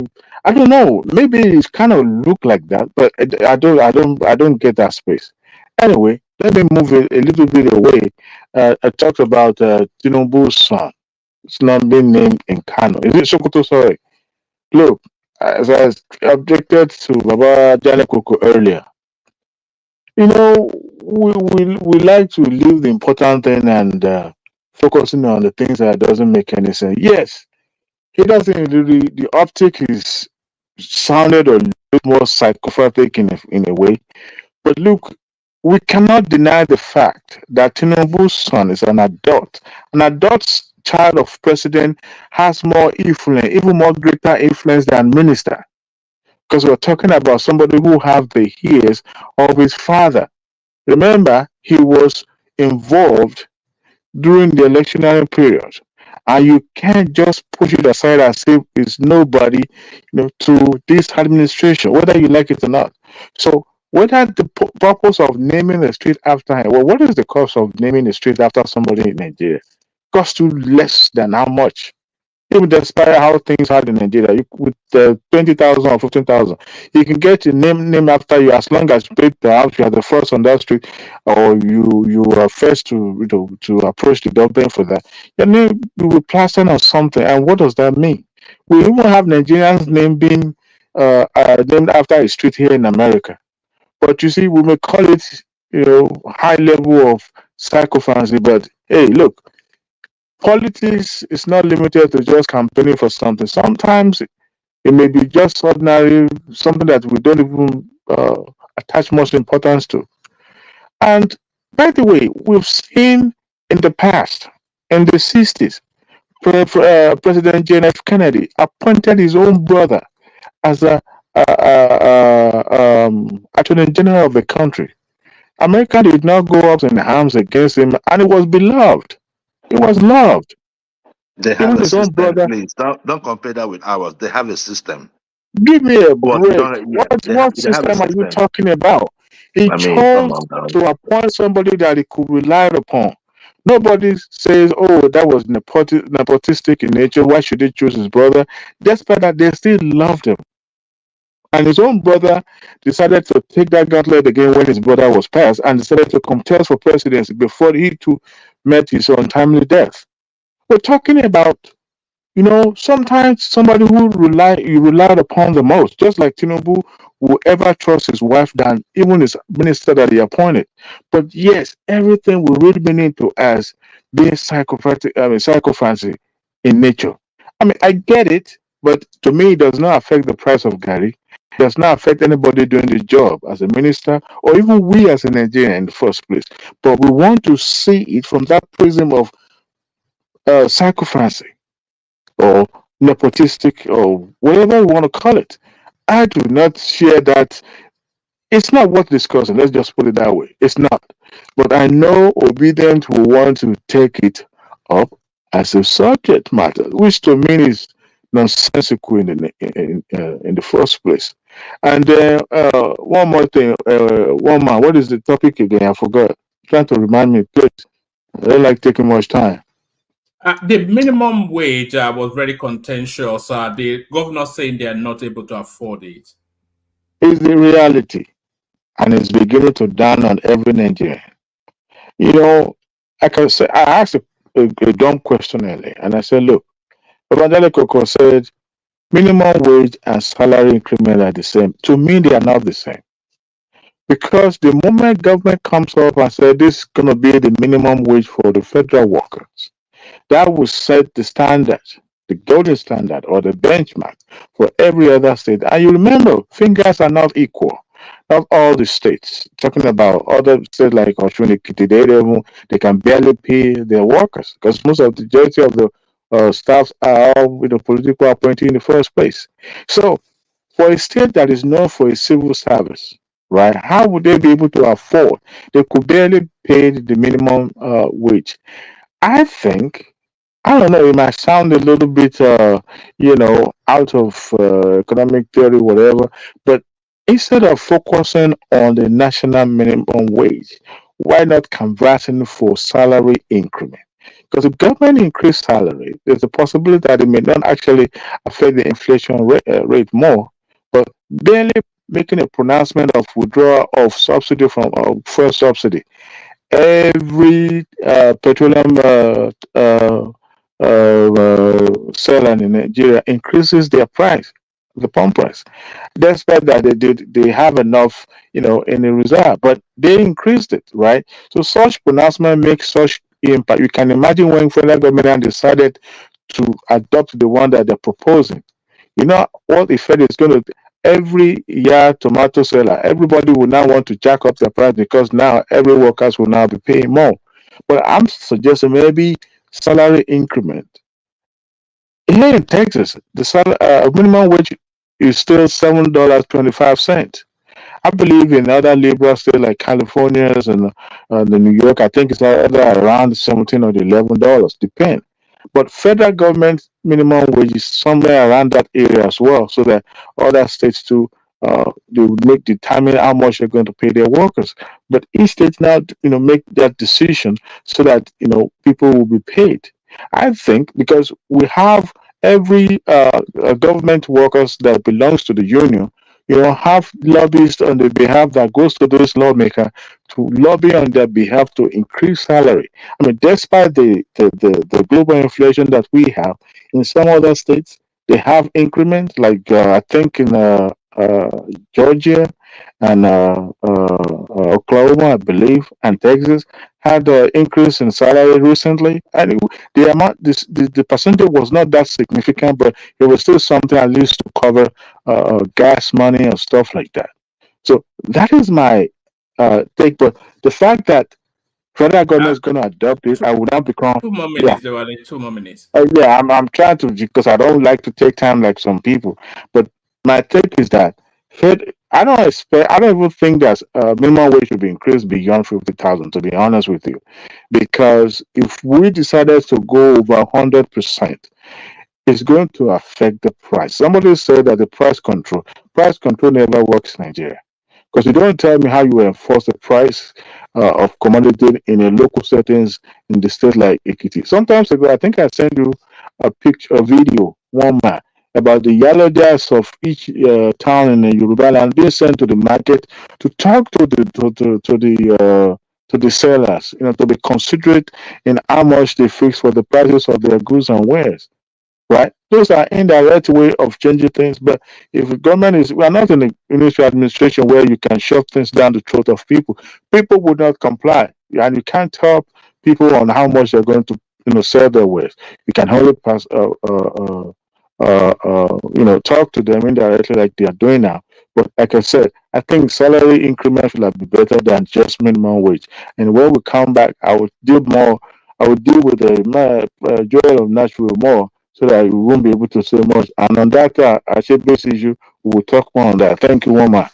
Oh, all right, Bill and Dewale. So Dewale, once I've gone round then I'll just hand over to Mike, and then you guys can, you can do that thing that you do in where that I don't know whatever it is that you do. But I thank you, Dewale. That's the mighty man himself, Prince, of course. Patoski, you're up next. 5 minutes monologue from you, Patoski. All right. Enigmatic. Hopefully you are there. Enigmatic Honday. Oh, that's Isaac. Yeah, yes. So Enigmatic, are you there? All right. Let's go to Richard then. We can see Richard, so hopefully you can hear us. A 5-minute monologue from you, Richard. Thank you once again, my brother and everybody. For me, I might make some deviations. Sorry, Richard. Sorry, Yes, Richard. sir. You get to be on the full screen because you have your camera on. So people with their camera on get to be on the full screen. Thank you for the honor. All right, thank you so much. Now let me start with the minimum wage and try to answer. I think Baba Jale Kuku is on. He was talking about how much it will cost a family or one person to cook a pot of stew or soup. Now, this is the deal. I live in New York City for many years. New York City is the richest city in the world and is the most expensive city in the world. Ask me, how much does New York City government or New York State government pay to workers that lives in New York City? If you are a teacher, you are a public worker. If you got to come out of school and join the New York City teaching profession, you don't make up to $50,000. All right? That is before per year, and that's before tax. And in New York City, the tax is so high. You pay the federal tax, the New York State tax, and the New York City tax. So at the end of the day, your take home is less than $30,000 in a year. You are a graduate. You are not just high school diploma holder. So government doesn't really care much about that. But what people do is this: they take up a second job. If you are a police officer, NYPD, all those NYPD you see, if you come out of New York City Police Academy today, you make like $47,000 as a NYPD officer in New York City. So most of them cannot even afford to rent a studio. You have to live in someone's basement. Maybe you go back and live in your parents' basement. So what you have to do is to look for a second job. Government, especially what Tinubu is doing today, it's not only the federal. The federal can afford to pay 100,000 minimum wage. But what about the state? What about more importantly, the public sector? The federal government or the state government should not be the highest employer of labor. It should be people like Dangote. It should be people like ShopRite. It should be people like MTN, like Globacom. They can't pay this money. That's the truth. That's it. I'm not saying they can't pay to their executive officers, but they can't pay to the least earners in their establishments. And we don't want them to shut down and move to Ghana or to Benin Republic. They have options. If we put too much on them, they will close down their facilities and move to another country. That's the truth. So that is why it's not because it's not that federal government cannot pay 100,000 for the least worker, but it is dangerous to the economy. It is dangerous. Number one, if you increase it, what do you think people, the teachers in the private nursery and primary school, private high school will do? They will ask for more pay, and the owners of those schools will increase the tuition. Now, let's go back to the regional government. People like Awolowo, what they did is this.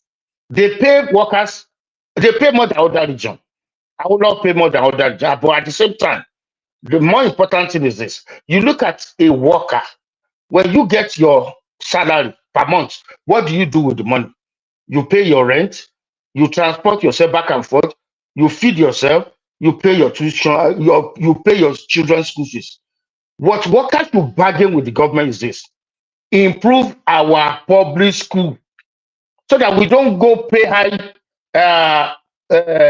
tuition to nursery and primary school or to secondary school or to private university. Improve our public school so that we don't waste money on tuition. Number one, make sure food is cheap. Make sure energy costs, we don't pay high energy costs. Make sure we don't pay high transportation costs. Those are the things labor should bargain with the government, and then do everything possible to strengthen the value of the naira. If you ask for 250,000 minimum wage, you are also a destroyer or contributor in destroying the value of naira. Because the more the minimum wages or your salaries are, the less the value of your naira will be. In London City, I have friends that lives in London. If you have television in London, you pay for generally, you pay tax on your every electronics you have. It does not mean that the city of London will keep increasing your minimum wage. No, go and look for a second job. If your one income is not enough for you, go and do another thing. And Baba Adeleko, I understand you live in Georgia. You know what public workers do in Georgia. You know what police officers do in Atlanta or any other city. Most of the police officers have to go and look for a security job. When they are off duty, they don't go do security jobs somewhere to increase their income. Government, it's not the responsibility of government to say, I will keep increasing salary in as much as there is inflation. It's more important to reduce or check the inflation than to keep increasing salary, because private sector will be destroyed by increasing salaries. That is number one. I mean, that is that. And then let me talk about our late leader, Chinua Achebe. I honor his talent. He was to study medicine in UI, but he saw the value of his writing, and he saw that if we don't write our own history by ourselves, the Westerner will be writing it and they will write wrong things about us. So he changed to studying something different, and he came out to be a successful writer. But he allowed some sentiment to affect his judgment in some instances. And I'll give one. In 1986, Wole Soyinka was announced as the winner, the first, not only the first African, but the first Black person, including America and Caribbean, the first Black person to win Nobel laureate in English literature, not in Chinese literature, not in Yoruba literature or Igbo literature, in English literature.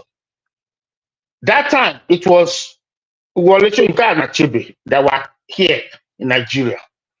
So people expected Chinua Achebe to at least pick up a phone and congratulate Wole Soyinka. He did not.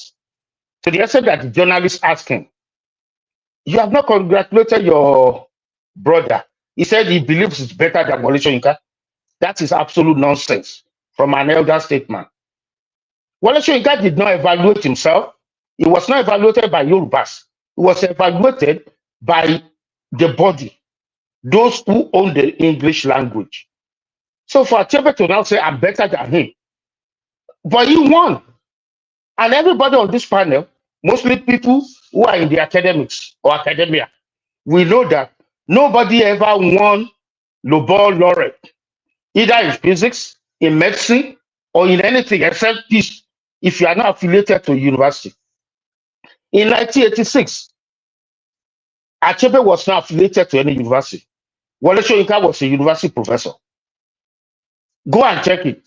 The only Nobel laureate they give to people who are not affiliated to universities are in peace. Like they give to Pope, they give to Nelson Mandela, they give to Martin Luther King.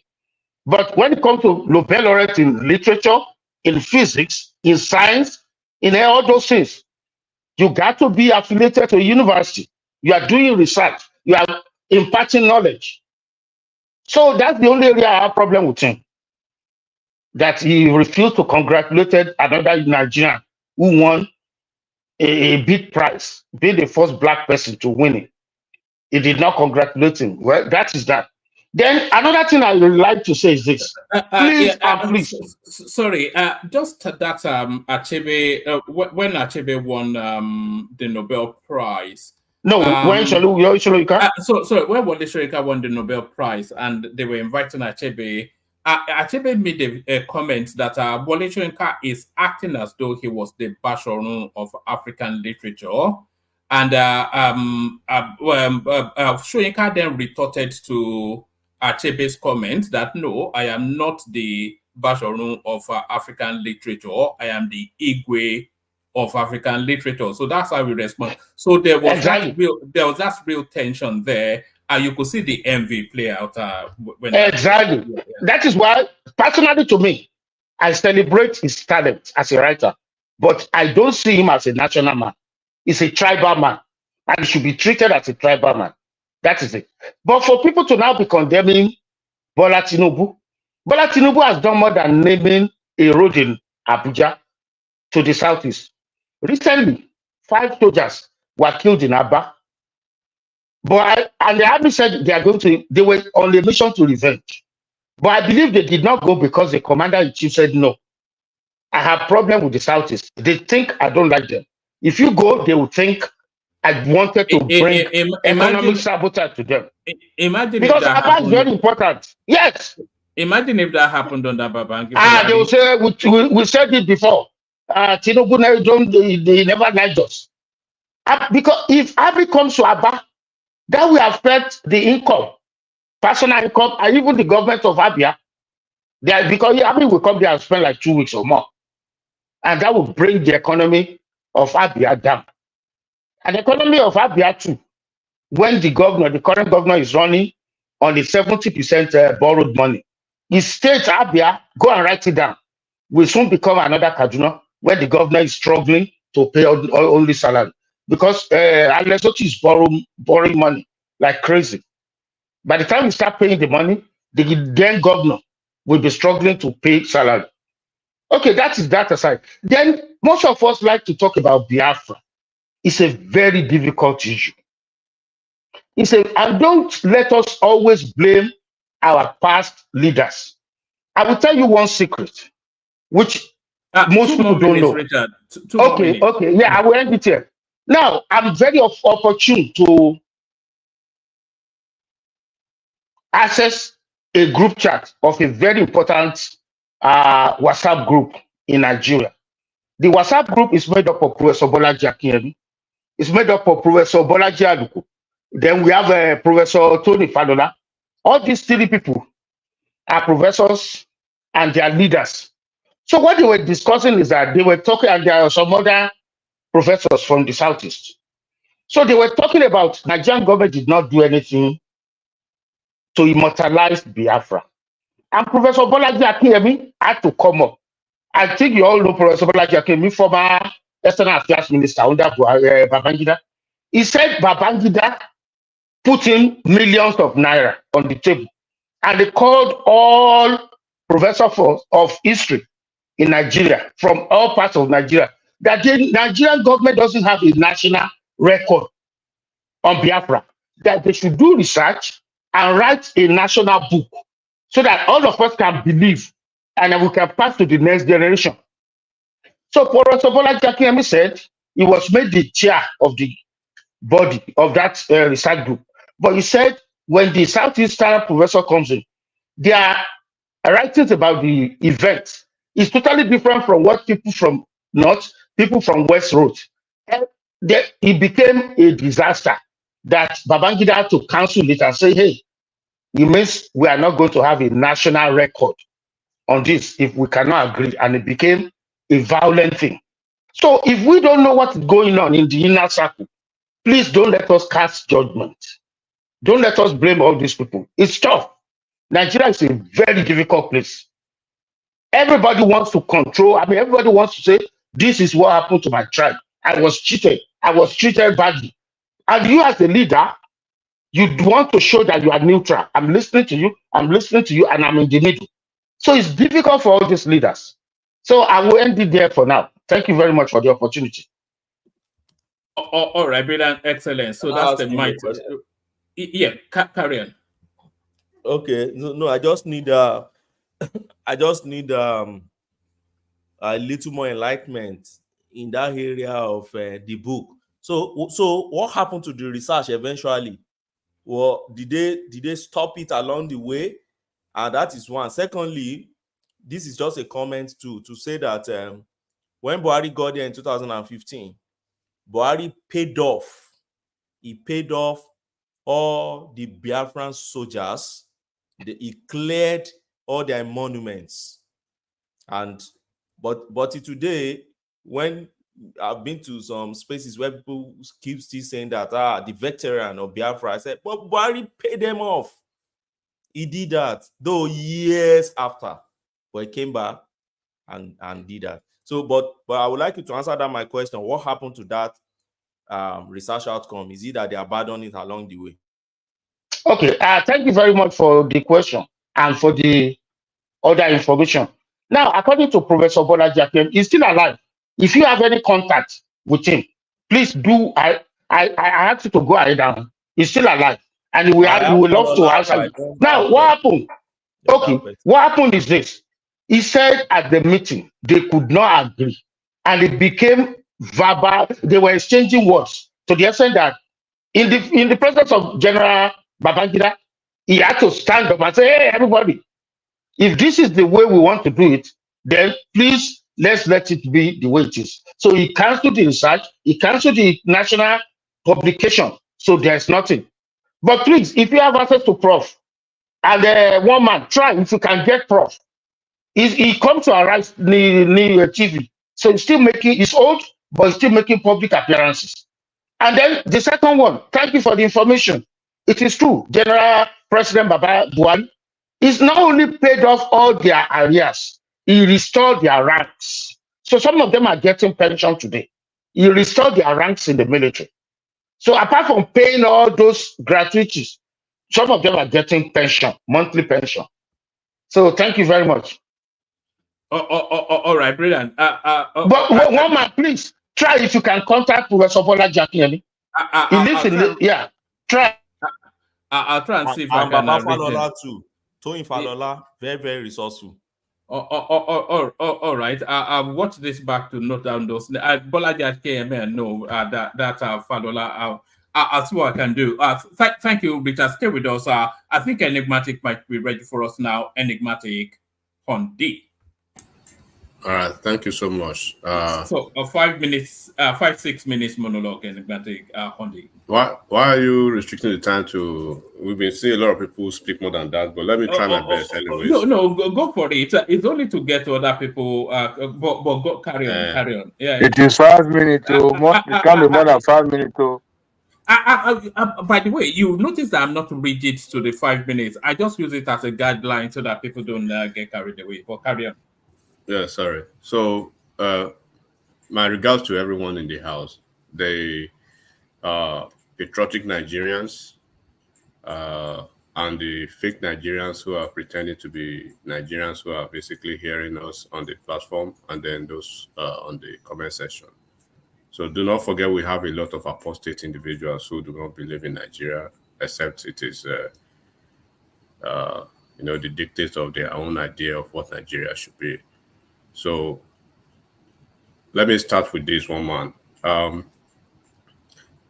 I think I'll have like maybe 5 topics I'll stick to. I'll find a way to be quick about those topics. I'll start with what is happening in Labour Party that all of us have seen before now, and we've called attention of almost everybody to it. And then we've seen the shifting of ground by a lot of individuals that even we have a lot of them. Sorry, Enigmatic. Adale Koko, click on mute and non-mute. Your device is not connecting. Click on mute and then unmute. Carry on, Enigmatic. Yeah, so we've seen how people are shifting ground here and there. So what is happening now is that when Arabambi, you had Arabambi on this platform, that moment, Abure was still the proverbial, sweet girl, that beautiful bride in the eyes of the prevaricators, the headless mobs of the, these phony con artist individuals. When I think it was a week before then that he appeared on Dr. Damages, and you could see all the encomium on the embellishment and everything that, speaks to the positivity and the positive idea of what he looks like the second Jesus Christ coming. So all of a sudden, including Peter Obi supporting him, right? Everything he did is action. But now, because the table is shifting, or probably has shifted against them, now is the worst thing that has ever happened. You can't continue to deal with people like that in the political, landscape when they're actually pretending to say they want a better Nigeria. What type of better Nigeria do you want? Is it the version of the better Nigeria that speaks to the volume of your hypocrisy when it goes in a way that you believe it is? So you can't pick and choose what Nigeria you want. Now, what Labour Party is doing now is that, they've seen themselves as Labour Party versus Peter Obi versus Obedient now, and they are trying to choose which one is better for them. Aburi, at a point when a faction of the Labour Party was hell-bent to get him out through the legal means and everything, it was the Peter Obi's faction that were actually scuttling their effort. They went all blazing on media spaces and everything, including a couple of their, people on the platform that are supporting him. Now, what Labour Party, what they've done now, politically, very savvy move. They've now coalesced around, what's his name? Aburi, right? They've now coalesced around Aburi to shut out Peter Obi. So technically speaking and officially speaking now, Peter Obi is a political destitute. He's homeless politically. He has no political home. He has no political base. And then the unexpected alliance between the Papa faction and the Aburi faction within the Labour Party now has significantly altered Peter Obi's, Peter Obi's dynamics of his own politics now in Labour Party. Do not forget this, the coalition is now actively protecting and supporting Aburi that they actually were going against before. So which has effectively diminished completely the control of Labour Party now that used to be in the hands of Obi. So, but consequently upon Obi finds himself in this situation now without having a reliable political platform now as it is. And Labour Party, they are deeply, they used to be deeply divided and compromised, but going forward now, this has more or less compromised the prospect of his own ambition going to 2027 because he has a strained relationship with PDP due to the lingering effects of a 2023 betrayal, which actually further complicates his situation. So his political future requires him now to consider alternative strategies, which I think aligning with maybe a new political party or establishing a new one from the scratch, which he does not have which we all know he does not have the capacity to do and to actually do, or however he wants to do it. The other alternative action he has is moving back to APGA. And if he moves to APGA, Soludo is there, and a lot of people, the hyenas that he had actually crossed in the past. So, and then I see him facing the critical dilemma now, because either he likes it or not, he must secure a stable and supportive platform to even continue to pursue his 2027 ambition, amidst this politically fragmented, landscape that he has found himself because of his political chicanery. Do not forget that this bunch of dogmatic picayunes that we speak to almost every time that don't want to listen and understand how politics works, they've created themselves, and probably they've resorted to this clannish cacophony of a cloth pole of buffoons that they believe politics is just what you stay on social media or probably in the social arena most of the time, doing the 2+2 and you get 4, or probably throwing mods at almost every dissenting opinions. But I appreciate now that Obi himself, he has played himself deeply into a corner now that he has to find a way to either hold on. That's why you see he's holding on tenaciously now to those obedience, to the headless mob because that's the only thing he has. He can't move to PDP. PDP is not okay for him. Neither can he move to ABGA and Labour Party that he was using to leverage or probably trying to use to leverage above, beyond 2027 or for his 2027 ambition. They've actually recalibrated, coalesced, and more or less throw him under the bus, and he's obedient. And they've played a fast move on him, but because he was not politically strategic, right? They threw a bait, and he got into the trap. They tried to create something, a new directorate to integrate the obedience. They wanted to feel his pulse, how he will react, and he reacted the exact way they actually expected. And that's why you see their Papa faction, their Abure faction, all of them saying, okay, look, this is our political party. We've actually now narrowed down our enemy who do not have an interest in this political party. Because, for instance, how would you say a certain Tinubu is an APC person, but you are claiming, quote unquote, the Baptists are bigger than APC? Or a certain Atiku is a PDP man, you ran under the PDP, but you are claiming articulates are bigger than PDP, as touted by these folks that obedience are bigger than Labour Party. What type of nonsense is that?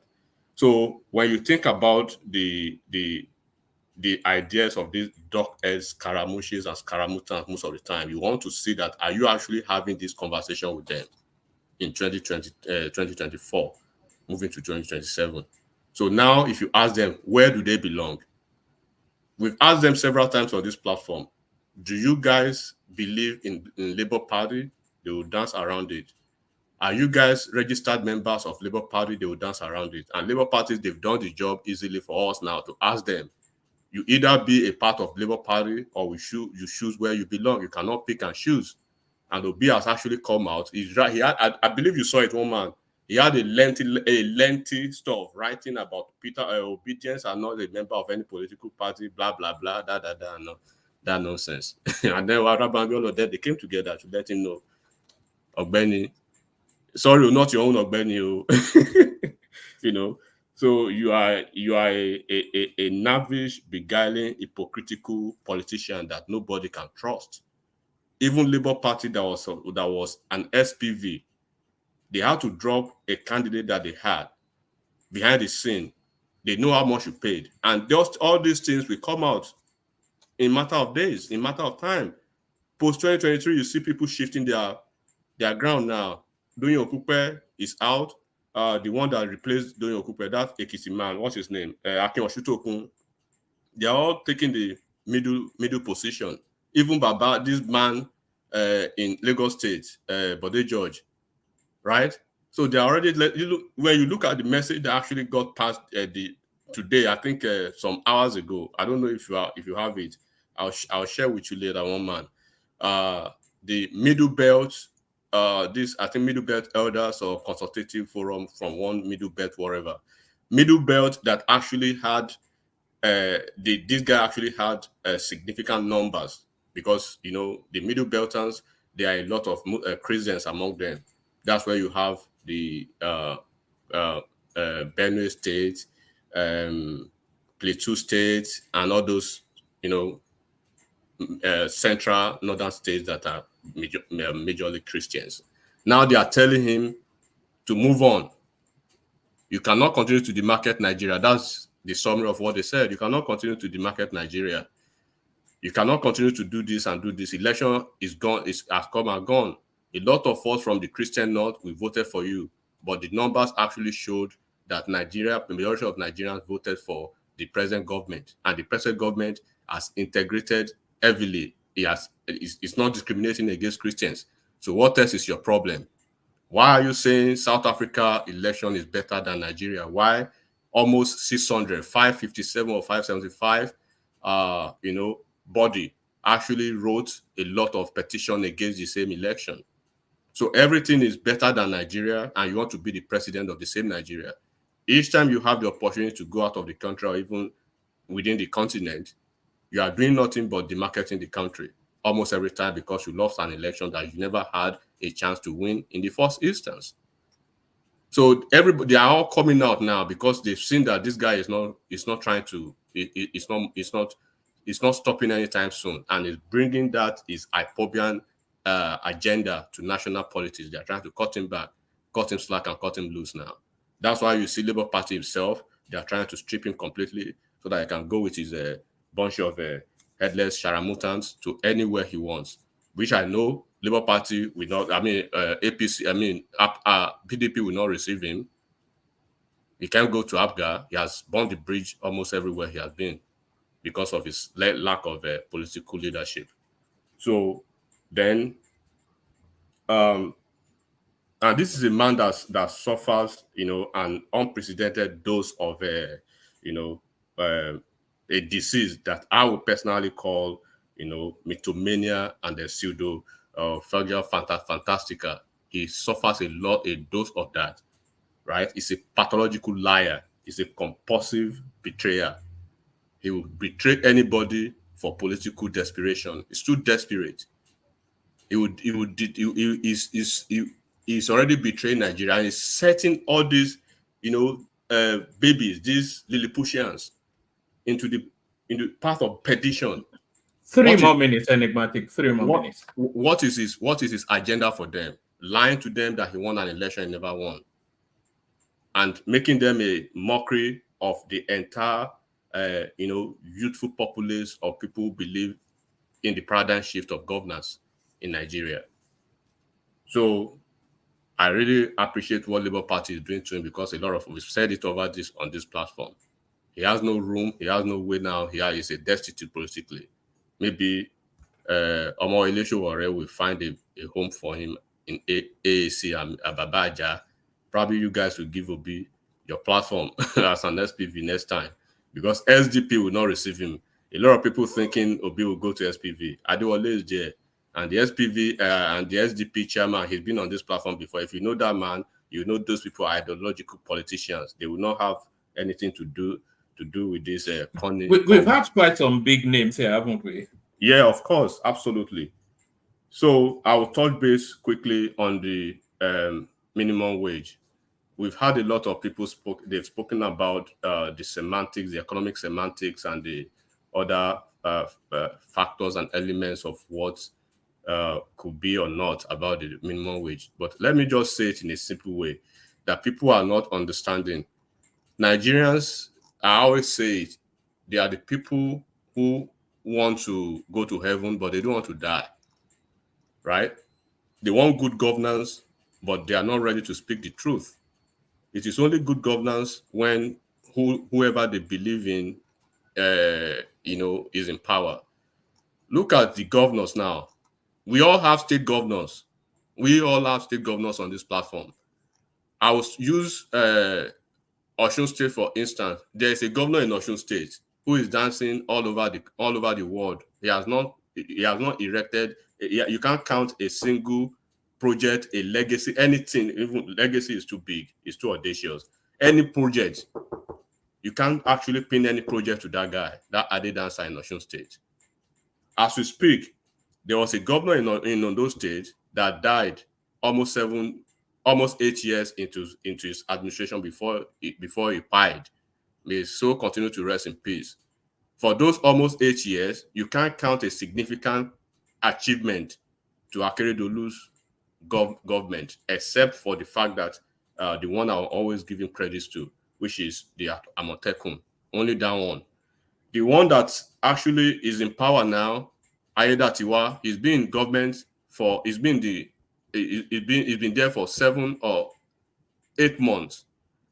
And go and look at the FAC allocation of Ondo State as we speak, one man. Ondo State FAC allocation is a little above 10 billion monthly. So, in other words, this guy has received almost 70 billion or over 70 billion in the course of 6 or 7 months that he's been in the office. I want anybody to fact check me. This guy has not erected, he has not put anything on ground in 6 months or 7 months. So when you ask me, what is he doing with the 70 billion? What has he done with the 70 billion so far? That is just the FAC allocation. I'm not talking about the IGR.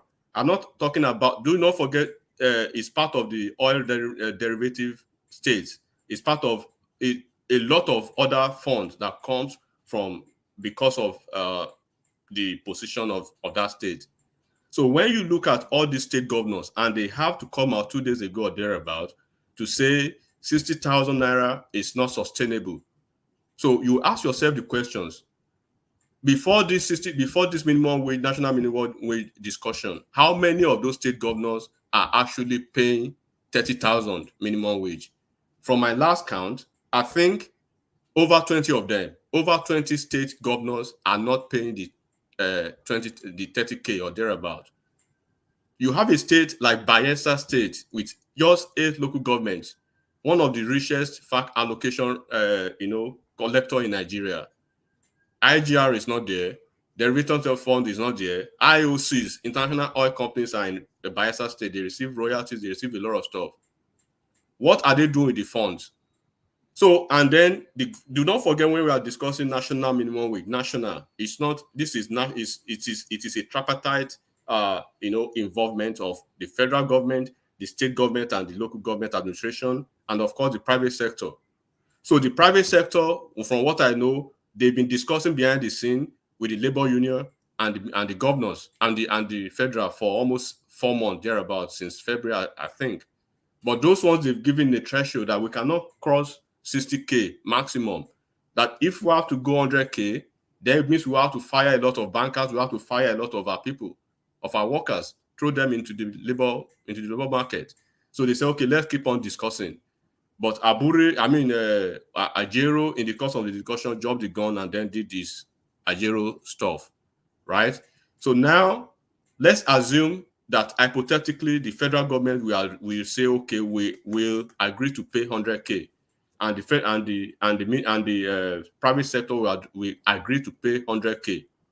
Then we have a lacuna in the middle, the loophole, the state governors. Are the state governors ready to pay 100K? So this is what Nigerians should be speaking about. Because when they are talking national minimum wage, we are not just talking about federal government, because federal government will pay their workers regardless. They've been paying the minimum wage. But is your state governor paying the minimum wage?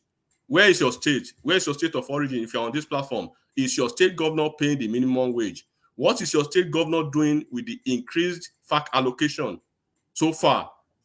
There is no state in Nigeria now that is not receiving triple of what they used to receive under Buhari. What are they doing with the excess? Look at what the guy in Rivers State, Wike's successor, is doing with the funds. He went to burn down the House of Assembly complex. Now he has earmarked almost 20 billion to rebuild what he burned. And then they are saying it is not sustainable. Governors Forum, it is not sustainable for 60K. So you cannot pay 60K, but you guys can gallivant around and waste money. Has anybody checked the FAC allocation of their state, each of their states? Anybody on this platform? And then when the governor tells you, I cannot pay minimum wage, and then the same governor, right? The same governor is still sitting on the funds that is allocated to local government chairmen. Do you know these governors? When you say governors who, right? Unanimously, they rejected the 60,000 minimum wage. Unanimously, they are not. They rejected the local government administration autonomous, right? Autonomy. They rejected that. Even the National Employers Consultative Association, they are even opposing the 60,000 minimum wage, which is supposed to be a national body that will protect workers. They are rejecting it. And one man, and Ajero is asking for 464,000 instead of, and because he knows he cannot jump, he cannot pontificate and huff and puff with the governors, because those people, they know how to cure his madness. He will go to their state, they will beat him up in their state. It is only federal government he can be trying to flex his power. But now, when you talk minimum wage, federal government has made the position clear and they are ready to move. Private sector, they are still discussing, but the governors in the middle, they completely say no. We are not moving forward. So what are we going to do? One man, what are we going to do with the governors? The different house of assemblies in the state, they are subservient to the governors. The governors, they are not releasing funds to the local government administration. In Ondo State now, in Ekiti State, in Oyo State, in Bayelsa State, in Abia State, in Abia State is even worse. Start bringing it home. Okay, Abia State is even worse, right? The only Labour Party governor who should be doing something different is the one that has plunged his state into more debt now than any other state in the federation. Almost a trillion, less than a year in office. The guy who does not run his government, right, from the governor's office that was built by his predecessor, completed, but because it's not yet furnished, he's working from his home. You are working from your home, and you said you've expended 11 billion to run the governor's office in your home. What are you running in your home with 11 billion naira? A certain Abia governor, the same governor who is appointing mayors, not having local government chairmen. So Nigerians are not ready. If they are crying that they are hungry, that hunger will wire all of them because they are not ready to do the needful. It is in those days, why would you be hungry when you can grow tomatoes and pepper in your garden, in your backyard? You are waiting for the northerners to grow tomatoes and pepper for you, while you are gallivanting in the south, popping champagne, when we have the fertile land all over the places. Let me dress one man. Never feel see hunger. When hunger fire on our well, now will convert all on our garden to tomato and pepper garden. All right, brilliant. That's the majestic enigmatic on this. So there it is right there, delighting us with the excellence of his mind. So thank you, enigmatic. I'm going to bail out hand over to Mike. Mike, still a few people not spoken yet. We've not heard from Patoski. We called him earlier. He was in Akin is here as well. So to keep you company, man of prestige, your best friend and mine. So still plenty to go around. Mike, acknowledge you're there. Well, he's there in body, but not in spirit. Mike. All right. Let's go on then to let's go to Akin as we let's see if Patrick is ready first. Oh yeah, there is Mike. So thank you, Mike. So did you hear the so Patoski here, Akin here, Prestige here, still not spoken, but everybody still wanted to say some more. So the conversation carries on, but I take my leave to hand over to the mighty Mike. Ayo, of course, thank you, Ayo. Isaac Ojo right there, who's now with the increasing frequency. There is again and there is again. There's Kulata having the conversation in the comment section. Ayo comes back again with another super chat. Ola takes on a conversational point with the super chat. So there it is. So thank you to those. Keep the super chats going, even with Mike. With Mike's excellent guidance. If Patoski is not ready, Patoski, are you ready? Let's. Akin, are you there? Okay. So Patoski, Akin, or I did hear. All right. So Akin, you're up next. Thank you, everyone. See you tomorrow. Thanks, woman. Yeah, go ahead, man. Yeah. So where do you want me to start from, Mike? I mean, just cover stuff. I mean, so just go ahead and cover everything. Whatever you want to start. Let me try and start with the Obid. Well, let me start with the Chinua Achebe thing. So yeah, it's good that Tinubu went all out to even recognize the late professor, and of course I think he's done the right thing by giving him what due to him, right? So to create a balance, and of course we could say it's kind of a political patronage too. Yeah, if anyone says that, they're right. However, I think he's done the right thing, and of course it's expected that more people should be recognized, whether they are still here whether they are still here with us or they are gone. That being said, I believe the obedience or the obedience, they don't see anything good in whatever Tinubu does, right? And of course, it's just a shame that they try to make everything looks political.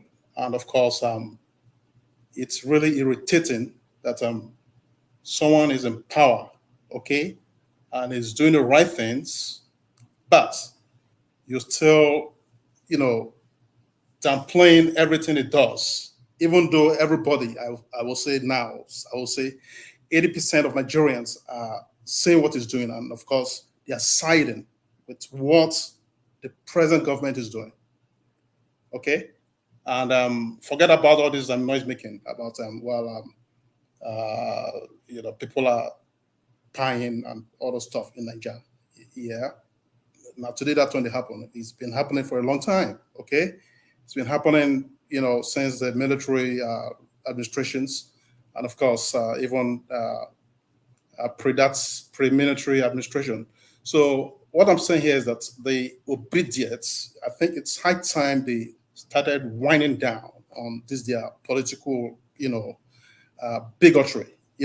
Whatever Tinubu is doing right now that they think is right, they should give him his flowers for it.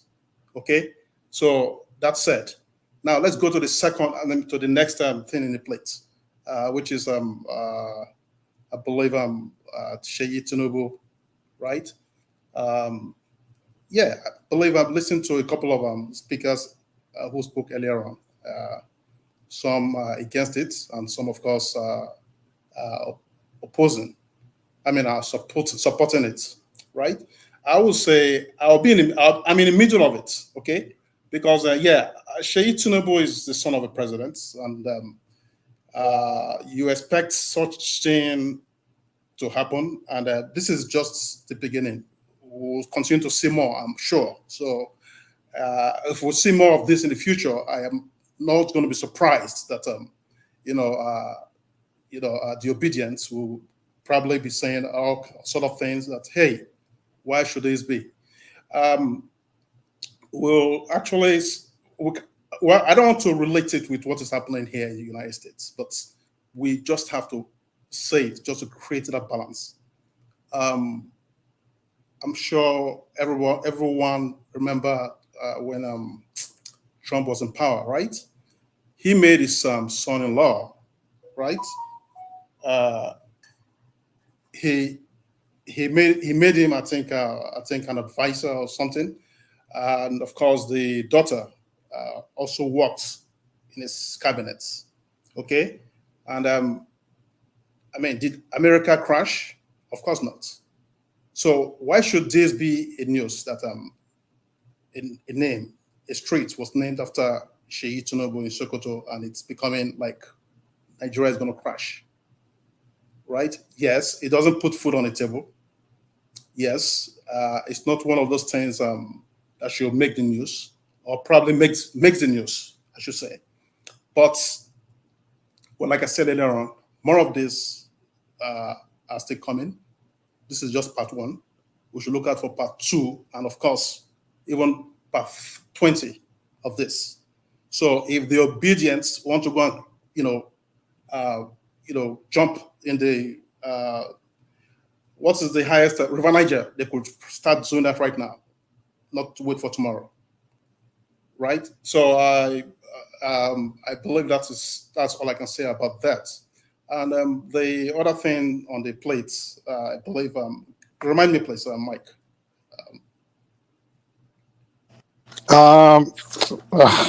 What is it?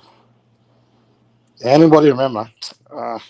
I wasn't paying too much attention to it. Minimum wage.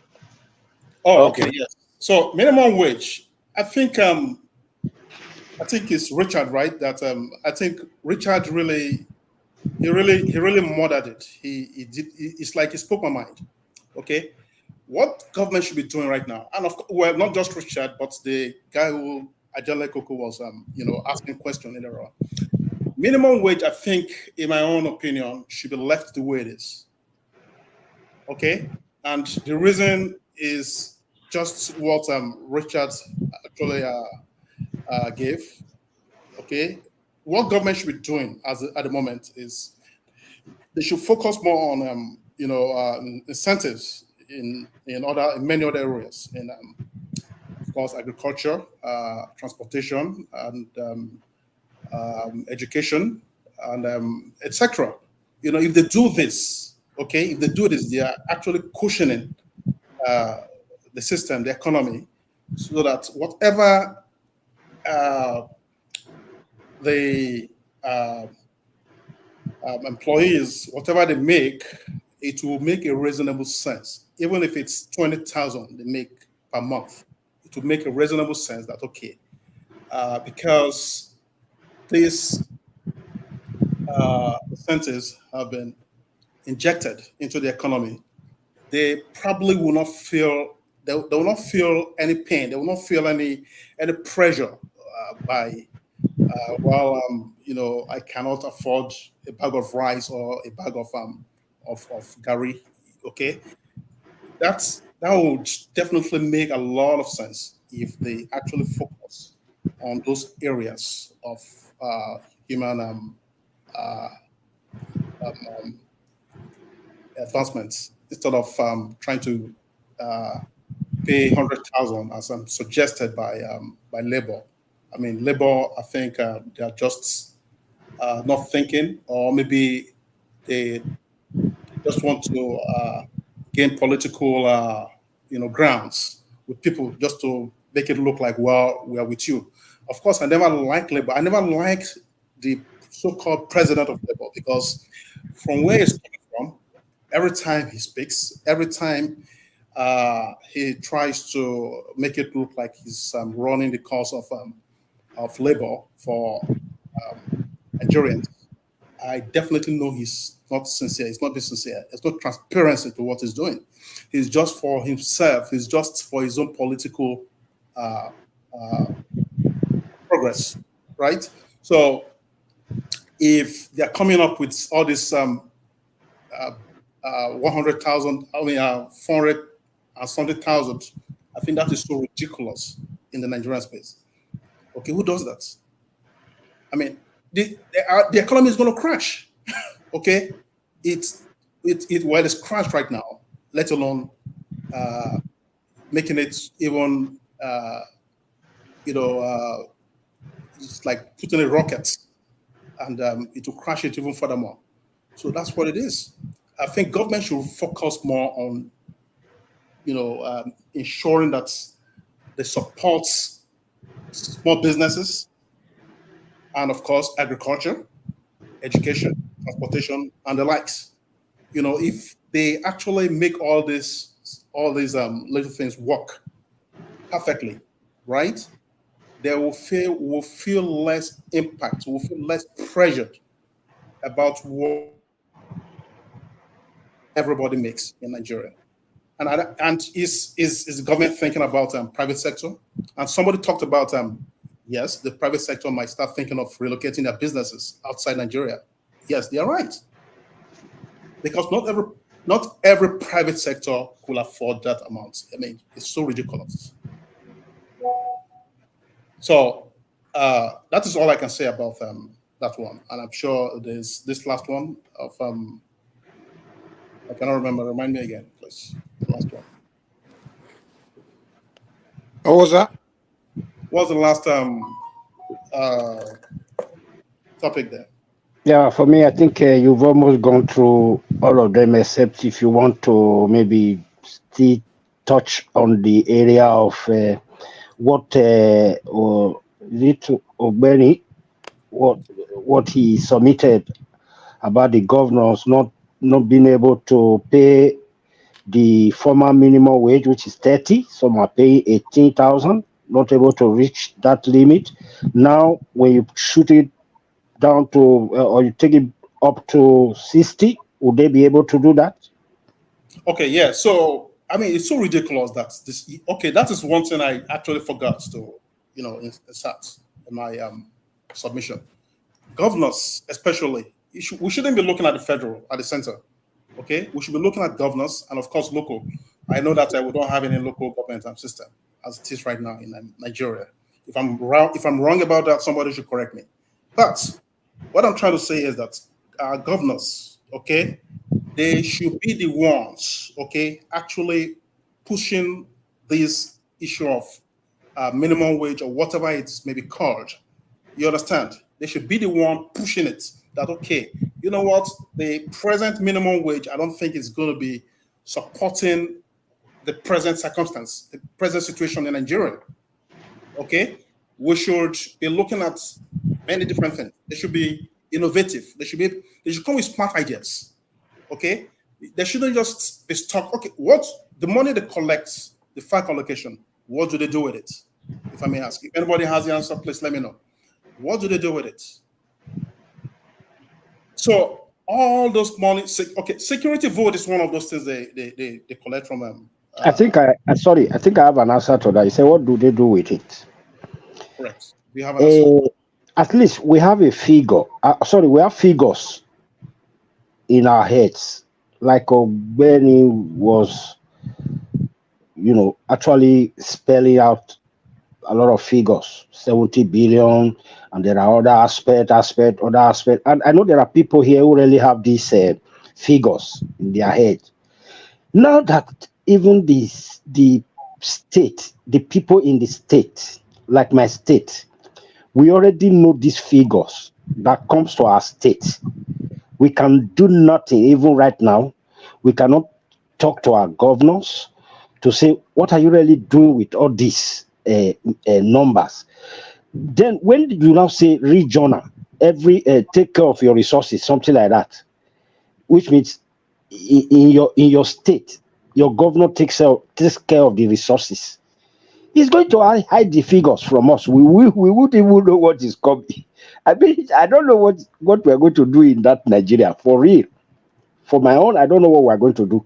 Now that we even know what is coming from the headquarters, that is what is coming from the federal to our state. Bro, just hold on a second. Look, what you don't understand is that the protuberance of these vagrants, right? They are even the ones, they will be the ones crying, and in the same breath, the same people defending these governors, when these governors are basically doing nothing with the funds. I read out examples of governors. Look back to your state. Look at Delta State, for instance, right? I think Delta is number 2 or number 1 in FAC allocation in Nigeria. What can you say? Delta State has been a one-party state from 99 at least. PDP state, the same as Bayelsa, and a lot of states like that. They've been one-party states that they should have actually had the opportunity to leverage on legacy projects, right? Continuity and everything like that. But when you go to those states, you will basically want to cry for them. And the same people who are crying that they are hungry are the ones that will continue to defend these governors. Do you know what it means for a state that was receiving maybe 5 billion 9 months ago, now receiving 11 billion? That's FAC allocation alone. And monthly basis, they've never been, the government, the FG is not holding back their funds. But when it gets to the governors to release the funds for the local government administration, right, they keep all this money. For instance, in 7 months, each state of the federation for 7 months, they've kept 50 billion at least from the local government chairman. So when you are not getting the money down to the locals, to those people in the local government, to the grassroots, how do you want anything that the government is doing to actually percolate to those people? And the same people will be defending this governor. So how do you want to cure the madness? How do you want to cure this malady at the end of the day? Because maybe I have an answer to that. Okay, go ahead. So, okay, we understand that these governors, they go to Abuja and collect this FAC, right? Maybe what the federal government should do is just like Tinubu has believe Bala Bala Muhammad, right? You know, she monitors the activities of each minister. They should have an ombudsman. You get it, for the state governors to ensure that this park allocation is spent reasonably. And when I mean reasonably, I mean they should justify the reason the monies were collected. Okay, don't Is that not just. why they have the State House of Assembly? Well, I think I think they are supposed to be the check and balance of the governor. they have been compromised. Don't we have federal? Don't we have federal senators? Senate. Do not go out. Do they go after the ministers? Do they? I mean, we should have just like a replica of what we have at the federal, okay, in each state, just to keep them in check, just to ensure that they are doing the right things with this money collected. I mean, you don't just hand over money to any nuisance, okay? Of course, we're all human. We have that tendency. You get it? This is not just Nigerian thing now. This is not just African thing. This Can is, I come in quickly? This is a thing that goes on everywhere in the world. So, I mean, you are human. It's expected that when you put something in the hands of human, they might either appropriate it well or misappropriate it. So what I'm saying here is that they should have My brother, sorry. Somebody want to come in. I don't know if Mike is still there, but I'm here. Okay. Remy. Yeah. Remy, please let's try and make this conversation home, not short home. Make it to be at home. Let us not go to China, Japan. It should be on our people, our assembly. Yeah. I'm not going to talk. What I'm going to say is very simple. When this situation we find ourselves, I want to talk about the minimum wage, because when you see the Nigerian Federation, the problem we are having is that this kind of democracy we are practicing, some state cannot pay even as high as 30,000. I learned that one state in northern part of Nigeria is even paying 12,000 minimum wage. What I think the federal government should have done, or the tripartite commission should have done, is that, okay, let's put the minimum wage at 50,000 and let the labor union in each state go and negotiate. So the minimum wage in each state is 50,000. So every labor organization in the state will go and negotiate with their state. If the federal government can pay 55,000, or let's say federal government pay 60,000, then state 50,000. Minimum any state can pay is 50,000. So that means we are talking about a band between you can pay above 60,000. We can hear you. So we can pay above 60,000, or you can pay, because I learned that Lagos State and maybe Edo State, they say Obaseki is paying them 70,000. That's the way to go. Fine. State like in the north, if they can pay 50,000, at least minimum 50,000, because we have to look at the cost implication. There's no way you double the salary, double the minimum wage where there's no production. What are they producing? And what is the percentage of the civil servant in all of Nigeria in totality?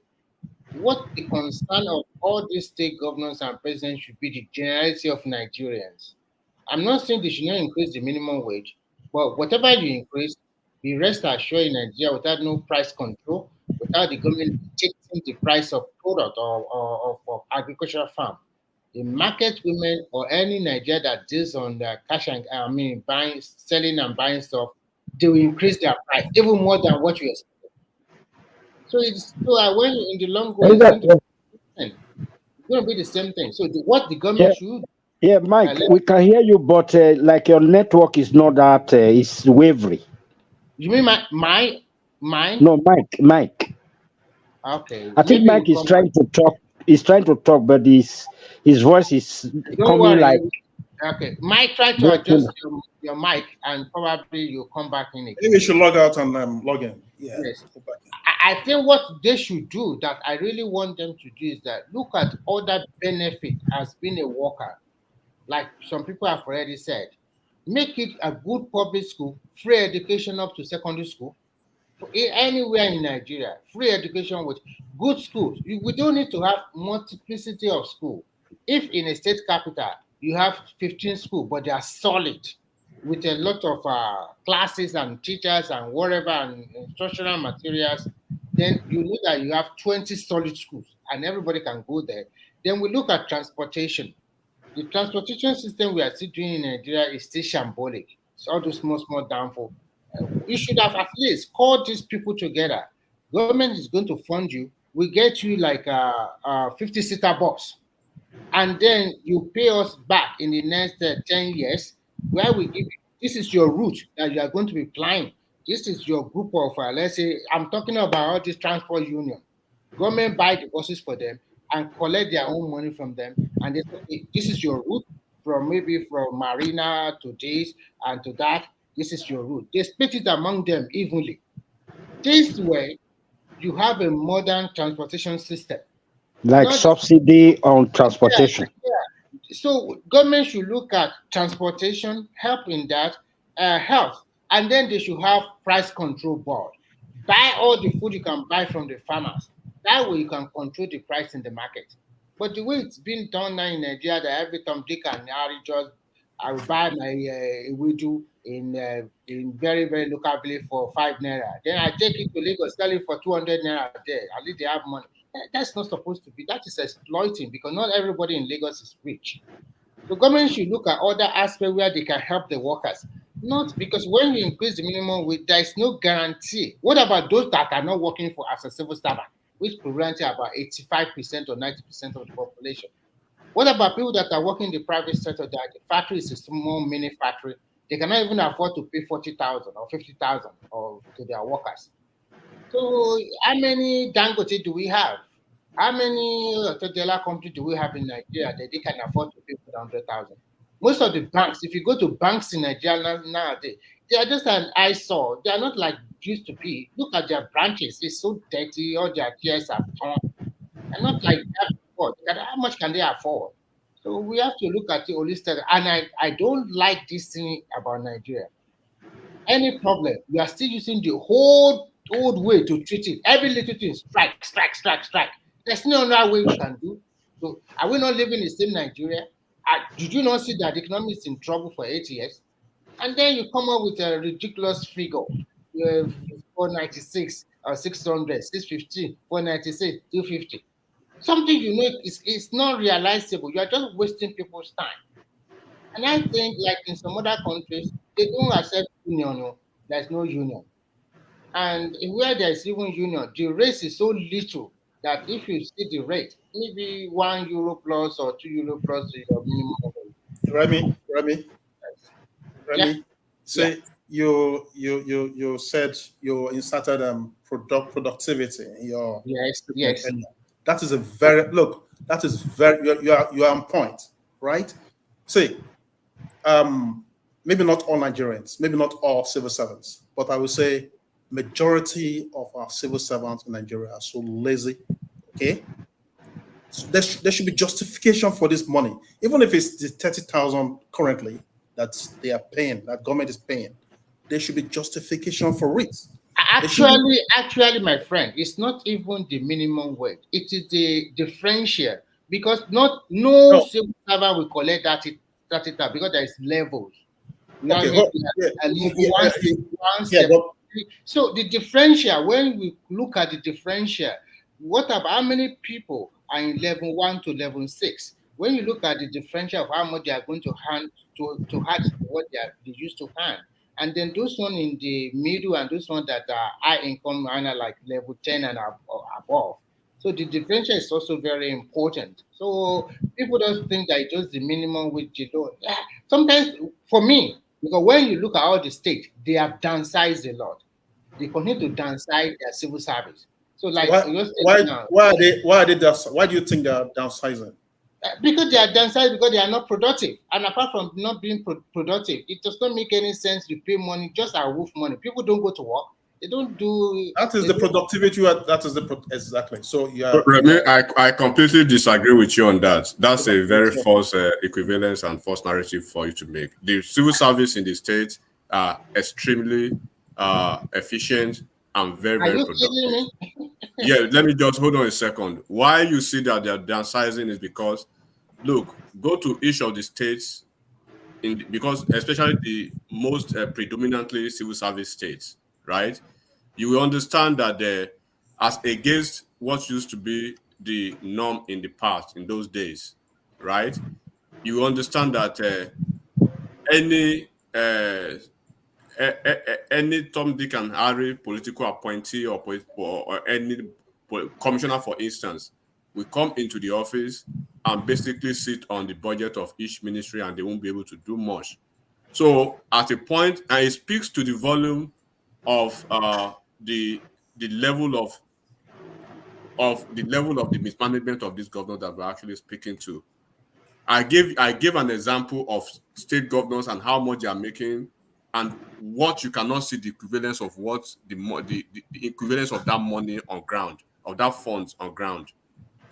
Go to the states now.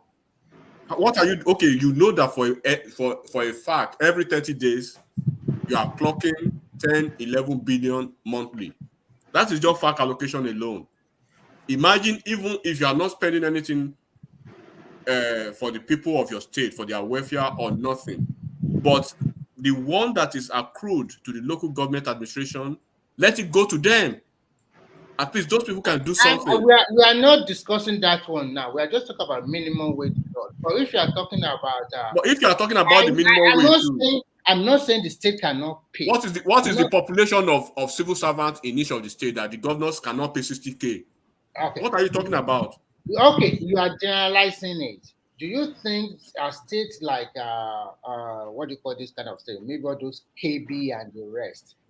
Do you think what is the productive venture of those states? What are they producing? What is the average IGR in those states? Okay, that will make this is if Nigerians are ready to challenge this government. We should not generalize it. I'm not generalizing anything.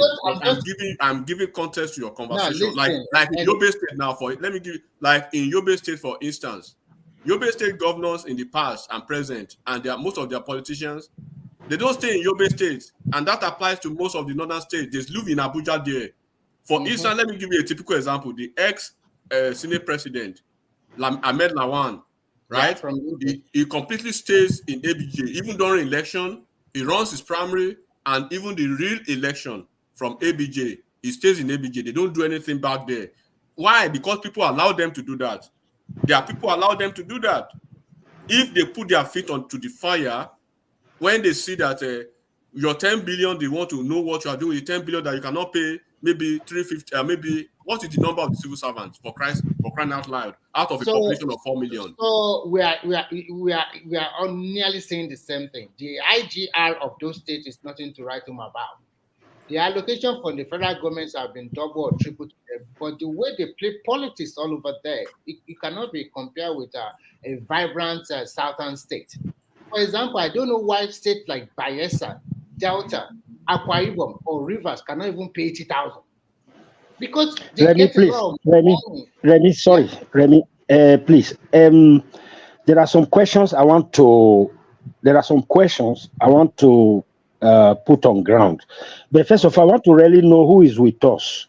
I mean, the voice that is here. There are two voices in this platform that always, like, when they speak, I can't differentiate. Is it Ogbeni with us or Enigmatic? It is Enigmatic that has been talking now. The lawyer. Yes, not the lawyer. Enigmatic is the one that just... Who is the lawyer? The lawyer is Ogbeni. Ogbeni, yeah. Enigmatic is here with us now. Yes. When two of them talk, actually, I can't differentiate. Because you are new, but everybody can understand. Ogbeni, if you are looking for encyclopedia, great grammar, that is Enigmatic for you now. Sometimes we also lost. But Enigmatic first constituent, professional constituent too, is a lawyer. The only difference now is that is that Ogbeni is a practicing lawyer. Yeah. Okay. Okay, Yes. thank you very much. Let me just quickly land it. You see, Remy, you see this thing you are trying to explain to us Yes. about Kebi not able to pay, Bayasa not able to pay. Those ones are lie. We wait first. Wait, we all know that all those states, the allocation they send to them, and if they are able to be productive in their states to pay their civil servants or whosoever is working with them, their minimum wage is nothing to them. What is this man's name? Erufai. The person that took over from Erufai, even the least person with no understanding in Nigeria is know what is happening in that space. Let me tell you what is happening. Not that man can. I heard that he's complaining that he cannot even pay salaries. Not that he cannot pay. See what is happening. You see, he already saw what Erufai took as a governor. So anytime they are coming into that office, whether it's 4 years, 8 years they want to spend, they look at the person that left, how rich he was able to get from that state. First of all, any money that comes to that state, they put that one aside first for themselves and their colleagues. Before the jara that is on top, that is what they are now deciding on. They don't take everything and decide on it. They first of all remove. I'm just defining it from a layman angle, and that is the truth. So, if you want to polish it, fine. If you don't want to polish it, anyhow you want to put it, but everybody knows the truth. That what they do in my state, Edo State, the money that comes there will be able to take care of us. But the first thing they do, Obasaki saw what is his name? The one that is in the Senate now, Oshomole. He saw what he gained when he was in his 8 years. So he want to is it that he want to surpass him? He will make sure that when he leaves in his 8 years, Oshomole will be jealous. First of all, any money that comes, first of all, he will want to put that one aside. And then whatever remains. You know what you are saying now is a speculation or just no, it's not. No, it's speculation. They are facts. A factual speculation, whatever you want to call it. Yeah. Edo State, not all over Nigeria. I'm sorry, because I also have people that work in the state government, and I know what transpired there. Maybe no, I'm not talking about you having somebody. You have a governor. I don't have a governor, but I know people that are governors. So I'm not talking about people working in ministries. I'm talking about the governor himself and the vice. I'm trying to tell you, can only talk about the one you know, which is Edo State. You cannot generalize all the whole federation that's how they do. You can't say that. Because from what we can deduce, we can see that there are some states, they have better accountability. Why some they do not have? Why some is still like in-house sharing among ourselves? The states that are working, in Nigeria, people know that states that are working and some that they are not working. If you are taking all the money in your pocket, you will see that there are a lot of things, uncompleted projects, so many stuff that is not going fine in that state. So, like for example, I have a burning question though. Let me ask this question real quick. Sorry, I'm Remy. Now, if we take the statistics of the federal workers and of course state workers in Nigeria, do we think the statistic will be realistic as opposed to what the it won't be the only way you can get a realistic one is the federal civil servant, because they have this way of paying them. So let me land on this. Let me land on this, Remy. Yeah. So I believe even if government decides that okay, they want to, go ahead with the 60,000 or whatever it is, they should first do the first thing first, which is try to collate the actual number of people, the real people working. Okay, because we have a lot of ghost workers. Okay, as they call it, we have a lot of ghost workers, people who don't even live in Nigeria anymore, but they still claim to be civil servants, and they kind of double ditch. They make money in Nigeria, and of course wherever they the air at that moment. So, and again, that accounts to productivity. So If governments, the issue now is this, because the states are subnational. The federal government cannot impose or dictate to them how they are going to audit their. No, we are not talking of detection. That's not where I'm I going. understand. That's So, not where I'm going I at. mean, the federal government is not going to tell them, go and give me the number of the people that are working in your state. So they won't give them the right number. So that is why I always said in this platform that the problem of that country is the subnational, which are the state. The people in that state have responsibility to hold their governor accountable. And I also trying to say that we must start what we call gradual resource control. Because in as much as these people still continue to run to Abuja to collect money every month, only some states will see visible development. The others will not do nothing. But the moment they know that it is the resources they generate from their state that they are going to pay their work, everybody will sit tight. And anybody will not go to be a governor anymore. You will think before you get there because you are not collecting any money from federal anymore. You have to think, how are you going to get the money to pay the civil servants in your state, to make your state better? But for now, I just need to be rich enough to compete for, do the governorship primary, and I wait before the 25th of every month, money comes from the Abuja, and then we can slice it. It's a lazy work. It's a lazy governance. So that is why that is not moving. The moment we start doing gradual resource control, that every state are in charge of their resources, at least up to like 50%, then you will see real government. For now, no, it won't work. Even they give them 200,000 per month, the associated food inflation will be there, and inflation will also increase. So many problems will come with that one. So I don't know how they are going to strike the balance with what they are doing. But at 62,000 or 70,000 on top, I think it's enough. We can't go more than 70,000.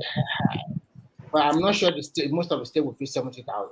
So, but don't you think like I brought the issue of getting the actual people or actual employees that the only way you can do that is if the 36 state governor accepted that some people, like what you call, will help them do their count the people that are working in their state.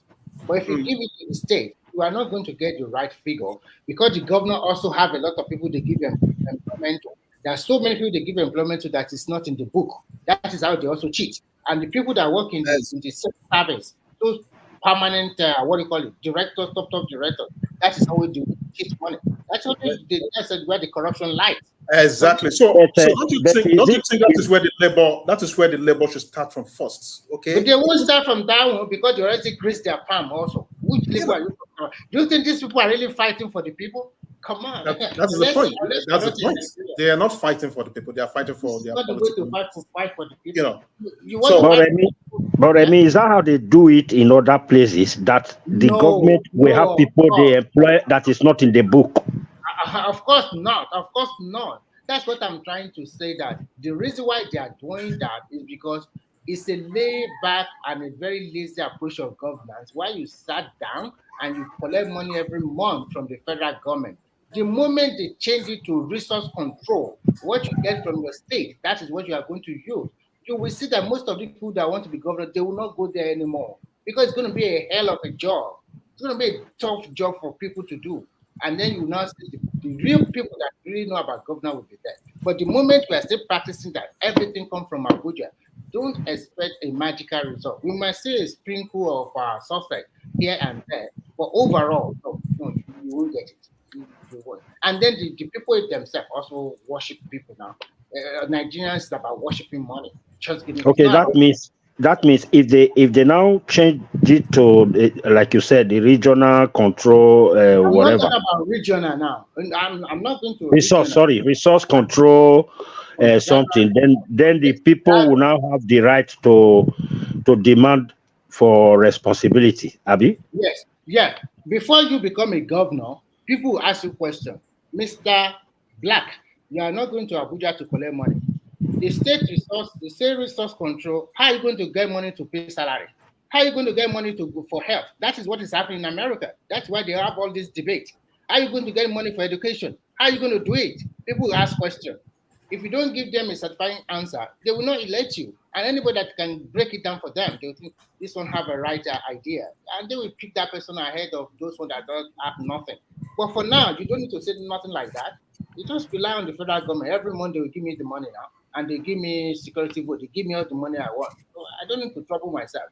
Any money they give me, then we slash it. Then make my people happy. Everybody go away. So that's the problem the country is having. But actually, the major problem of Nigeria is still the state governor. Once every state can handle their governor very well, you will see a big turnaround. Not you don't find a job in your state, then you say it's Abuja. You are having 3 children or 4 children. It's Abuja that's making you hungry. It's not done that way. Any person that live in diaspora, most time people do 2 or 3 jobs to make it. 2 or 3 jobs. But I don't know. So I think the minimum wage at 62 or on top 70,000 should be enough. But I'm not sure most of the governor can pay 70,000. But at least the rich one can pay 70. And if they think they are more richer, they can pay about 70,000 in their state. Nobody is. And then nobody tell Baseki before he increases to 70,000. So why not? They have the money to just go ahead and pay it. I think a better. Yeah, why? I think a better option should be each state's what do you call them? The one is it state's House of Assembly, no? Yeah, each state's House of Assembly. I think this issue of minimum wage should be thrown at them. They should decide whatever minimum wages they want to pay, like you said, they want to pay their in their state. No matter what they arrive at whatever meeting they are doing now in Abuja about this minimum wage, everybody still have to negotiate with the state government in the state. That is why you can see up to today, some states are still paying 80,000. Some states, out of the 36 states, only about 19 to 21 are really paying that 30,000 every month. I even learned that one state is paying 12,000, and the people in that state are not complaining. So you can say, so and some states, even the so-called Abia is paying 18,000 minimum wage, even with their new government. They are still paying 18,000 naira minimum wage as of today. The so-called they say are doing that. It does not increase the salary. Why? Because it continues to give them, I want to do road, build hospital, build this, build that. So you can say, and people will understand with things that, okay, we need this more. It's not only about minimum wage. It's not only about I heard Soludo is not even paying. No, you're not paying it. No, I think it's paying 30,000. What do you mean? It's paying 30,000, but I don't know whether they can. What I'm trying to say, when you look at the American system, every state, the minimum wage are different. Even here, the minimum wage are also different. Some can pay 12 euro per hour. Some can pay 12.5 euro per hour. Some start with 10 euro per hour. And after about 1 or 2 months, 3 months, they can increase to 11 euro. Depends on the work. So it's not universal that everybody must collect the same minimum wage. No, it's not supposed to be like that. No matter what they arrive at Abuja, they are still going back to the state to negotiate with the state government. And if the state government say, okay, Abuja said we should pay 60,000, but unfortunately, this is on my paper. I can't pay that 60,000. They have to negotiate. So what is going to happen? If you say at the end of the day, I can only pay 45,000, they will accept. What can they do? So they're just wasting our time going on strike for nothing. That strike alone, Nigeria lost about 149 billion naira. Just one day strike. For what reason? Country that is in serious mess, you are going on strike. For what reason? No need. Because at the end of the day, you are still going to go back to that table to negotiate. Why not negotiate and be realistic? Why put 615? Why not start, okay, I'm starting with 150,000. And this is my baseline. Another 1 week, you just do the tip, blah, blah, blah, and you forget it. Everybody will be fine. Instead of continuing coming from 615, that is ridiculous. Who is going to negotiate with you from 30,000 or 18,000 to 615,000? Now you say now 250,000 now. So they are playing politics. They are not serious people. These people they are jokes because actually those people that sat down, they sat down. The labor, whatever they call themselves, they sat down with their brains opened. Then they came up with that proposition. Like they didn't even reason. They didn't even think about it. They just, it means they are just that it means they are not actually sure of what they are doing. They're just pretending as if they are doing something.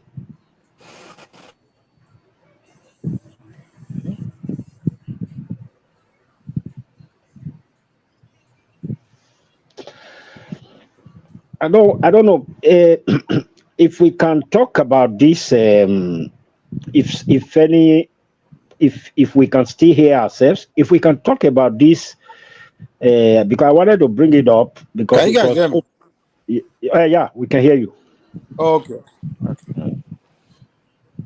Hey, Remy, I have one question. I know England is no longer in the EU, but I know even when England was in the EU, they used to have their own. They had pounds sterling, and stuff like that, right? Why they spend euro at the same time, right? No.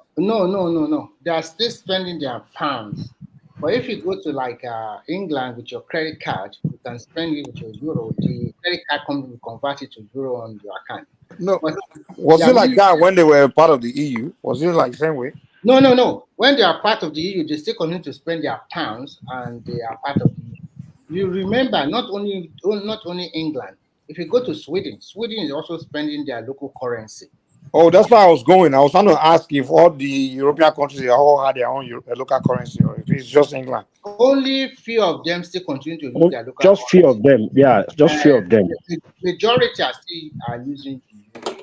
So, oh, okay. So it's only England and Finland and someone else. No. Finland is using euro, but Sweden is using Sweden or something like that. Sweden, maybe Denmark is also using their local currency. No, Sweden is not part of the EU now. Oh, they were not part of NATO. I don't know, whichever one. Yeah, they are now part of NATO. Before they are not part of NATO, but they were part of EU. Yes, but now they are part of NATO also. They joined NATO this year. Okay. No, just few of them. Most of them embraced the euro, but yes. England stick to their what do you call pounds. If you want to, what about France? France is euro. Yeah, euro. Actually, if you go to England and you have an opportunity to change the euro to pounds, or probably use your credit card there, so no problem. Was it the same value or different values? No, euro is more different value. Pounds is higher than euro. Yeah, pounds is number one. It's more powerful than pounds is higher. It's higher. And euro is more powerful than dollar. So that is how it works. Wow, so pounds is even more powerful than dollar. Yes, of course. Yes, sir. More powerful. These Europeans, man, they really enjoy this work. Pounds is very, very. I think this country, is it Bahrain or Kuwait? Their currency is also one of the powerful in the world. Their pounds is more powerful than your US dollar also. Even more than probably powerful more than UK pounds also. I think it's Kuwait or Bahrain dollar. Very powerful currency.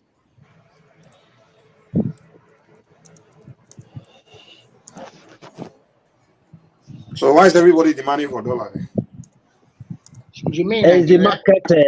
Because the market it has a broader. It's broad, like almost all the market adapt to dollar. I think there is another currency that is even stronger than. I don't know if it's in strength, but the value is more than a pound. But it's not recognized. Not recognized. Maybe those people just put their own high like that, but it's not recognized in the economy market, like to do deals. Not that it's not recognized, because you cannot compare with America. America is a very powerful country, and they control most of the financial institutions. Yeah, they have the military. Yeah, so and they anybody go against their currency, they will declare war against it. Medium of exchange of international currency, medium of they are adopted dollars, the international currency for business. So a lot of So it's Saudi Arabia that actually made it happen. a lot of people kept their gold in America.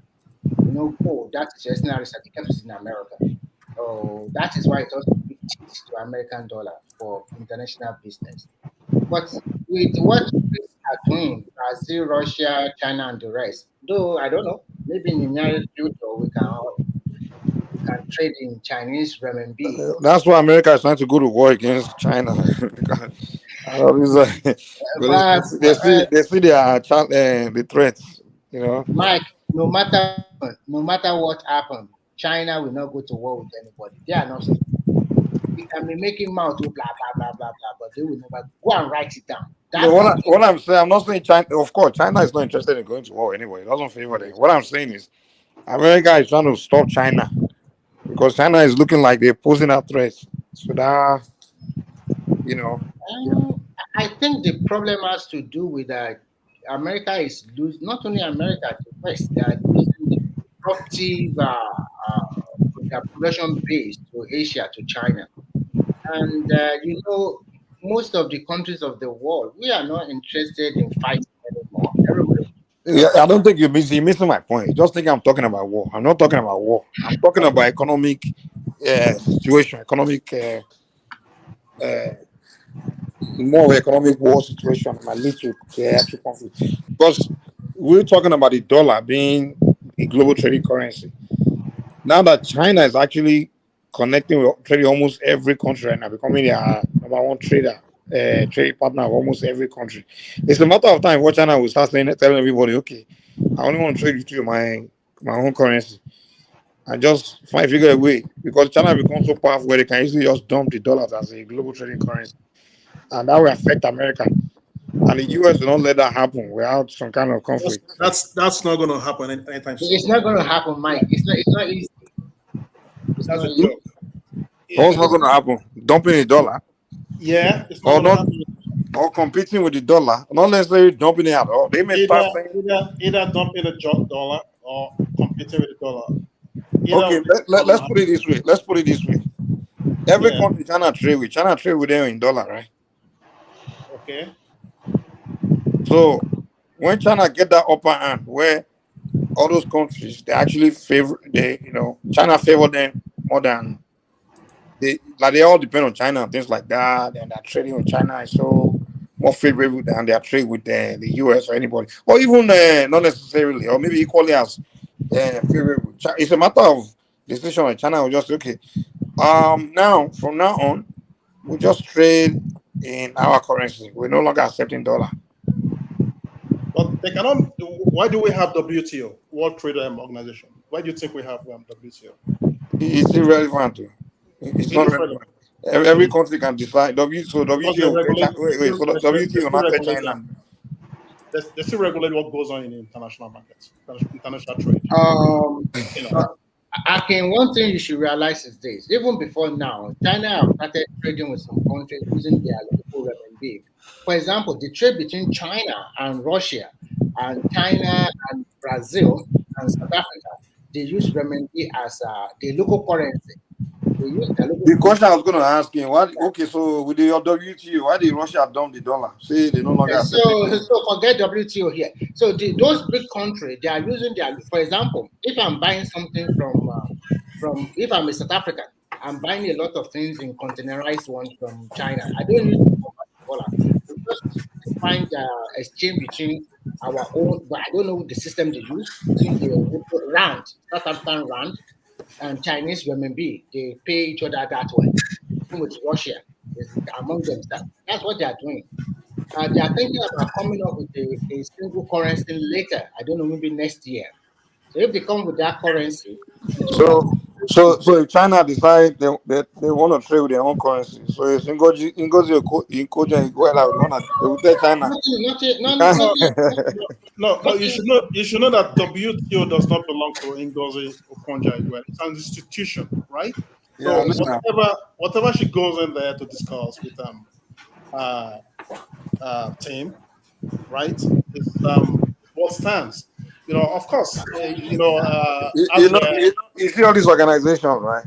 They're only for weaker countries. You're just like WTO, UN, whatever rules they are making. The only people below their rules are Michael, those that Mike, hold on now, let me land this point. You see okay. these powerful countries like the US, China, Russia. You see all the UN laws and WTO, all those laws, they are above the law. Trust me, they will do what they have to do. And I agree with you. I agree with you. But not countries like Yeah, Mike. They could still manipulate Yeah, you guys. a little bit. Yeah, please.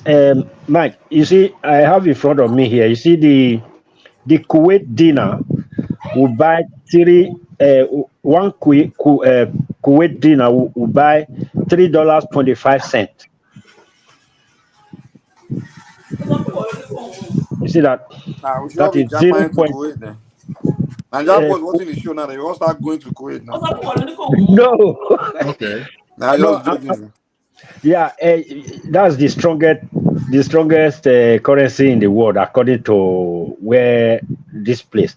So what I was trying to say, this Kuwait dinar right now, buying with one Kuwait dinar, you can buy $3.25, which is 0.31 Kuwait to $1. Now that Kuwait dollar, it's not really in the market like that. That's what I would say. Is it? And they said the money is strong, because they are the very wealthy in the exporter of oil like that. So is it they decided to put that currency like that, backing it up with oil? Why can't Nigeria do such? No, you have to look at your gold reserve. Because we import more than we export. They don't have money like those people. Okay. Remember when Nigeria, when we were in the 70s, we were not doing a lot of importation. Yes. And we were doing a massive export of oil. Our currency became even stronger than dollar at one point. Yeah. Okay, I understand. They need to tell all these importers to stop importing too much into Nigeria. You know? Yeah. I think this bringing things into our country, I think it's some particular people that really brought those things to our country, that really put our country down. How do you mean? Maybe Obi and his. How do you mean? How do you mean by? No, I'm just joking. I said, is it maybe all these importing from China, importing from all those Belgian things, bringing it down to Nigeria, really affected us? You know. I mean, if they're bringing it in for the purpose of just consumption. Isaac, there's so many ways you have to look at it. Corruption, religion, and dependency on too much of imported product. In Nigeria, man, we want to wear shoe made from Italy. We want to drink a wine from Australia or maybe from France. We want to wear that designer suit from Italy. Armani. So our dependence on foreign product is extremely, I don't know, it's too much. So first and foremost, there's that Nigeria, the revolution we need. I'm sorry to say this, we have to use it by force. I'm not talking about change of government. The government that is there now is that you have to force people back to the land, give them incentive to go and till the land. Let's go back to where we start from, agriculture. Then when we are not producing now, we are not exporting it out like that. Let's see the value chain. Set up industry, agro, what do you call it? Agro industry base. Instead of sending all your cocoa as a raw cocoa, why not Milo and the rest? Create your own brand. Now start to export it. That's how it's being done everywhere in the world. Like the advantage Nigeria have now, people you don't realize the advantage of that Dangote. Oh my God, that's a big. I think we need a military man that will wear agbada on top of the military shirt. Even if it's a military man, once he will use the agbada to camouflage the uniform inside. How was Bobo? How did Bobo end? How does it end? They will use constitution. They will take him to court. And when you started using the constitution, that's where your hand will fall, because the With the constitution is exception of there. Obasanjo, you know. Obasanjo also try now with what is about. What is the end of it? If he was even very lucky, they would have impeached him. Nothing would have happened. So the democracy we practice, that we copy all the Western world, does not fit that country. We should have only one House of Representatives and scrape the Senate and make that House of Representatives like a part-time. How many number of states you sit? Also, your contribution in the House should also be looking into. If you do not contribute, then you not get some certain allowances or benefit. Because So all this noise we've been making all this while, this sleepless night. For me, most time I don't sleep in the night. I've not slept since yesterday night till this morning, making all this noise. When is it going to begin to, where are we going to begin to see the effects? Or we kukuma rest? No. The beauty of it is this. We should just rest. Now that Nigerians are becoming politically aware, now we should push for more state resources. We should push for state police. We should continue to push for more something that the state will control by themselves. And then we should also continue to push for resource control. So that once we push for resource control, the federal government will also be happy. They will just their own job is just about economy and security. It's over. Okay, let me ask you one question. Let me ask you one question. For example, now, this incident that is flying on social media right now, I wanted to bring it up just now. This Obama that invited two females to his house, one Ghanaian woman that was married, left her husband to Nigeria. Then both of them went there, and then things happened. They are still looking for them till today. Now, the police people there that arrested him, they were not serious. Abuja radioed them. Okay, bring this man to us. They were doing party along the travel way, where they will go for like 12 hours, reach 14 hours. They were still on the way 3 hours from one hotel to the other. To this with the person they were supposed to handcuff, allowing the person to be inside his Mercedes Benz, driving them. To now have a way he want to run now, they now killed him. They now buy him. Okay, those policemen in in Abia, is it because they are not called state police that they cannot do their work until you call them state police? Sure, that is part of the corruption. Because when you are recruiting this police, did you vet them very well? What kind of people are you recruiting to the police? Let me be frank with you. The country is in total mess, and it's not today. It has been a while. We need total reorientation. But when you have a state police, that kind of criminal they are talking about, I cannot arrest somebody in my state as a state police and you ask me to bring it up. It's not going to happen. Except if the federal police that arrest him or is above the jurisdiction of state policing. Because when there must be what we call different. This is the federal police, this is state police, and that will be in law. What the state police can handle, what the federal police can handle. So just like in America, they have the FBI. When the state police is there, if they see the FBI, if they have control or jurisdiction over that kind of crime, they will let the FBI away. So this kind of thing will not happen. Once you have your own state police, I'm telling you, that rate of crime will reduce. Because if it does not reduce in your state, nobody goes to your state for investment. Nobody goes to your state for any kind of activity. Remy, do you know the person that fostered the?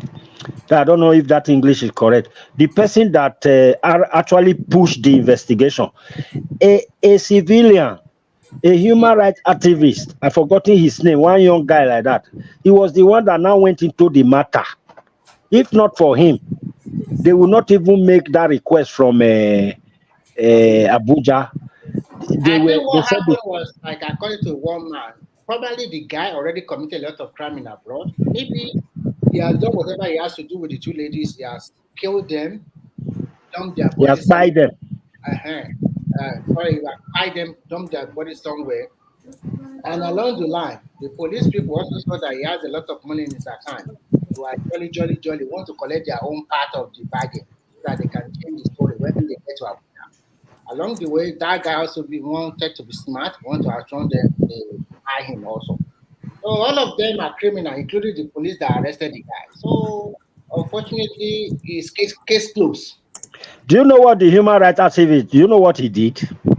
What can he do now? Do you know what he did? When he got to Aba, he went to the man's house.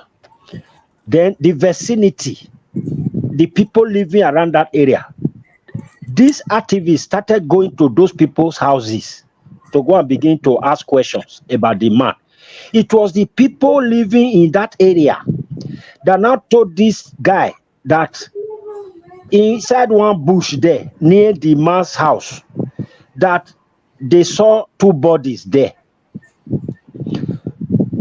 Some one of the body doesn't have leg, doesn't have head, doesn't have this. That they saw that it's even it has decomposed, it's smelling. Then the guy now went back because he couldn't go alone into that bush. He now go and drag the police to follow him. Is that work not supposed to be for our police?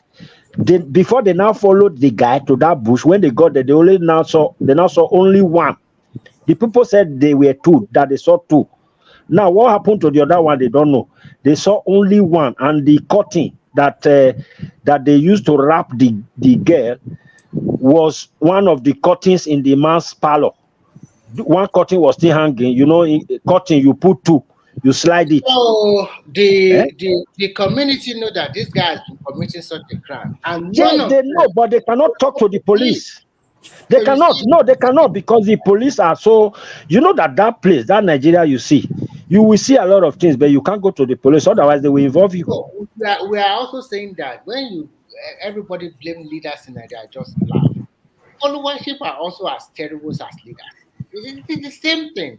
So you see the followers, they are afraid they cannot go to the. So none of them can take that courage and say, "This is what you have seen." Oh, come on, nobody. They will keep you there. They will tell you to come and tell them what you know about that thing. Yeah. So that is one thing I don't like about. Look at when they fight that 5 soldiers in that area. The people that are saying it's unknown government, they did not know. They are living among themselves. They know, but they can't talk. They can't talk. So instead of them to go and talk, they won't talk. Now they are making life unbearable for them in Abia now. Police are there. When they walk, they have to put their hands up.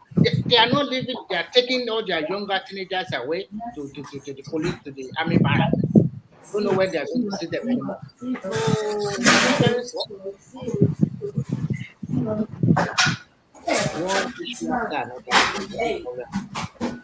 God help us. Enigmatic, enigmatic. Mute your something. Mike. Okay, I'll mute him. Hold on. Yeah, okay. Yeah. So there is so many stuff. Well, I just want to talk about our Super Eagles match against South Africa. Hey, Remy. Yeah. You called me. Because there's a lot of noise coming from your side, so I want you to mute your something. Oh, maybe it wasn't from him, because I think he was muted. I don't know where it's. Was he not muted? I was muted the entire time now. Okay, maybe it's another person. I thought it was him. Yeah. Do you want me to speak to anything or what? Yeah, we want you to speak to something. Sorry, the area I want you to speak on. This is where I want you to speak, por favor. You see, this very incident that happened newly about this Obama that invited 2 ladies. I know you must have heard about on social media and all that. Invited 2 ladies to a bar. I think they left Port Harcourt for a bar, and then he sent them 100,000. Yeah, it's like you really want to push my button to open some kind of worms, and some people will cry again when I start talking. No, por favor. This is the area I really want you to go. Why is it that our police, in such incidents, they are not always serious? They don't do their work. Something that concerns human life, please. Well, and the government is not doing anything about it. That's my concern. It's very easy. What you see from the police and from the generality of people, they are just the projection of the leadership that we have, and and like I said earlier, the leadership that we have and what they dish out to all of us, right, is an aggregate of the acceptance of their silliness, because we want to tow a certain narrative or a certain idea of how things should be. Do not forget that this guy that I don't want to speak about what is happening in Nigeria now about women generally commercializing Okay. relationship, and then being almost every Tom Dick and Harry is a hookup girls now, stuff like that. But unfortunately, these girls, they lost their life to a man who is a serial crime person. Let me use that, right? Yeah. And then you will know that from what he's been doing it's not new to that. And then this is why people should teach their kids in the best way possible, because when they're out there, they do some silly stuff. Why would people not say anything? Because people are aiding and abetting all these people, because it is if let me give let me say it this way, right? And we saw what happened last week when they piled a lot of our soldiers. Even you saw the statement, you could hear the statement of the governor.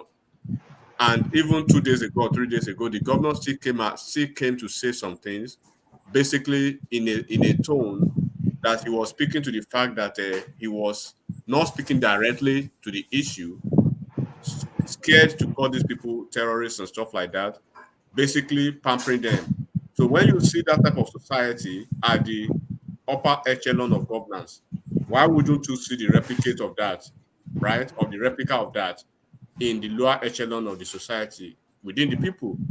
Because when you are talking government is not about the people that are leading, right?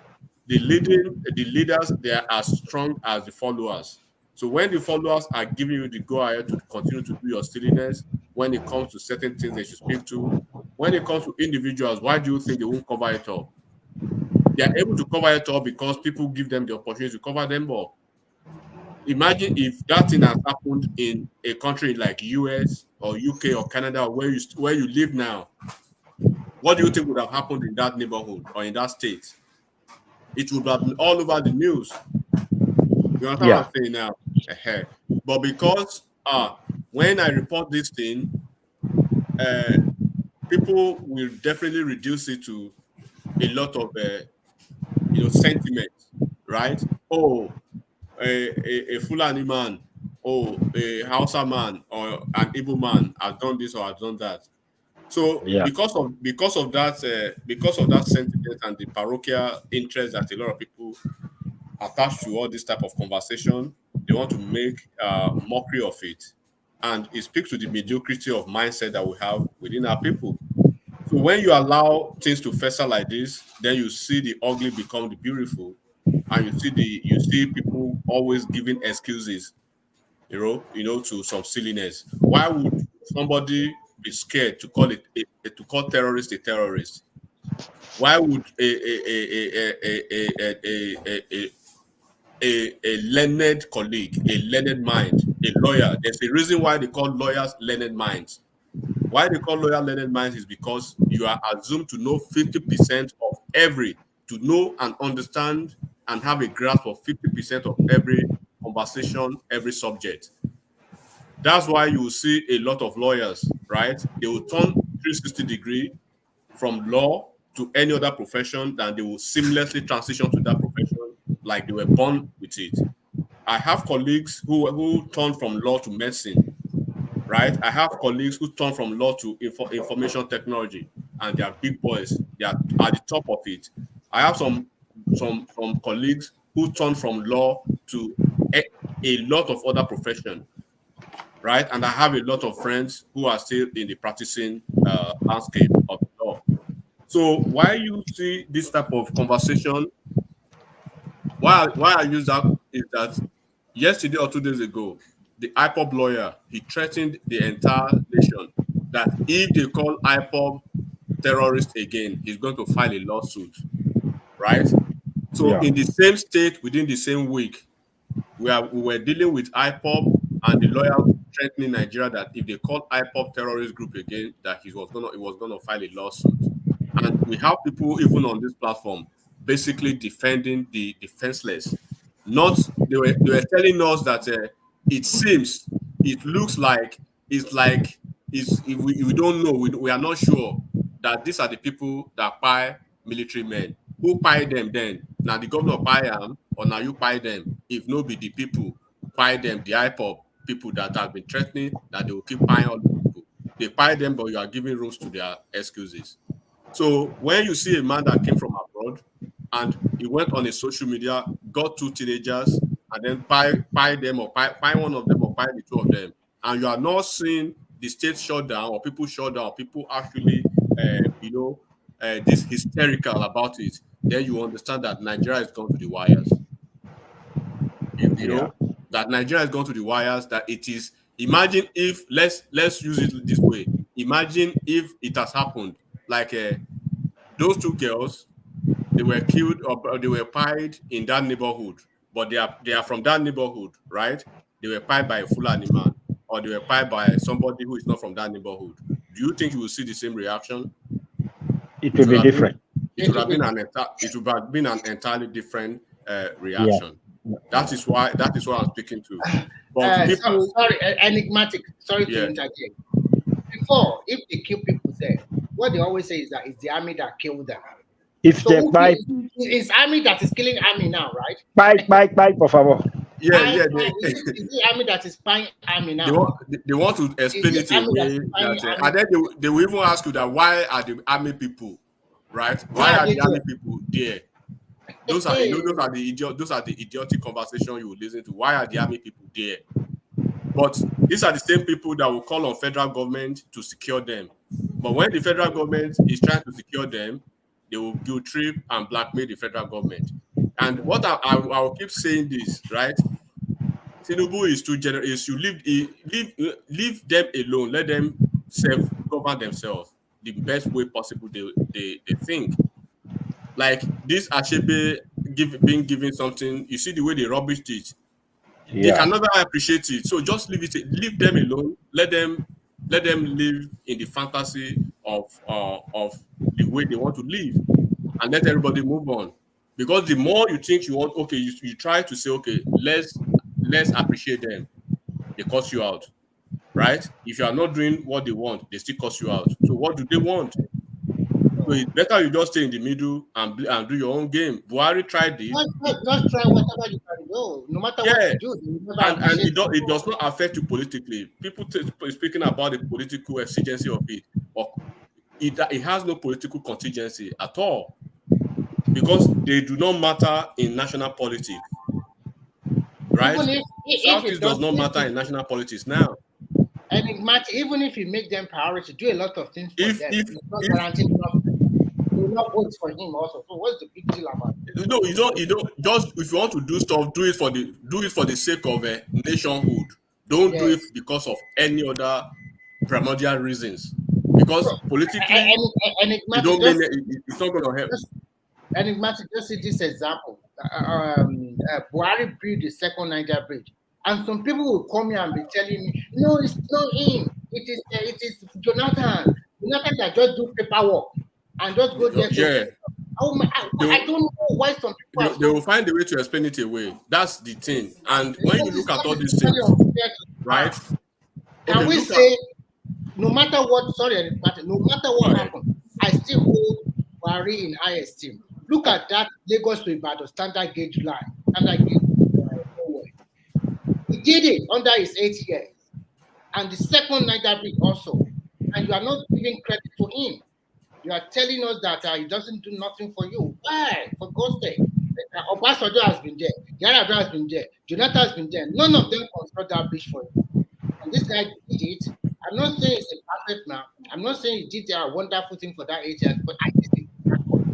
And they want to name me that, and you guys just go against him.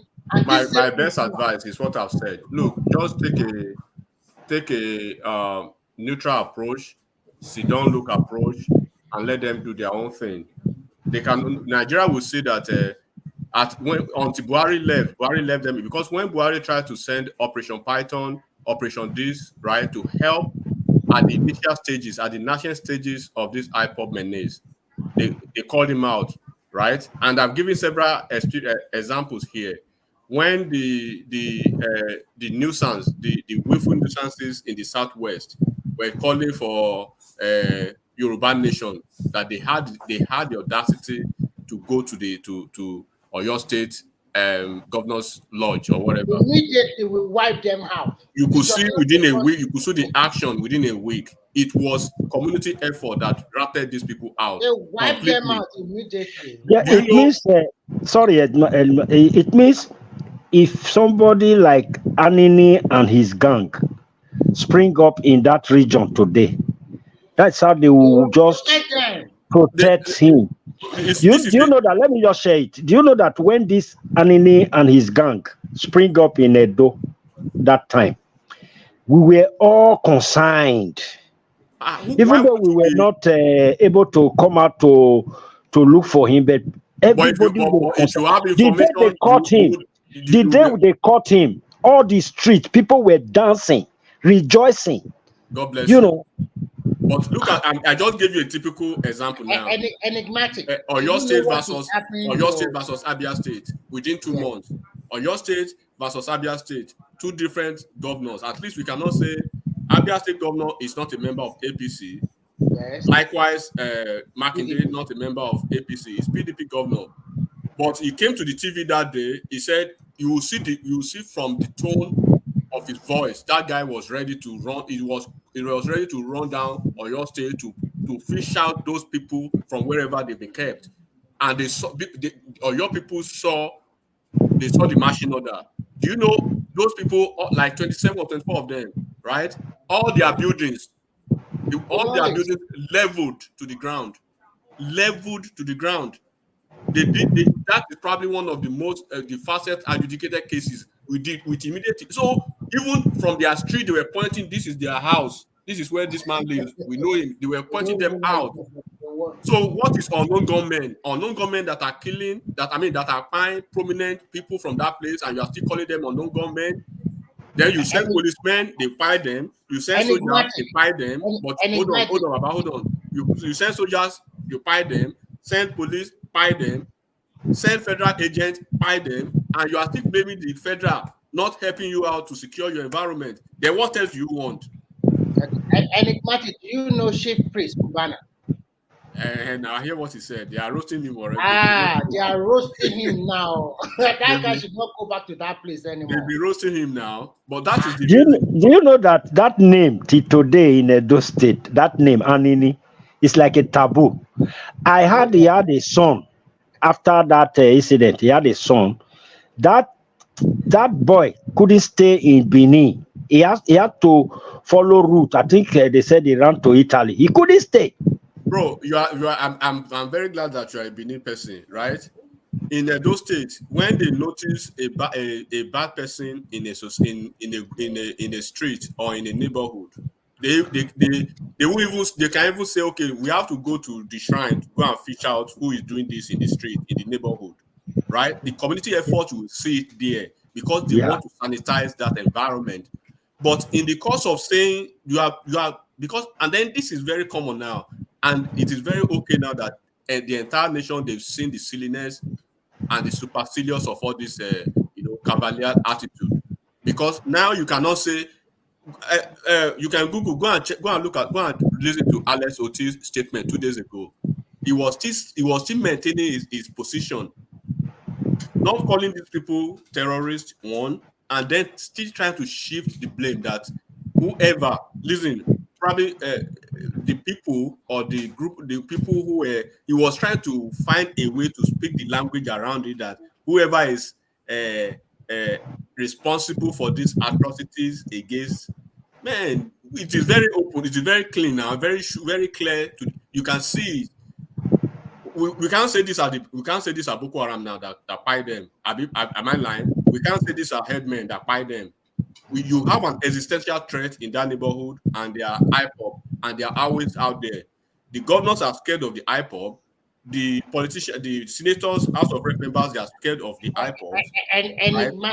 enigmatic. I think if I were the president, if it's just possible, the one is just too much. All over the internet, you already demarket Nigeria. Don't let them go away. Let them go to their region. It's easy. There's little the president can do now, Remy. It is very easy to look. We know, and you know, and everybody knows that they are just pontificating and huffing and puffing.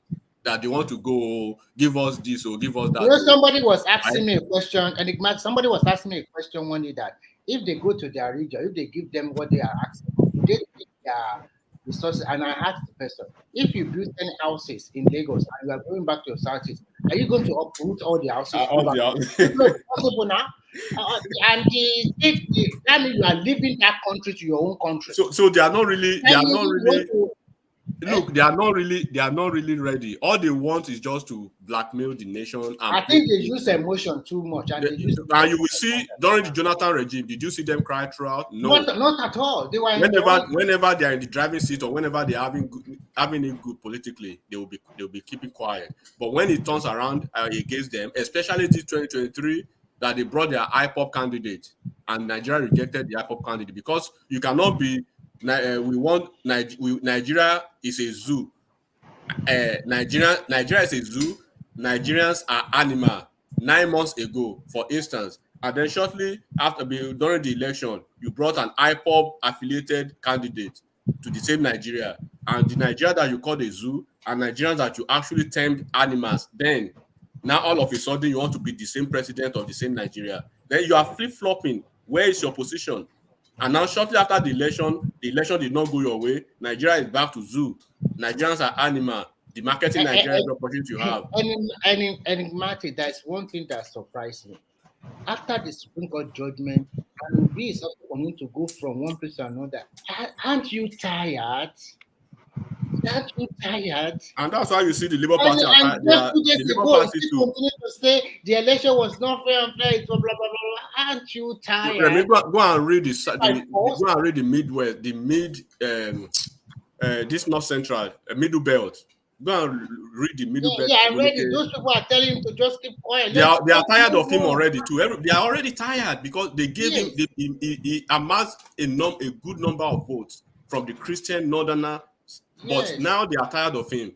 That guy, do elections. We are done with elections. Governance is here. You can't be all over the place demarketing the same country that you say you want to govern. Everything you must demarket this country. So, my brother, this is why I told you I don't want to go to this conversation, because they don't like the truth. They like to hide under this cloak of do not let us reveal our secrets. I was listening to a live. I did not join the platform. I was just listening to them, and they were just talking about the Saudis, how powerful they are, how entrepreneurial they are. If they go their own way, they even said that if they go their own way, there are some states, there are some people in the south that will join them or something like that. And then one guy just said, okay, let's say you go back to your region, and then now you want to go to other countries of Nigeria. Maybe they split Nigeria into states. Do you know that for you are going to need visa? They said, no, we are not going to need visa. The South people like us. People want to where you go. That's nonsensical talk. Look, let me just say this. Listen. They said before we divide Nigeria, we will have reached agreement with other Nigerians that we can go to their country easily or something like that. So you won't enter with your visa. You just jump. They will just go there and do business as usual. Why do you want to go away then? Do you think I think they don't really know that. You bring that idea that you want to go away, they'll flush you out to go back. And it seems that, and this is the problem, right? You will see that the leaders among them should know better, but the leaders are even worse. They are even worse than the young ones, right? So now, what I would advise this administration, particularly the Tinubu's Aso Rock, to do going forward, do not try to placate people who are not ready to come on board. Do not ready to placate your enemies. They've continued to demonstrate that they are your enemies. They want you, regardless of what you do, right? They will never be placated. They will never be happy until they have a Biafra IPOB person in Aso Rock, which is not going to be possible because even when you are trying to bring them on board politically, they rubbish you. They say, we don't want this, we don't want this, right? We are not begging for this, we are not begging for this, but you are trying to be president, for crying out loud. Sorry, were you the one? Were you the one? Sorry, were you the one that told us that come 2027 presidential election, that Obi will carry the obedient in his head in a train? He will be hawking them. Buy obedient. There will be nobody to buy. Is he not doing that now? Buy. They've chased him away from Labour Party. Labour will not buy. Afghan will not buy. It will be roaming around. Come and buy obedient. They played the good politics on him. They created the directorate. They wanted to know where he was standing, and what he needs to do. Because you cannot say you are a Labour Party person and you don't want to move. You don't want to have a transit move your that's your movement, that's your obedient movement. You don't want to integrate them into the Labour Party. So you have to choose where you belong now. You cannot continue to choose and pick why you want to use us as leverage to move to another party, because now this is Labour Party now, Abure faction and Araba what's his name? Apapa faction. They've now come together to realize, this man has happened to. He's been the one behind these issues and everything. So we have to coalesce together now, come together, and then let us know if this man is with us or not. And he showed his hand. He went on Twitter, with his rantings and everything. Obedience are not associated with any political party. Imagine if an Atiku, a seasoned politician, will say articulated are not part of PDP. What do you think PDP will do to him the next day? Or Tinubu, a sitting president, will say, Baptist or my base, they are not part of APC.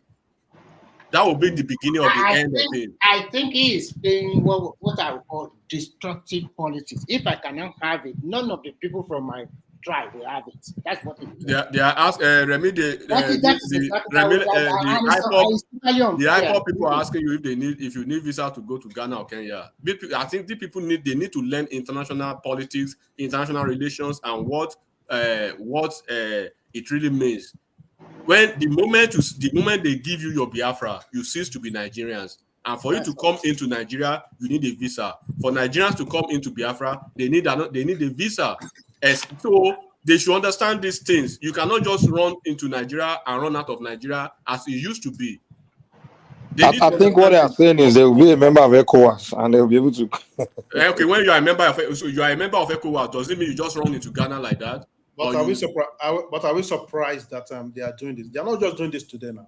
Let's even iron this out. If you are a member of ECOWAS, they have this Agbero mentality. Hold on. Even when if you are a member of ECOWAS, okay, look at the Schengen countries now.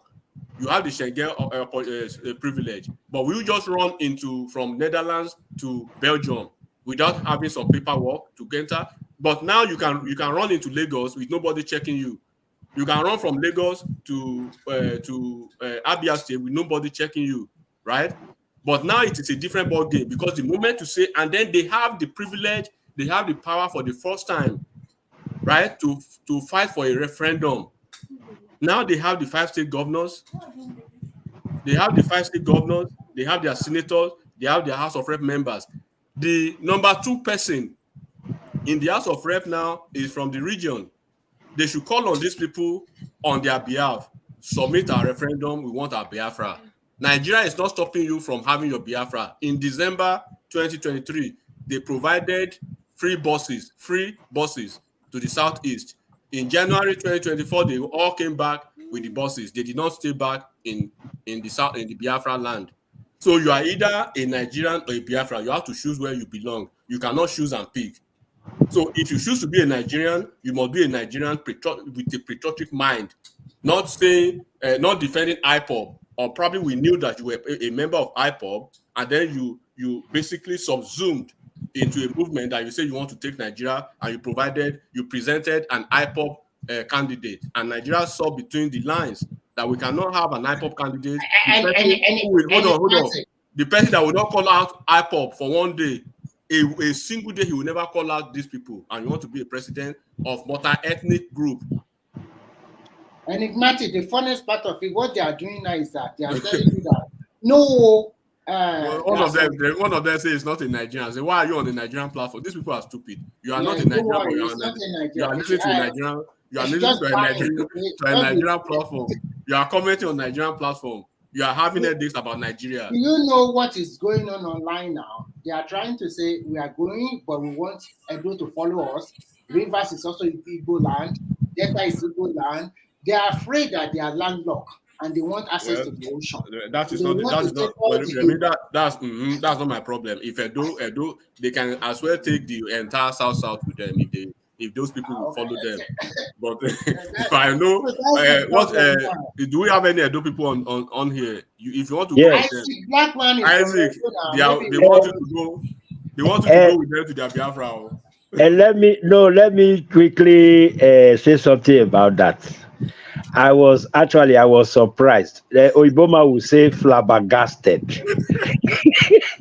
I was surprised when they said that Edo belongs to.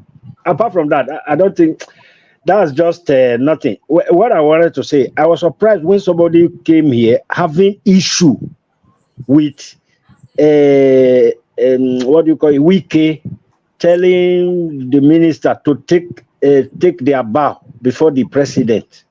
To the president, I was surprised. Somebody coming to come and make that an issue. Look, what you are not understanding.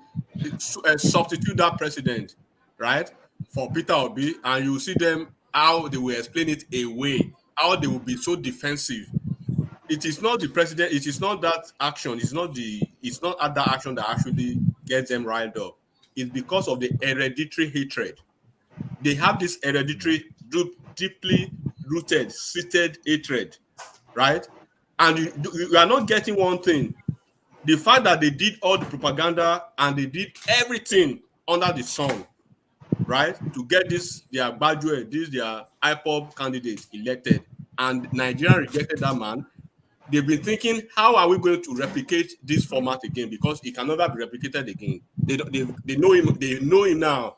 They are chasing him from one party to the another now. He shopped before he landed in Labour Party, and the Labour Party now that is warehousing him is throwing him out of Labour Party with this headless mob of these charamutans now all over the internet. So now the game is over for him. Like I said, please bring up the grammar, beg. It's a political destitute as much as I'm concerned. You can see it, right? It's a political destitute, and we all know it's a prevaricator, right? It's a dissimulator. He has nothing like leadership capacity. You were in ABGA, you caused problem. You went to Labour, you went to PDP. Nobody chased you away. You ran away. Now you're in Labour Party. You can't even lead. You basically had two factions. And when it came to TV that day, we said it on this platform. I don't know if you were listening then. I said, this man shot himself in the foot by taking a position. As a leader, you wouldn't take a position. Presidential leader or the political leader. Do not side Aburi against Apapa. Sit in the middle, be neutral, and try to find a way to mend those fences. No, Aburi is then, Apapa is this. They went to the court, they disgraced that man, they embarrassed that man. But now look at what is happening. Abure, now that is their enemy today. 3 months ago on this platform, you'll be so surprised, right? The most vociferous defenders of these people were supporting Abure. Abure, so these people are a bunch of pantaloon, they are a bunch of gagman that doesn't want to see Nigeria progress except they install that they are IPOP candidate. And Nigeria taught them a very good lesson. Never in their life will they take Nigeria for granted. That's why they will never see anything good in that Nigeria. And how do you want them to even see anything good in Nigeria when they never even saw Nigeria as a country before the election? They saw Nigeria as a zoo, and they saw all of us, me and you, that are real Nigerians, as animals. But all of a sudden, you presented a man that will never call out the terrorist group, the IPOP terrorist group, who are burning down the entire region, and you want to make that the problem of Nigeria. And even when Nigeria is trying to step up to help you guys cure the problem, you guys are blackmailing the nation. Asiwaju should leave them alone. Take a sit-down look like Buhari did until he left. Buhari tried. He did Operation Python, Operation this, Operation Crocodile. They turned it against the man. Waiting Abokima won't do. He started looking at them. At the end of the day, they will be the one in an exiguous position that they will have to beg Nigeria to say, come to our aid. Let them be aiding and abetting the criminals within them. And I will leave it at that. Remy, are you still there? I'm here. I'm listening to Enigmatic. Yeah. The funniest part of it is that when they started killing one another, flogging their students and their teachers, I was on this platform one day and I was moved. And people just take me that, just forget it. They never care. They never care. I don't understand why you tell some people not to go and sit for their WAEC. And then we said, I don't get it. Sit at home, your economic is crumbling, the environment is oh God, so many things. Oh, I just don't get it. To be frank, Nigeria is good as a country, no matter how because you are united as one country as big as like that. We might have our own problem, but there is a lot of development that have took place in Nigeria since independence. Just last week, there is a free subway train ride in Abuja Metropolis. Look at the train. The people that are getting inside the train are Igbo, Hausa, Yoruba, and they are commending beautifully. They are happy. Look at Lagos train. Does it restrict anybody? If you are Hausa, Igbo, or Yoruba, you are free to ride the train. Remy, before I go, let me just make this final statement. I think I wanted to react to something real quick. These people should stop telling Nigerians to let them go. Nigeria is not holding you. It is you guys can start a very big protest movement. Everybody, if you start moving back to that southeast today, right? Nobody will hold you back. Wherever you are in the nation, you are in Kano, you are in Kogi, you are in Kaduna, you are in Asaba. Move to that southeast if Nigeria will hold you back. And you have representatives now. Tinubu is not stopping you. Asaredo Kubo came out the other time that you guys should go, nobody will hold you. They said they started insulting that one that why would you say we should leave? But you guys say when you want to leave, you say you want to leave. When they tell you to leave, you will say Nigerians are bigots. Now you have representatives again. You have House of Rep members, you have senators at the federal level, you have cabinet members in Tinubu's cabinet, you have governors. All you need to do, and with Peter Obi now, you guys should file your referendum. See if Nigeria will stop you this time around. No, Nigeria has never stopped you. You are the one who do want to go. If you wake up tomorrow from Lagos and say you are going back to the southeast, who will stop you? When they provided free buses in December, who told you to come back to where you were in Kano State or in the southwest or in the southeast or in the south?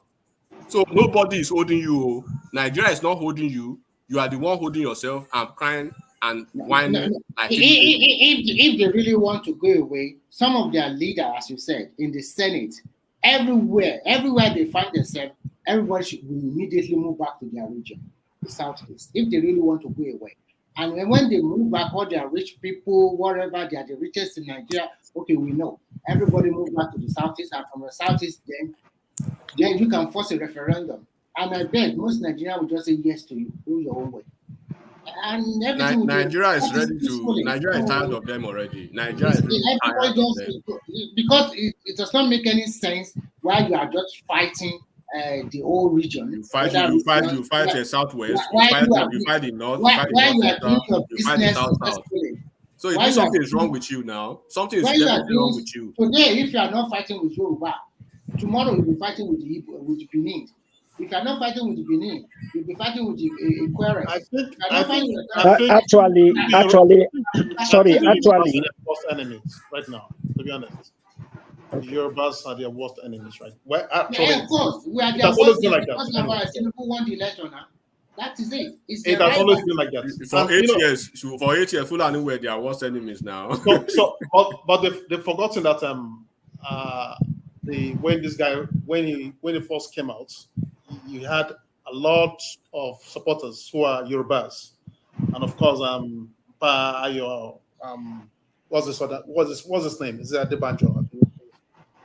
Ayo Adebanjo, Dele Farotimi, and a lot of them like that who supported Obi against Tinubu, who is a Yoruba man, right? And yet, this same obedience, when they are bringing all these their acts, all these their obedient acts, they've forgotten that they have more Yorubas who are supporters of Obi himself, right? But they will if they want to castigate everybody, they will just put everybody in the same basket and say Yorubas, their worst enemies. Anyway, like everybody's saying, they can go. No one cares. As a matter of fact, they should have gone since last year. If they apply the right strategy as at now, right now, just the right strategy, Nigeria will let them go. You see that bridge, Niger bridge, whatever. Bro, they don't even need any. They need no right or wrong. They should just any strategy is good for anything is. They don't even need to do any strategy. Just submit the referendum. Submit the referendum. Take it to National Assembly. And they'll pass it. Yeah. Yeah, I believe the Nigeria will let them go for real. Any strategy. They don't need strategy this time around. Just get all those people in the National Assembly, the House of Rep members and the Senate contingent, and those in the federal cabinet. All of them submit and the governors. Then that's it. I mean, why you cannot say the Southwest they hate you, the North they hate you, North Central they hate you, South they hate you. Then it means you are the problem. Even amongst themselves, the 5 southeastern states, do they even love one another? I don't think so. There is an adage in my dialect. Sorry, there's an adage in my dialect that says, nowhere will man. It means when you say the whole people are bad, just know that you are the one that is bad.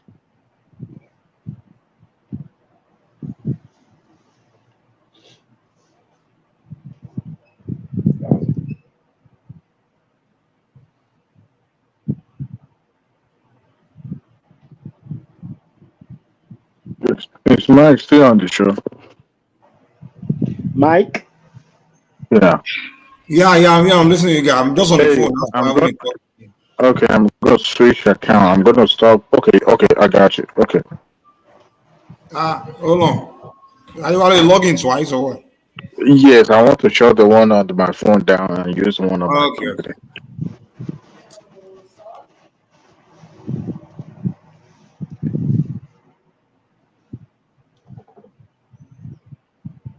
Any new voice?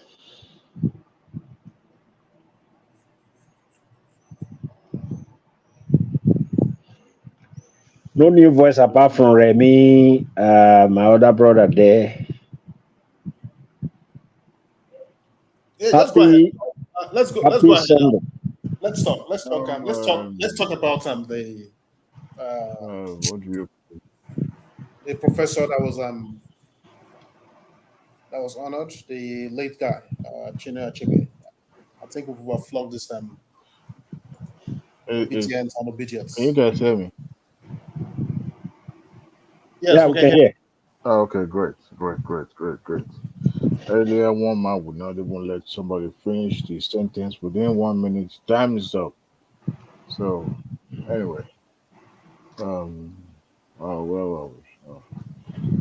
Peter is messing up. Anyway, what is the other topic that I even brought up today? I forgot. Anybody? Mike was not even here then. Chinua Achebe was Yeah, that was named with a With him, I mean, a street that was named after him. Yeah, yeah, just like, was done for Wole yeah, Soyinka. And yeah. Sheyi Tinubu, a street was named after him in Sokoto State. In Sokoto. Yeah. And of course, I think I see. I'm looking at the screen. So it says Emir. Is it Emir Sanusi. Sanusi? The Sanusi. video that was Yeah. circulating in the internet. Uh, I think the honestly, I don't know why people says that a king or chief must not be political. I don't see reason why he cannot speak truth to the power. Everybody cannot be silent. Um, another thing is that if I'm closer to you, let's say I'm your friend, you are in public office, you don't expect me to join issue with you on the pages of newspaper. I would do you a disservice if I do not come to you in the closet and advise you, one on one. And in a way, people value hypocrisy in this part of the world. We so much cherish that. Um, if I'm your person, if I'm close to you, our friendship, I mean, the relationship that we'll have will be jeopardized if I have to be joining issue with you on the camera. That means I'll rather not see value in what we have, but to go and score a cheap uh, goal by going to the likes of Arise TV to condemn what you're doing. If I cannot condemn you in the public, the last time Police Yinka visited Tinubu in the Aso Rock, you guys remember what the obedience was saying then? Oh, and a Kahoot, then one accord, this and that. But they've forgotten that if at all somebody that in there to criticize, I mean, Wole Soyinka is in the best position to see things from a different view than the president. So who knew maybe his visit was just to, intimate him about some of the things happening around. All right. And for the Sheyi Tinubu, I said it earlier. Number one, he has no effect on the people of Nigeria, and will deny by saying that Tinubu doesn't have much influence in the father's government. That's a pure lie. Look, Tinubu is an adult, child of Tinubu, who is actually closer to his own father.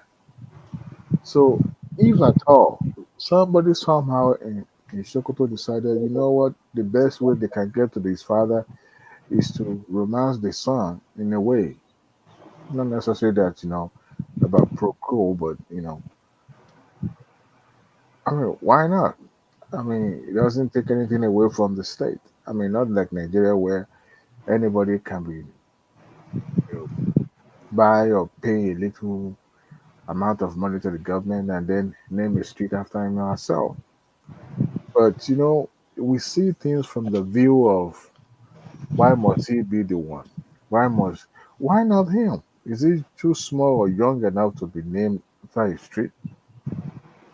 What if he had paid for that in Sokoto? I'm just saying, not that he paid for it, but what if he had paid the government, to have a street name after him? Maybe it could also be a political move. Maybe in the future they can look at, yes, that is a street name after me. Maybe we are too quick to condemn. Somebody even said that. I think it was Evangeliko that said, "Oh, well, it's not good. It's not. How does it affect the price of Congo of rice in the market? How? How? You see, these are things that should not even be part of our public discussion in the first place. But we just want to condemn the man called Tinubu in every angle. Whichever makes his name ring bell, we must condemn it at all cost. Honestly, there are some bigger things that to discuss and to be, talking about one street being named after Sheyi Tinubu. The last time he went with his father, I think to Qatar, I'm not so sure. It yeah. was condemned. He was saying that It's not a government official, which I also support that. But you see, as it is father's administration is concerned today, apart from his father's wife, no other person his father can trust more than his own immediate family. I'm talking about his son and his wife, or maybe his daughter as well. So we'll be lying to ourselves if we say, oh, that young man doesn't really have much influence in his father's administration. You could see the way this young man was, you know, going in and out of the executive chamber to the point that his father has to speak up, just to save face, I believe, that look, this should not be tolerated. But that is to tell you the enormous power that he has. Nobody could question him until his father spoke up. So, in a way, if tomorrow Tinubu decided to name his child as a special advisor, I'm super sure that some of the obedient, even some APC sympathizer will also go up in arms against him for doing that, because we read so much meaning to a lot of things that should not even be part of our public discussion. Adewale, sorry to interject. Look at Osun State Governor. Yeah. His member, they are all there, not even one or two or three. What did Osun people do? They kept mute. Because they have voted for him, because they play eternal politics. Now they are bearing the brunt of it by themselves. Look at Donald Trump when he was president of America. His son-in-law, he gave him a very important position. And everywhere he goes, sometimes you can see his own son also following him all around. What does America do? The so-called big democracy. Nothing. So in Nigeria, I now understand that. I will tell the truth. Some Nigerians just wish that country negativity. They just wish that country failure because they don't like that person. It's not the person I vote for. So that country, that is the way some Nigerians play their politics. So I don't know. It's your president for now. The highest he can spend is 8 years. You have another president. So if you don't like his policy, why don't you bring yourself together and influence policy that will favor you? In a in a better society, that is how people agitate. Not that you are wishing your country to fail. Bàbá rẹ̀ mi, bàbá rẹ̀ mi. Kí ló ń ṣàwa Nàìjíríà náà? Kí ló dé kò dáa? Bàbá rẹ̀ mi, sing the national anthem for us and let us look at that. This is what should be our citation every day. Nàìjíríà wí èdè àwa o. I just don't understand. I don't understand the system. No, me, I like that. I like that item. I like ran away. The new one. I like because Adewale ran away because he knew that I will get to him to sing that thing. Quick intro, Daddy. Sing the national item and let all of us just blow this thing to Rift Jari. I will be giving you a Monica here, the singer. I cannot sing. Maybe Adewale can sing it. He don't run away now. He knew I was coming for him. Maybe Isaac Brown can sing it. Isaac Brown is there again. You mean the new national item? Yeah, the old one, the new one. Can you sing it? Nigeria, we hate thee. Our native land, though tribes may differ, in brotherhood we stand. Nigeria's all are proud to serve our sovereign motherland. O God of all creation, God is our request.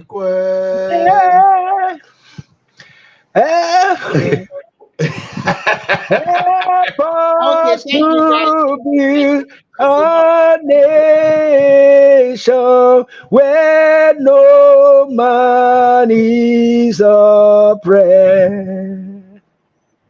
Okay. If I say I don't change the tune I to want to, Arise of God Patriot. No. You try. That's correct. Too. Ola, I Yeah. was just checking the video of the Lagos to Calabar Coastal Highway, and I want to ask some questions because they continue to work on it. Is that street light from Lagos? I mean, the traffic light, the what do you call it, the solar panel light. Is it going to lighten up to 700 kilometers to Calabar? I think they want to electrify everywhere. That's my understanding. That would be a beauty. 700 kilometers with that kind of road and light. My God. So that is the way it's supposed to be, though, because when you look at the activities of the evil people, those people that started removing the joint on the second Niger beach. Yes, so so you So can see Nigerians are bad people. They caught that guy removing. Oh, so you even in the need second to. Niger bridge, they are also removing something again. For God's sake, this is for everybody. You guys go and steal some stuff, and then I said the government is not doing nothing for you. I think See, if they light up that thing up to Calabar, that would be a beauty. 700 kilometers. all those people that do not want Nigeria to progress right in their own lifetime, they will be put to shame. Yes. In the sense that they will live to regret that they were against everything that is progressive in Nigeria. So that's just see, as I'm wishing the government to fail, the same way I be wishing them to regret that they ever wish the government to fail. Nothing will happen nothing bad will happen to them, but they will be alive to see how wrong they can be. So Ola, I don't know whether you remember when Tinubu came to commission the flag of their to flag up the someone say all of you dey smoke, you say no. flag up the coastal highway. Before they said that the first 47 kilometers is going to take them 3 years. They have cut it to 2 years now. And then an appropriation bill is coming to the National Assembly soon. They are going to start the Calabar end immediately by July or August. So that at the end of the day, they want to speed it up so that it's probably maybe within 6 years, everything is finished. Okay? you see, one thing is, I'm so happy for that coastal road. I'm happy because our people don't even know what they are fighting. Look, I keep telling people, instead of you going against AB, I'm not sleeping. Now, if you like, do your this thing. I have service by the next 2 hours. So if you like, things I have service. I know they sleep. So do your best. Do your best. So the thing is this: people don't really understand what it means that when you are opening up your infrastructure, the thing you want to do is start taking position. You start taking the economic position instead of, because one thing that affects your progress is how you wire your mind. If you wire your mind to the point that it is every time you are seeing negativity, you are not likely to see the opportunity in front of you. Yes. Look at us. Look at us. If you just put small stick down like this and just put a string and you tie us down to that rod, the horse will stay there and he will not even know that he has every power to just move. He just a step. He will pull that rod and move away. But the horse will not know. So some people, you will see some kind of opening up that is creating development, but because they have preset mind that, oh, this is not a priority, they will not even know that they are supposed to take position and to benefit from that. It is only when some people has already saturated that opportunity that they start running. Why you are blaming the coastal road now? Look at what you can do around that coastal road. So in the next 10 years, you will look back and just shake your head, like that lizard that fell from the top of Iroko tree says, if nobody is here to praise me, I praise myself. It's not everything that government does, that the people in the government do, that you blaming them for. So they are not investing your fund in this. They are creating infrastructure, and that's the basic thing that government should do. That's that. So start looking for what you can do around those taxes. You understand? And pray that they should finish the project. Just imagine the second Niger bridge. If the second Niger bridge had been completed like, let's say, 30 years ago, I'm very sure the Nigeria economic configuration may be different from what we have currently. Ola, I want to ask you a question. Look at that standard gauge train and railway from Lagos to Ibadan. See all the train stations they built in Lagos. It's changed the atmosphere of that state. It's not a national pressure. You take photo. Once you see that, some people ask me, is this Europe? Because sometimes there's some part of Lagos is even more beautiful than some European. I'm not saying totally, I mean some parts. If you see the way the drone shot from abroad and so many things like that. So whatever you say against Buhari, at least that one successfully within his 8 years. Second Niger Bridge, he built it within 8 years. If before him, those ones have also built something, at least everybody do their own part. The country will continue to improve, and everybody will have. For example, today now, a lot of people are working on the Coastal Road. Even in Lagos now, they say it's very, very difficult to get a truck to help you in your own house to bring latrines to your home because everybody is going to the highway too because they are taking money from there, and they know that it can sustain them for the next 4 or 5 years. Exactly. You see, Alex, let me tell you something, Alex, to start with. Nobody wants to be a citizen with cows. It depends on what you mean. It is unfortunate what we witnessed in the last 8 years, but things are not supposed to run that way. Let me tell you one thing. Even up to the time, up to 1983, even up to 1987, when the military was still there. For example, our Fashola farm in the southwestern part of the country was functioning very well. And we used to have some type of a big cow then, almost times 2 of the one that these nomadic people have that we use there. So we used to have one bull that we used to breed there, that they used to breed cattle there that time. Proper ranching around that place, not the kind of the one that they release the cattle, people release cattle to people's farm to feed. Proper ranching and the cattle were well fed. You understand? We can see have things like that. So the best way to stop all these things is for us in the south to do the right thing. How do I mean for us to do the right thing? Why are the cows that we are talking now? Why are they creating problem for us? Because we are the one eating cow. We are the one that how many cows slaughter in Lagos every day. We are the one that do Owambe. I've suggested to someone at the peak of that insecurity in Nigeria that you can't find another way to use chicken and all this kind of thing. If you see the way our people show me up, say, bros, that don't know if you work. I say, I don't hear you. That's what we are saying.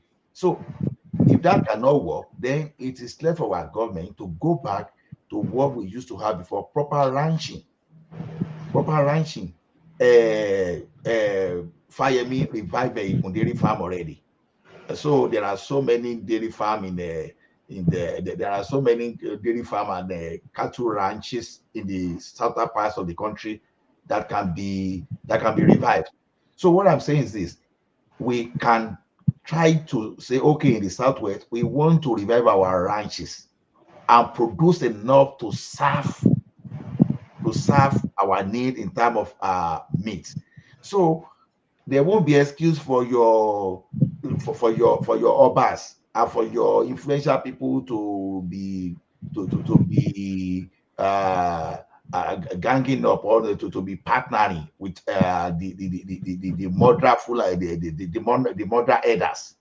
You understand that occupied our forest. So that sentiment of be a citizen with a cow, I think that one I don't really buy that one. It's all about the policy. Some few months they are going to pass that bill. And that bill will give authority to any state that want to do that. No more grazing everywhere in Nigeria anymore. So Ola, please. that ranch they are talking about, this carrying your cattle roaming around the whole places, if you put them in one place, like you have your, you call it ranch, no? Ranch, yeah. Yeah, Ranch. okay. If you put them there, take care of them, go get the grass for them, which one produce more milk? Of course, the Uh, ranch one. the ranch one, because the ranch one, when we used to have that ranch, we were using some all the necessary scientific method for the breeding. Understand? So, for those of us that did Greek, we used to have know the type of what those cattle there, Nundama, all those kind of things, Bororo. They just used to have different names there, and I've forgotten. So the thing is this: just because they crossbreed all those cattle, so they are bred type, crossbred, and they used to be bigger, and their production used to be higher than the regular nomadic cattle we see today. You understand? But at the death of our ranching and our agricultural ecosystem in the southwest, so that gave some kind of players that didn't want to that don't want to do things properly. Like I said, some of our traditional leaders, they have cattle with all those nomadic you see. You understand? And these people, they are not spending enough just to treat all those things. Now, just for them to just buy cattle, give them with almost free little food to zero input. But Yeah. the one of ranching, then you will have veterinary doctor that will take care of them. They will get the immunization. You will buy them some kind of feed to make them produce very well, and you will you will even buy for them, do a lot of things for them to be okay. You understand? So and the price of meat is going to be differential. If you are buying the cow leg, it's going to be from the one from the thigh, from the chest. It's not going to be just give you price anyhow. In fact, it's placement to even ranches, and you get more money at the end of it. So at the end of the those day, one am I talking? We call them Erinla. Erinla is what we used to call them in the kitty. I don't know what they used to call them. This just because I had a big Erinla, it's just like Erinla.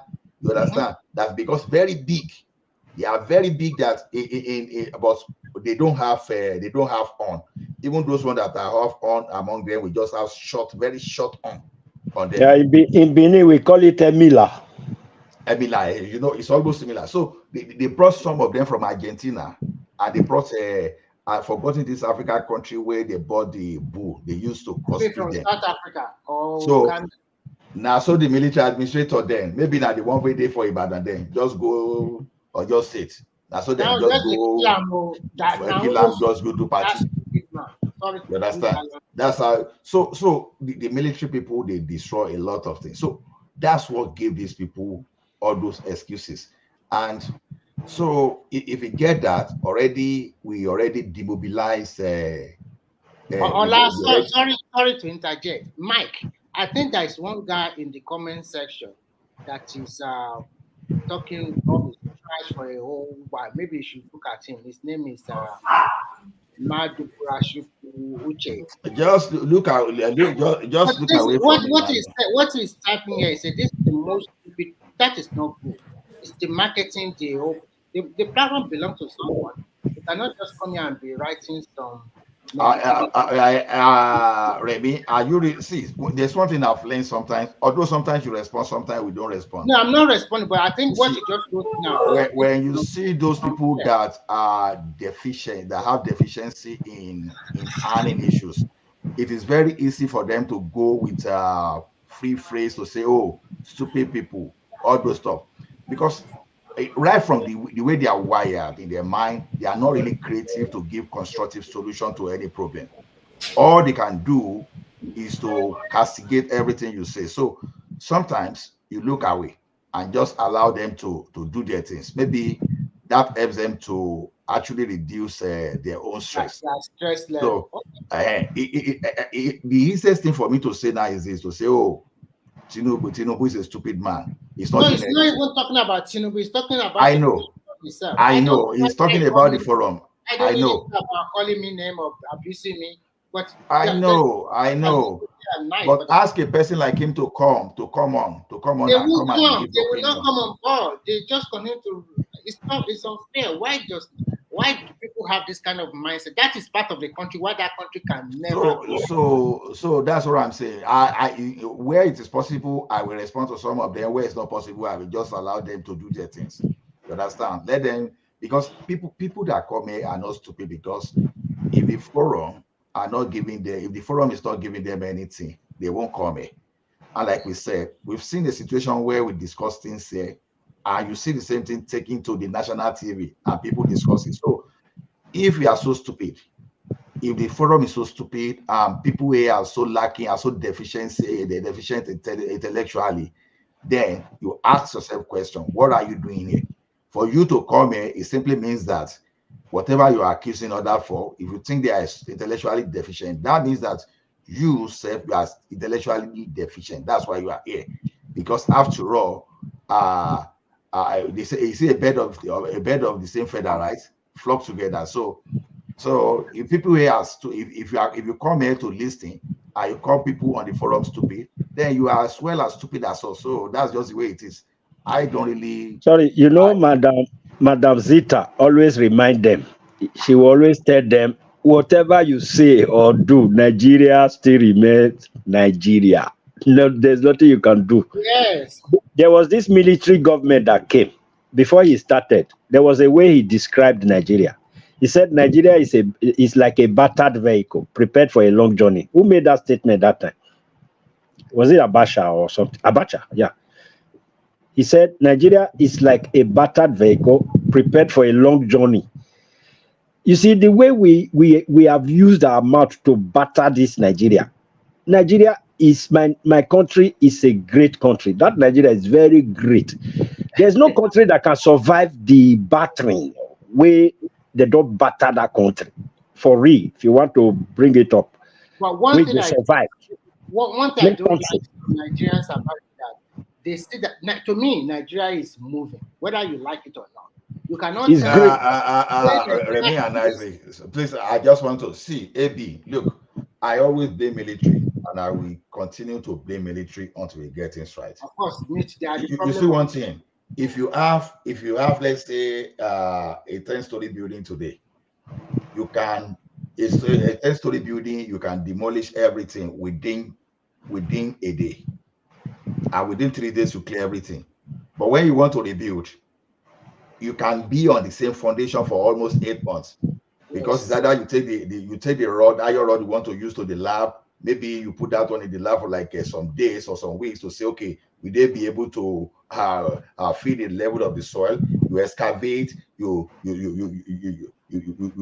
your concrete, maybe you do your piling, and you give some time for the line to compact.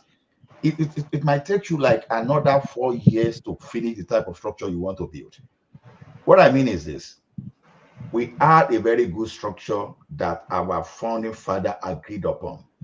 The military destroyed it. That military that destroyed it escalated to the point that we had civil war in Nigeria. And the consequence of that civil war, we are still bearing the consequences today as we speak. Now, along the line, the military that took over, they didn't want to drop that thing. They didn't want to drop power. Even the like of other military, they tried to equip the national asset. They equip the country with some national asset. They returned. One of them returned to the civilian rule in 1979.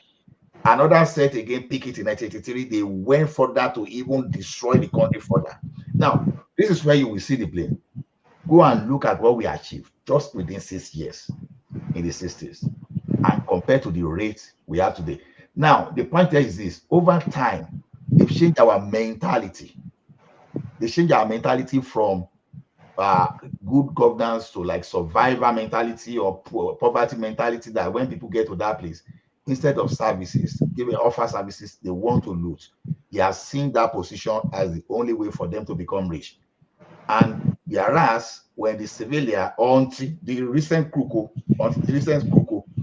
whereas when civilian were there, when we're doing all those things, you will even see someone that became your governor, Ajasin Abros Ali. You will probe them from now till eternity, and you will not see where this with the stores CC from the purse of the government. The car some of them brought to the office was the car they still left it. They were not going, and they didn't go outside out of the office with fleet of cars to them. They didn't give themselves abnormal pension or gratuity. You understand? So it took time for them to build our mentality the way we are exactly behaving now, and we need years of education reorientation for us to get back on track. Like I said, they finished our agricultural ecosystem, and we are unable to establish it as we speak today. So why would I blame the military? Why would I blame the military? So it's as simple as that. It's as simple as that. So now, if you don't want to blame the military, then we start doing the right thing until we forget. But as long as we are still in the problem they created for us, we still blame them anyhow. And as a matter of fact, since 1999, Tinubu appears to be the only person that is in power without the endorsement of the military. You understand? Maybe you want to talk of Obasanjo himself is a military man. You want to talk of a Yadua, a military man, which is Obasanjo, install him there. And his deputy at the end of the day that became the president, Jonathan. Yeah, that's another gentleman, but unfortunately, we Nigeria will use sentiment to gang up against him. Yes, he was corrupt, but his own corruption, I mean, not that it's not corrupt, his own corruption was exaggerated just to push him out. And you now build the father of the incorruptible, the most corrupt person. The incorruptible, the most corrupt person. You understand? Repackaged fraud. No, Ola, that 2015 Jonathan contested. He shouldn't have contested that election. Because if he shouldn't have done what? He should have contested that election. Because if he shouldn't have contested it. I'm telling you why they voted against him. That is number one reason. Because he spent 2 years remaining of Yaradua. He spent another 4 years, making it 6 years. And then he contested 2015. If he had won, that means we spent 10 years in totality. So that we should have left that one to the judiciary to decide. Whether they can go up against him. That's also part of the reason why they also voted him. We know. Everybody knows the truth. No, see, Remy, the approach that Obedient used against Tinubu was the same approach the APC used against Jonathan. They used social media to create some kind of bad energy towards Jonathan. You understand? You know, that guy was aggressive in creating Almajiri schools. Some people were not happy. You understand? This guy did a lot around human capital development. Yeah, we know that this year was part of his government. That time also is that, unfortunately for him, he came as a leader when there were plenty in Nigeria. He too didn't do very well. Look at what happened to Alison Madu now. See how much of money that woman alone. Let's call it spade a spade. Whether Jonathan or Buhari, both of them did not do very well. No. Yeah, I agree with you, but I'm just saying the sentiment we used against the man, because I'm just talking of our own mindset is what I'm talking about now. Not even Jonathan himself. You know my position. My position is this: if you come to me, if you want to campaign in 2027, if you come to me, I will fight corruption. It's a red flag for me. I've always said this, and whenever I say this thing, I lose stupid to some people. If your slogan is "I will fight corruption," just like that, it's a red flag, because you are a liar. You are not going to achieve that. But if your campaign is built about okay, by the time I finish my government, I will make sure that we will be the one exporting our bricklayers, we will be exporting our carpenters to the Republic of Benin. I will listen to you, and I will not ask you how, because to me, whatever you are saying align with what I believe we should be doing, that human capital development. Because if you have developed those people they were using for Boko Haram and banditry, if those people realize that instead of them queuing in the front of a rich man, giving them some kind of rubbish food in the morning, in the afternoon, or whatever, all those people that are handing them stipend, if they know that on their own they can create wealth for themselves, honestly, those guys that are the political gangsters, you understand, the political gladiators, they will have less political tools to use. Because ask yourself, what happens to those Almajiri school that Jonathan started? Why didn't Buhari, that happened to come from their own region, why didn't he continue with aggression of Jonathan to just expand? Because if anybody needed to educate the Northerners at that time, it was supposed to be Buhari. No, they ignored that. So that's it. So when you develop your human capital, you are likely going to have more security, and you are likely to be wealthier as a country than you are. So to me, yes, Jonathan was corrupt, but what I'm saying is this: when a fly just land on your scrotum, you won't just go and carry club to smash it. You understand? You will find a way. Maybe you just find a toilet roll just to take it away before you smash it. You are not going to do that. So yes, Jonathan's performance might not have been good for us, but we were not paying detailed attention to see that those people that wanted Jonathan out, that we kill behind, were they doing that just because they love Nigeria, or they just wanted to grab power? They wanted to hijack power. You understand? We've already seen what they wanted to do. When they got it, what did they do with it? They brought Nigeria backward 100 years. They brought Nigeria back 100 years backward. They destroy our monetary institution. You understand? They destroy our economy. And we are still trying to rebuild that today. And people are not paying attention. Now, when some people now repackage Obi again, the same way they were trying to repackage Buhari, and they're trying to repackage Obi.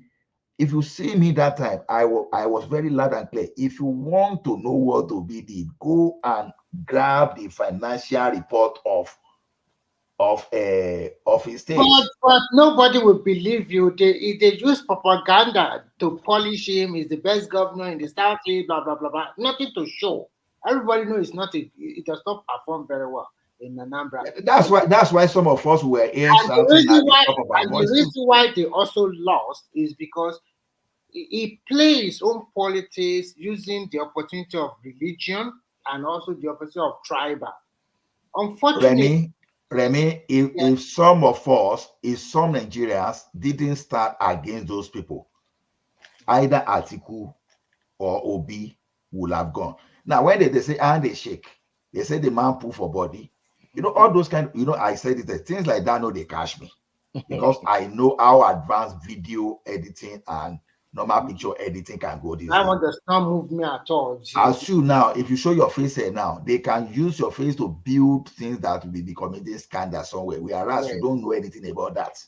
And if care is not taken, the only thing that will make you know that you are not the one is that because you know yourself, you know you were never there. But you will look at everything, they will look exactly like you. You understand? On a good day, if they use that to do good thing, they say, Remy, this is you. You will be tempted to say yes. That is how advanced we have the technology today.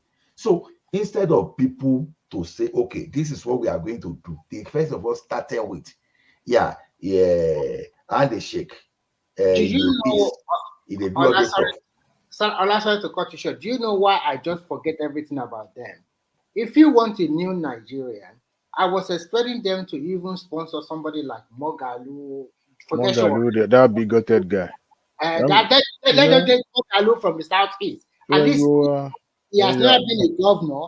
He has never been nobody. That is a new person entirely. For bringing somebody that doesn't show any achievement when he was governor for 8 years in Anambra, we all know what happened there. He owned doctor for like 9 months. No local government election. There's a lot of courts, a lot of killing. So many things that is upside down, and then you want to rebrand this kind of man, and then I'm not really interested in him from day one, and I pick my choice because I know this is the better candidate out of the three, and I'm right. And at the end of the day, he won.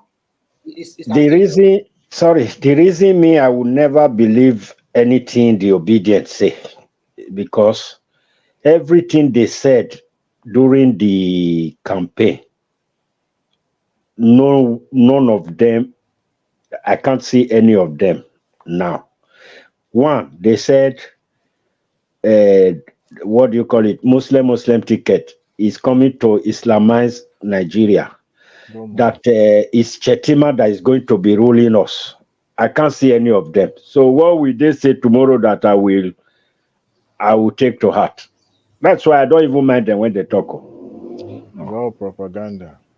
You see one red flag during the political campaign is this: when you see people that are trying to bully others into accepting theirs, it's a red flag. I give an example. When people in 2011, if you see how people they cause people say, yes, if you want the life of your life and your generation to be like Nigeria it is now, vote for Jonathan. That was the campaign they were doing for Buhari that time. Yeah. It was aggression. When you see an opposition using aggression, you ask yourself question that is it the type of government we want to deal with? The people Buhari got to that place, we know. You know the now, funniest thing, obedience were coming, they used aggression too. They were bullying everybody. Sorry, they will continue.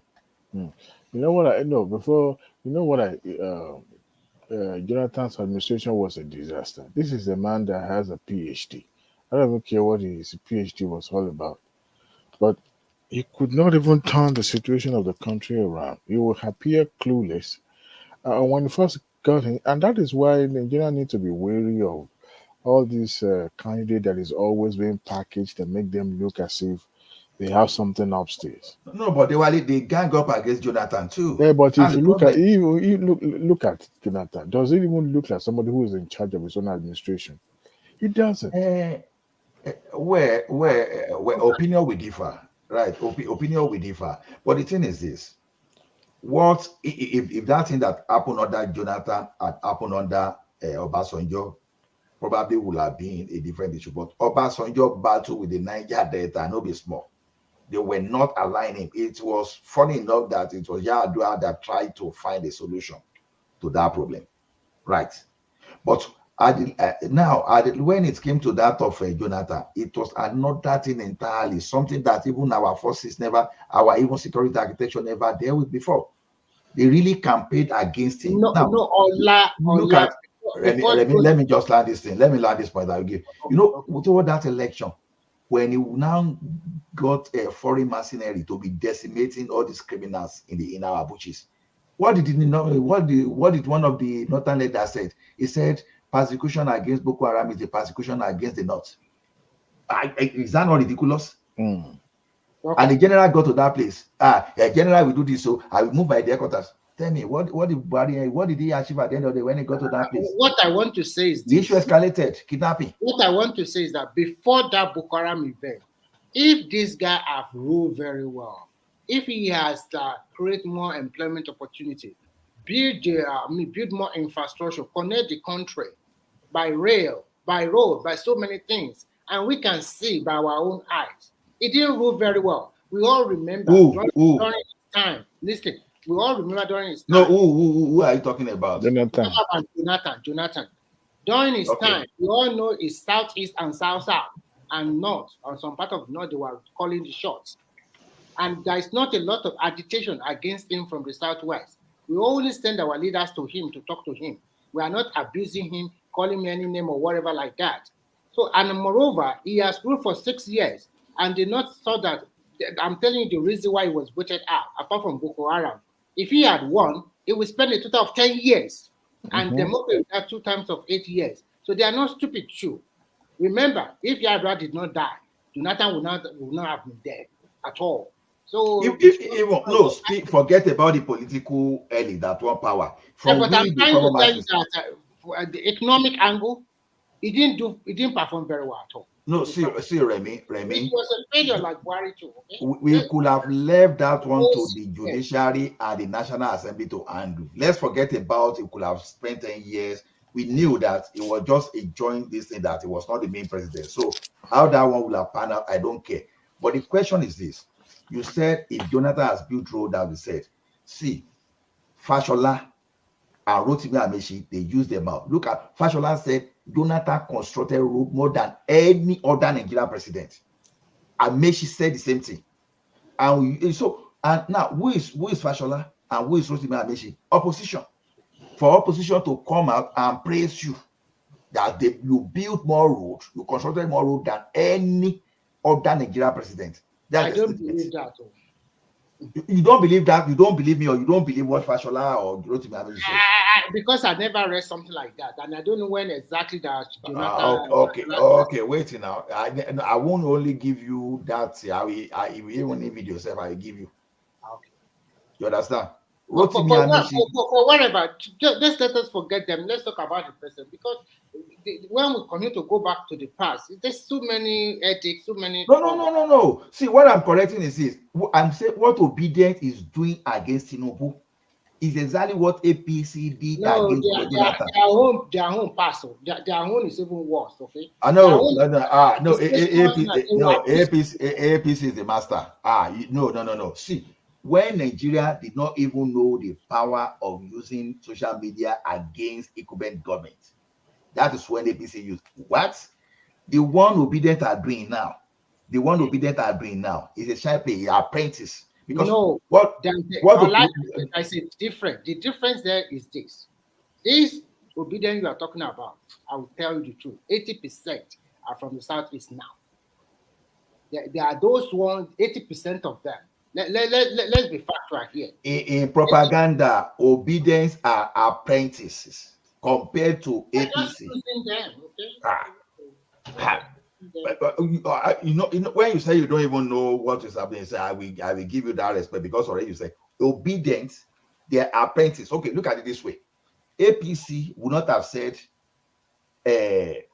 handshake. No, they don't go that way. They will give something very, very academically sound and prove some type of conspiracy hypothesis and theory there that if you don't. Do you know how APC this? They go to the extent that even they can, when you have a counter opinion, they can go their way to make sure that counter opinion you never get it to the media. These guys, you don't want to cross that APC propaganda machine that time. They are the king of agenda. APC. Did they abuse all the leaders in Nigeria? If they say something, are they abusing the Sultan, the Obi, everybody? Are they insulting everybody? They are not. Their own propaganda is well structured. This one we are seeing today is not well structured. Okay, it's aggression of abusing everybody, causing people. They may not have done like the up to Obi, but they did. Like I told you, although that was when AMP or AMPP or what, when Buhari was still under that, there's not, when they were yet to merge ACN and this together. Okay, that part of Buhari that time, they were cursing people. My goodness, text message. The text message they sent to me, the type of curses all those people were facing, that if you want your life to be, in fact, that thing prepared me to say, in fact, I hadn't gone, but I was almost like live on Facebook on that day of election. You know, for the place I did for Oregon, we mounted that place that time, 2011, to say, okay, we want to know this kind of thing. Even police have not even feel overpower us that time. Say, we want to know the outcome of this. And they put all those in. I think among those people who they put this in on the Facebook that time. Hola, I've been listening to you during Jonathan time. Nobody turned into a tribal war. Yes. Nobody. It was just opposition campaign. Wasn't different from Atiku versus Tinubu kind of campaign. But this Obi, it's not just Obi versus what do you call it? Tinubu. It was more of just it was more than that. It was more like if you are not with me, I will shut you down. I will shoot you down. That is it. If you don't believe in me, my own word is the only word. My own way. Yeah, this one was more of citizen versus citizen. At least back then, it was more about the candidates. People do propaganda against candidates, which is normal. You understand? That's political campaign. And they have fact to drive their agenda. Okay. Okay. Now, they kidnap people. They see the insecurity. They broker. Those are factual. Those are factual. Just to do propaganda against this guy. But most of those obedient, this now, they are more of lies. You know, you are using lies to drive your propaganda. The question is this: you know, one funny thing. This is the like of Aregbesola to fair for that Tinubu we for body. It's fair for that. You understand? So the APC, when I No, call I them think master of propaganda, man. Shola have a vendetta against Tinubu because of Oyetola. It is a vendetta. You know, people, that is Yoruba for you. One man penny a cannon. Oh, shit, he did it back to him. Look at the vote in But I may have vendetta against you, but I won't necessarily make myself look stupid just because I want vendetta and go and lie against you. yeah, but what Because happened to when him people, now? because when people discover that lie, then I've lost my credibility. But He if I already lost his credibility now. He helped Adeleke to win or two. He told his own so supporters there to vote for. man, if you see a PC for propaganda, I dove my cap. Oh my goodness. See, I'm not saying that they do all of them use propaganda, but what we are saying here is this: if they have look at okay, let's break it down a little bit. If they have structured that OB very well, how can you, for God's sake, chairman of Labour Party in Sokoto or Kaduna is also Igbo? All over the state is Igbo, Igbo, Igbo, Igbo. Why, for God's sake? If you are a person from Zamfara, don't you think this is a sectional party? Why are they not allowing the indigenous of that state to be their chairman or secretary or whatever? Why should be an Igbo man be a chairman of a party? àwọn aláìmọ ní nǹkan ṣe ni wọn. but if Atiku had not contested against Obi, man, he go. I not go lie with what I saw in that 2020 Ola, you know the election. funniest thing, Ola, you know, it's easier to just assume and say, oh, if this has been, if this had happened, we wonder what will be. APC to have other, things to start from the arsenal. You think they will just be, working and It's just No, like no.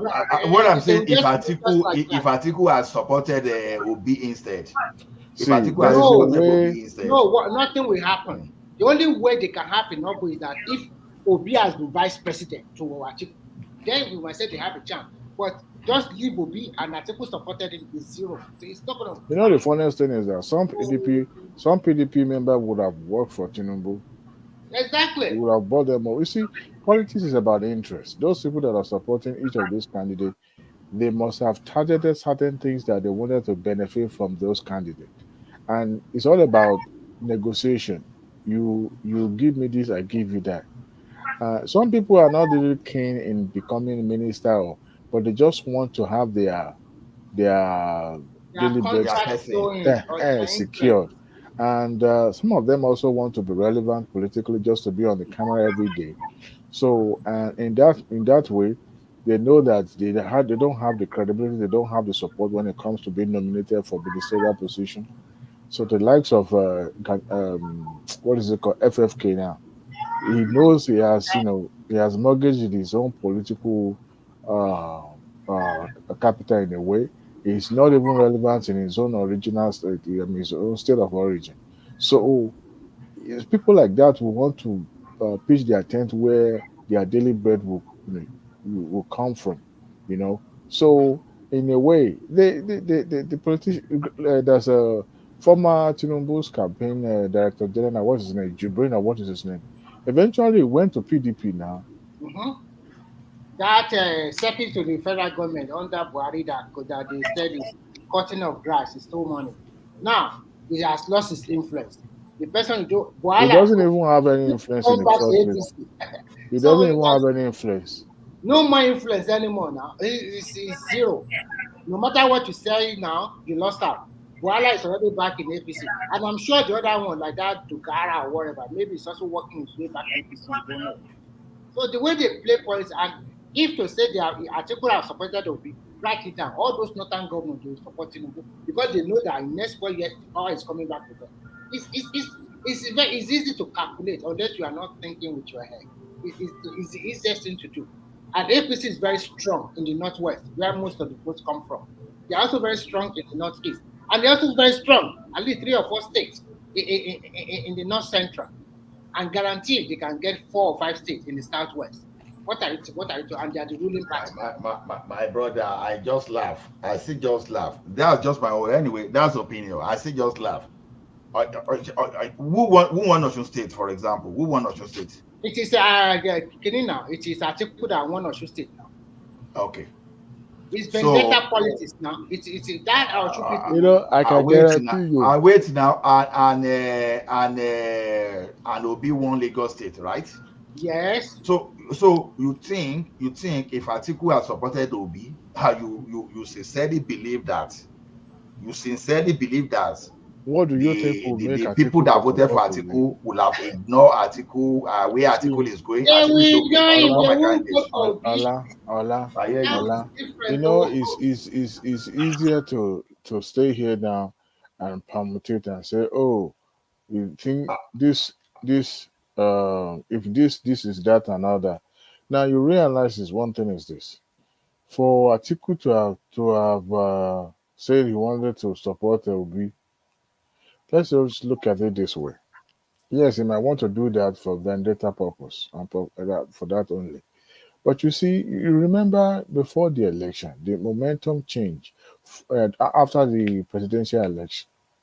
There was a narrative in the social media. You remember where in Lagos State alone, people actually stood up, even those who actually voted for Obi during the election, turned their back against the candidates of their party and voted for what is it called, Sanwo-Olu. You remember the narrative about Shinedu, they want to take Lagos, all those things.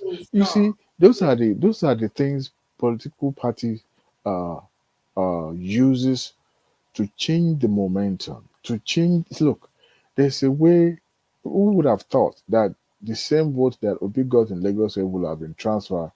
You know, if they had that election on the same date with the governorship election, somebody would have lost that vote. Yes. But you see, that momentum shifted. Why is this so? Because it is possible that APC, actually planted that and sponsored that narrative so that it will help their candidates. You see what I'm talking about? So okay, that's Adewale, why I said it can't be so I slow. hear you. Do you know what I will just say is this? The way you are looking at it, if I were happen to be Tinubu advisors today, I would just tell Tinubu, don't listen to Remi and Adewale. No. Wait now. What you need to do now is this: go out there, convince Nigerians against 2027. You don't even need any So conviction. because that's what I will say. Make sure that your Bado Cassava was your 2 million soldiers you want to recruit them and make noise about it. Your restructuring you want to do. You do not understand me. What I'm trying to No, it's opinion. See, Remi, there's no wrong or right answer. Let me just be sure because we don't know. We are in Nigeria, Ola. There's no need to. What Adewale is trying to tell you is this: when it comes to 2027, and Atiku stepped down, it will now be for Yoruba people will now be telling us that you want to give power to Igbo. It will become tribal. I'm telling you. They will change that. Let me tell you, Remi. Nobody ever believed that an incumbent president could be defeated in Nigeria, and it happened. No, there's a moment. See, Ola. That momentum is against Jonathan. It cannot win. It knows. If Tinubu doesn't perform, momentum can go against him. That's what I'm telling you. I'm telling you something. Even if momentum changes, Tinubu is still going to be president. You know what's actually made what is his name, Jonathan, to lose that election? It wasn't him. It's the work of what is it called? America. They oh God. You know, I respect this. I respect that country. I respect a country called America. Tell me, when was the last time a Secretary of State visited uh, Nigeria on the eve of election? Tell me, when last? My brother, why didn't the same America say Fabiola? See, No, no, no, sometimes I, no, I no. I I See, understand what you are see. trying to say, but then I think this thing Hmm. is over exaggerated. It's not over Now, okay, exaggerated, my I brother. have my What own you, information you know, too. yeah, My look, own what, information see, is this: wait. The Mm, British government, they have mm. stepped in where they called Jonathan and Buhari in a Hey, meeting, and they mm, made him, and they agreed that Jonathan would be made a peace ambassador, my and brother, they signed that he will never be probed. Otherwise, my brother, no president in Nigeria is ever going to be broke. You see, let me tell you this. no, You know, no, that's going to be what? no president in Nigeria that is ever going to be broke, whether one time or second time. But at least they broker a deal with between the two. See, see, Whether they see, agree, but at least they see. broke a deal. It's because They, that they know that Jonathan is going to lose, and they want him No, to be because they know power. Jonathan might not release the power if he it's going to has, be slow. see, That is the reason they can call them like that. They Olani, know he's going to lose now. All Remy, let me say something controversial. And it's not really controversial, but it's something that we might be, maybe thinking that it's likely that it will be the case. Let me tell you something. They opened a book for Jonathan. I wasn't there, but I'm telling you what this foreign government are capable of doing. They opened the book for him, and I would threaten him. I said, look, if you do not allow this to happen, number one, chances is that you might end up in age because they will find one case to put in your on your neck. Before you know it, you will be handed over to the International Court of Justice. Two, people might die, and even you yourself may die because these foreign governments are hell bent. They are ready to sponsor a coup, whether it's popular or it's not popular. They will do everything. So do not look at it this way. Domestically, you don't have backing. Internationally, you are being, you are being treated like a pariah. So he looks at it. Okay, what is the alternative for him? Then he probably look inward and look at, look, I have a lot to lose if I decided to stick my neck to this. So he had to let go. But you see, to you and I, this thing would not just be, oh, Jonathan did what he needed to do. Let me tell you, whether Jonathan liked it or not at that time, he was bound to lose that election. Some of this propaganda that you see in the mail, you see, half of those people that work in Nigeria, American embassy in Nigeria and in Abuja, majority of them are spies. Yes. Some of them are even sponsoring local contents to be put out there in the media. Remember, there was a gentleman that actually granted an interview. I don't know, these little things are there. The Nigerians need to be paying close attention to this. There was a time during the Abacha era. You remember bombs were going up left and right. Then you remember, Ola. Yeah, I know. So this gentleman who happens to, it was during the Boko Haram of the thing. He now said he was approached by one of American embassy staff that attaches, so to say. They always coin one job position for them to cover up, but majority of them are CIA. And he said, look, we want you to deliver this parcel to this person. And he said, oh, it was during the issue within the DSS and EFCC, I believe, that each agency then under the military like to handle their own affair, within themselves. So there was nothing like sharing information or anything. So he got approached because of his closeness to the Aso Rock. He was able to go to he said he declined to provide that service. So he now went to the Aso Rock. Aso Rock. So the moment the American embassy got wind of that story, they decided to fly that particular individual out of the country that same day. That same day. So some of the things that we attribute to the government that, oh, this is what government is doing, this and that. Some of them are sponsored. The uprising you saw during the what do you call it? And SARS. Arab Spring. Arab Spring. Arab Spring was not organic. It was not grown organically. It was sponsored by foreign government, EIE, United States. It grown and it germinated to the point that they were able to, the media here in America were positioned to cover that, and they were there for days in the square, what do they call their square? The Tahaj Square or whatever. So what I'm trying to say in essence is that Jonathan was bound to lose that election, and he knew. You remember when he made a statement by saying, "Oh, there's nobody's blood worth of something, something in that effect. That his ambition is not worth blood of human being." So you understand? That was just to give an hint like this. These are the things that would have happened if he did not, you know, concede that election, and he No, won. Remember, remember. they Oh, had information. They had information that this guy they brought foreign military and they were in the bush. it's not At even least, that. You see, at before least the then, APC it shifting, was it was being they treated like mentioned that themselves too. Ola Because we were before hearing then. that before, but at least Remember, Ola, remember that America was the one training. I even have friends in the American Nigerian Navy that was here. I think it was in Wisconsin or something. He was in America for almost 6 months going through training or something. It was during this Jonathan that they stopped their training. I don't know if you remember that. They stopped their training.